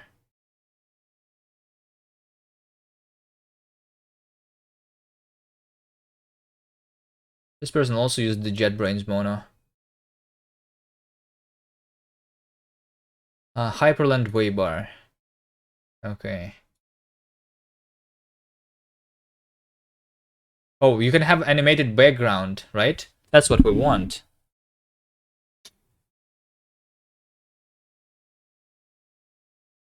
I can have anything in my as my root window, basically, right? Is that correct? I create my own desktop wallpaper.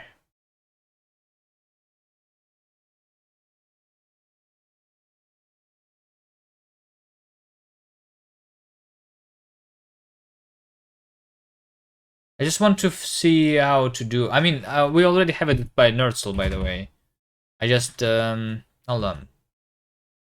What I want to like understand is how to configure the so the modules in Waybar is that, right? And then I specify the modules somewhere. Where is my sway? What's over here? Sway mode format is nothing. Tooltip is false. Okay. This probably means that this is the built-in module, right? That I just enable and then I configure it. But the question is, like, there's probably like a built-in module for Hyperland too, right? Maybe we just go into Waybar again and see the wiki for more details. Configuration, modules. Let's see over here. Is there Hyperland? Workspaces. The workspaces module displays the current used workspaces in Wayland Compositor. Note, it is required Compositor to implement this protocol, which is not merged yet. You're still building the configuration. Okay.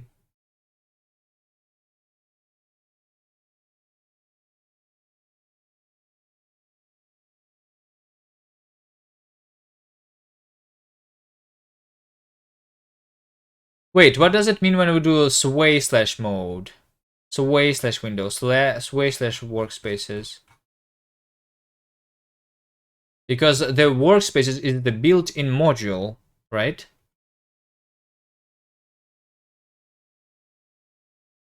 Does it matter that this is sway at all, or is this just the name?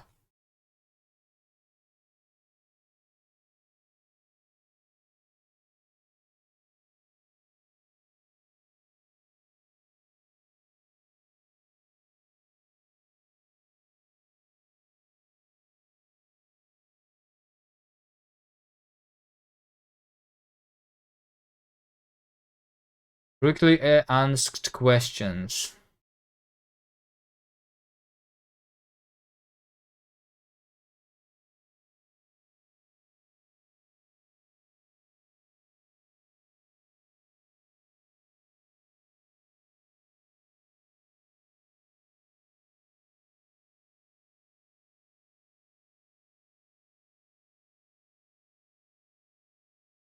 I don't know. Let's also see the previous configuration that I had. That I stole from Nerdzel. Waybar config. So here we had the. Wait, this was the Wayland root WLR workspaces and then Hyperland submap. Hyperland language. Language. The Sway language model displays the current keyboard layout in Sway. But what is the Hyperland language? Is this because we installed the...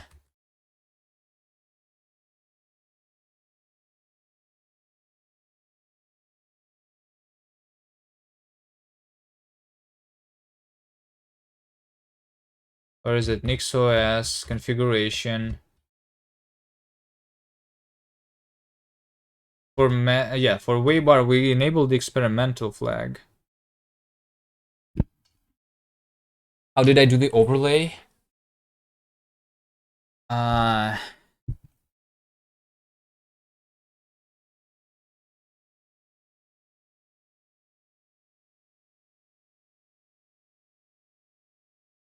that's how I have my OBS set up right now. Although I'm not sure if it works with rep OBS. You can try instead of the rep OBS to use the actual like this OBS Studio. That's what we were doing here.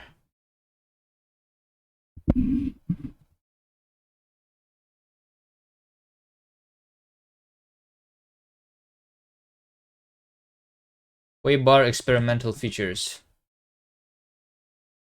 I don't even know what that is. Do I even need that?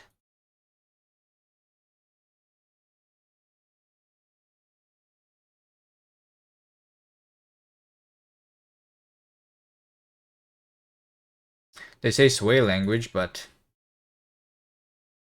we have the Hyperland language.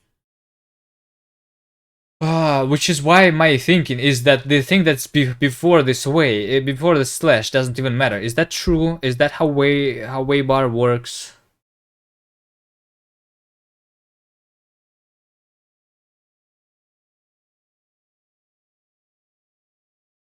Because we can have multiple modules, multiple modules configured differently. Right?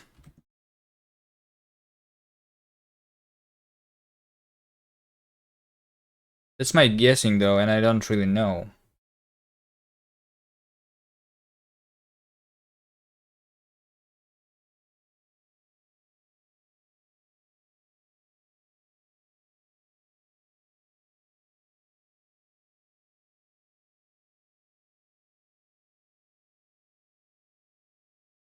Like, why do they have here the WLR workspaces, and this is just the workspaces module, right?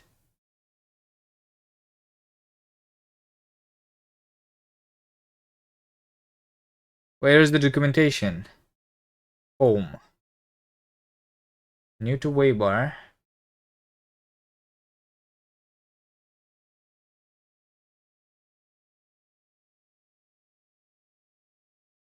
All valid options for the modules are immediately on the modules page. There aren't any valid CSS classes here yet. Click here for the styling page.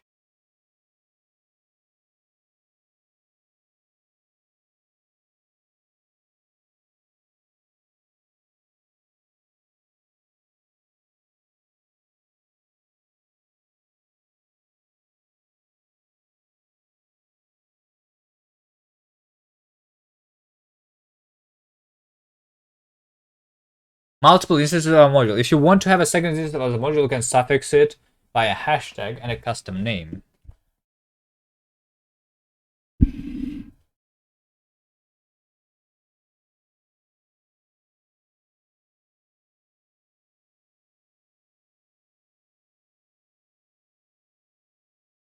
I understand. Where does this come from?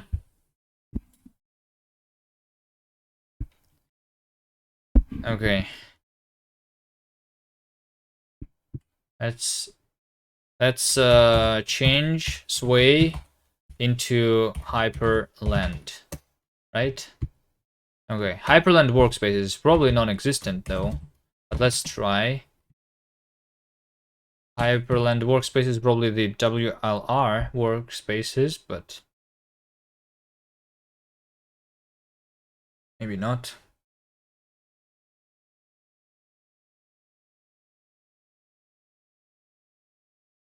Sway / window.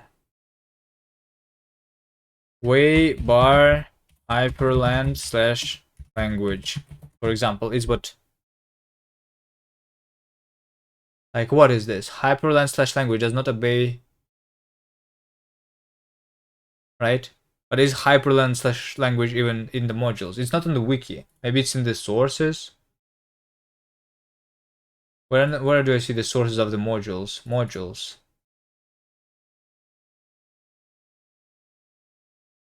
Sway. So Sway is just for Sway, right? Or is this the same for Hyperland?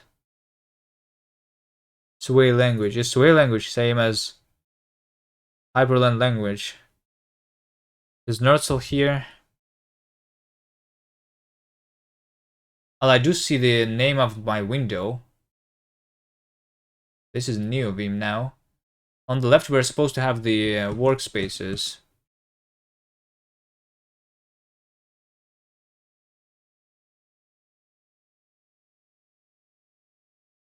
My font is picked up now. Okay. Oh wait, here's my language, by the way. I'm doing the English right now, and this is okay. This is nice. Hyperland message command not found. Because it was Sway message before, I'm assuming. Hyperland message. Yes. So yeah, this is when we're trying to change the input layout, the keyboard layout. But what should it be? Should it be hyper control?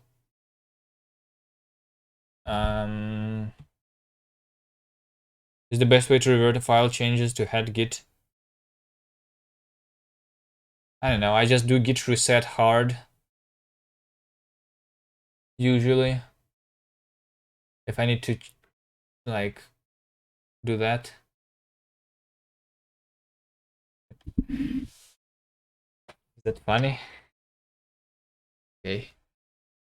I'm doing funny things sometimes.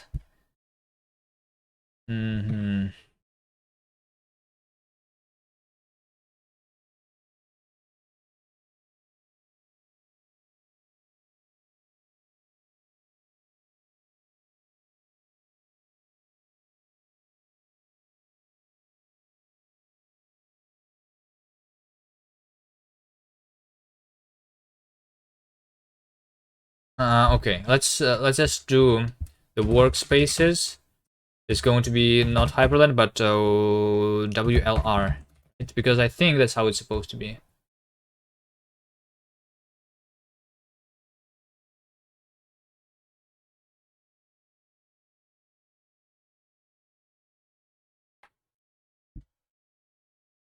Maybe I can figure out this also. NixOS, XDG, desktop portal issue.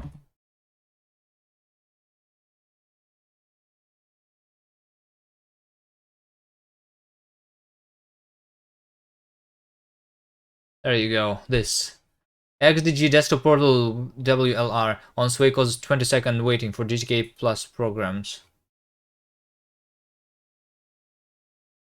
All I had to do was enable the dbus service with services dbus enable true. Hold on. Is that so?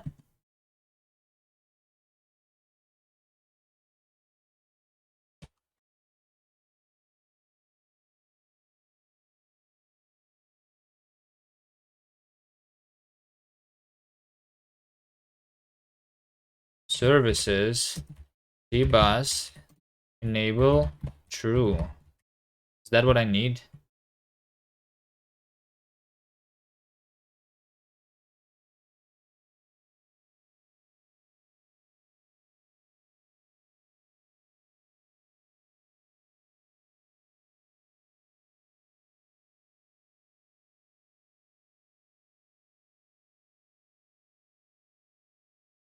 Still delay.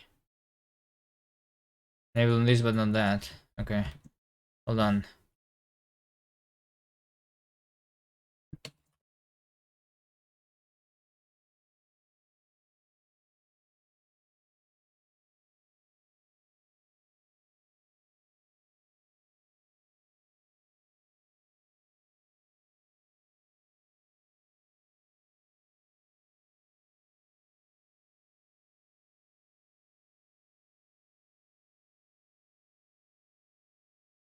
It doesn't change anything.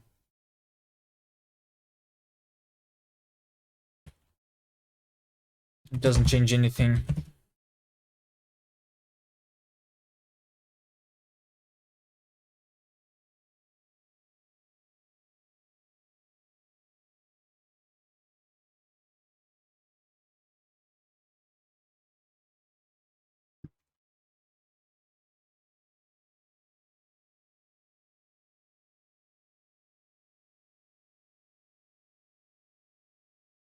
Oh wait. Yeah. This WLR workspaces. Okay.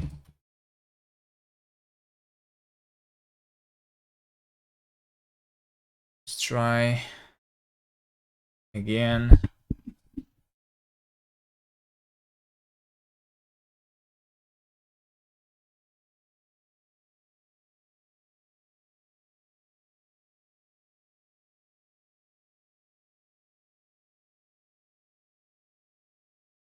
The weight though. I really need to have that fixed.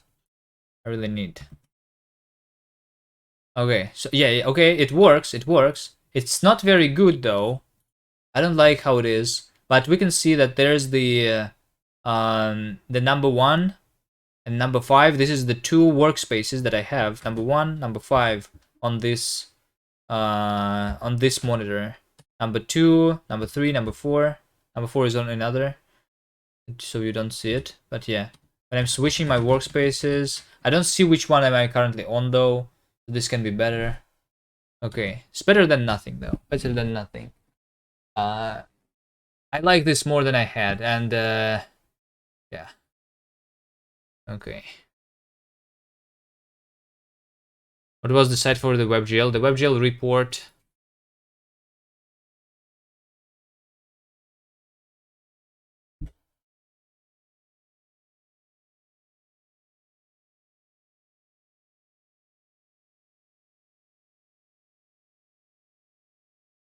I think I'm a little too tired for today, so that's good enough for me, I think. For now, at least. I cannot click on it using my mouse, so whatever. Why it doesn't work for you? It didn't work for me either. Did you do the actual like patch of the Nix packages though? Are you using Wayland or X? It's weird how people told that it's working, but it doesn't. Use the X, okay. Oh yeah. Did you actually do the patch though of the sources or the overlay method?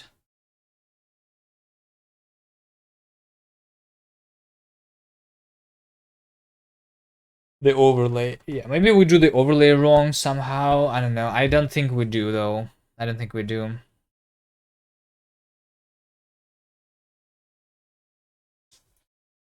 Okay.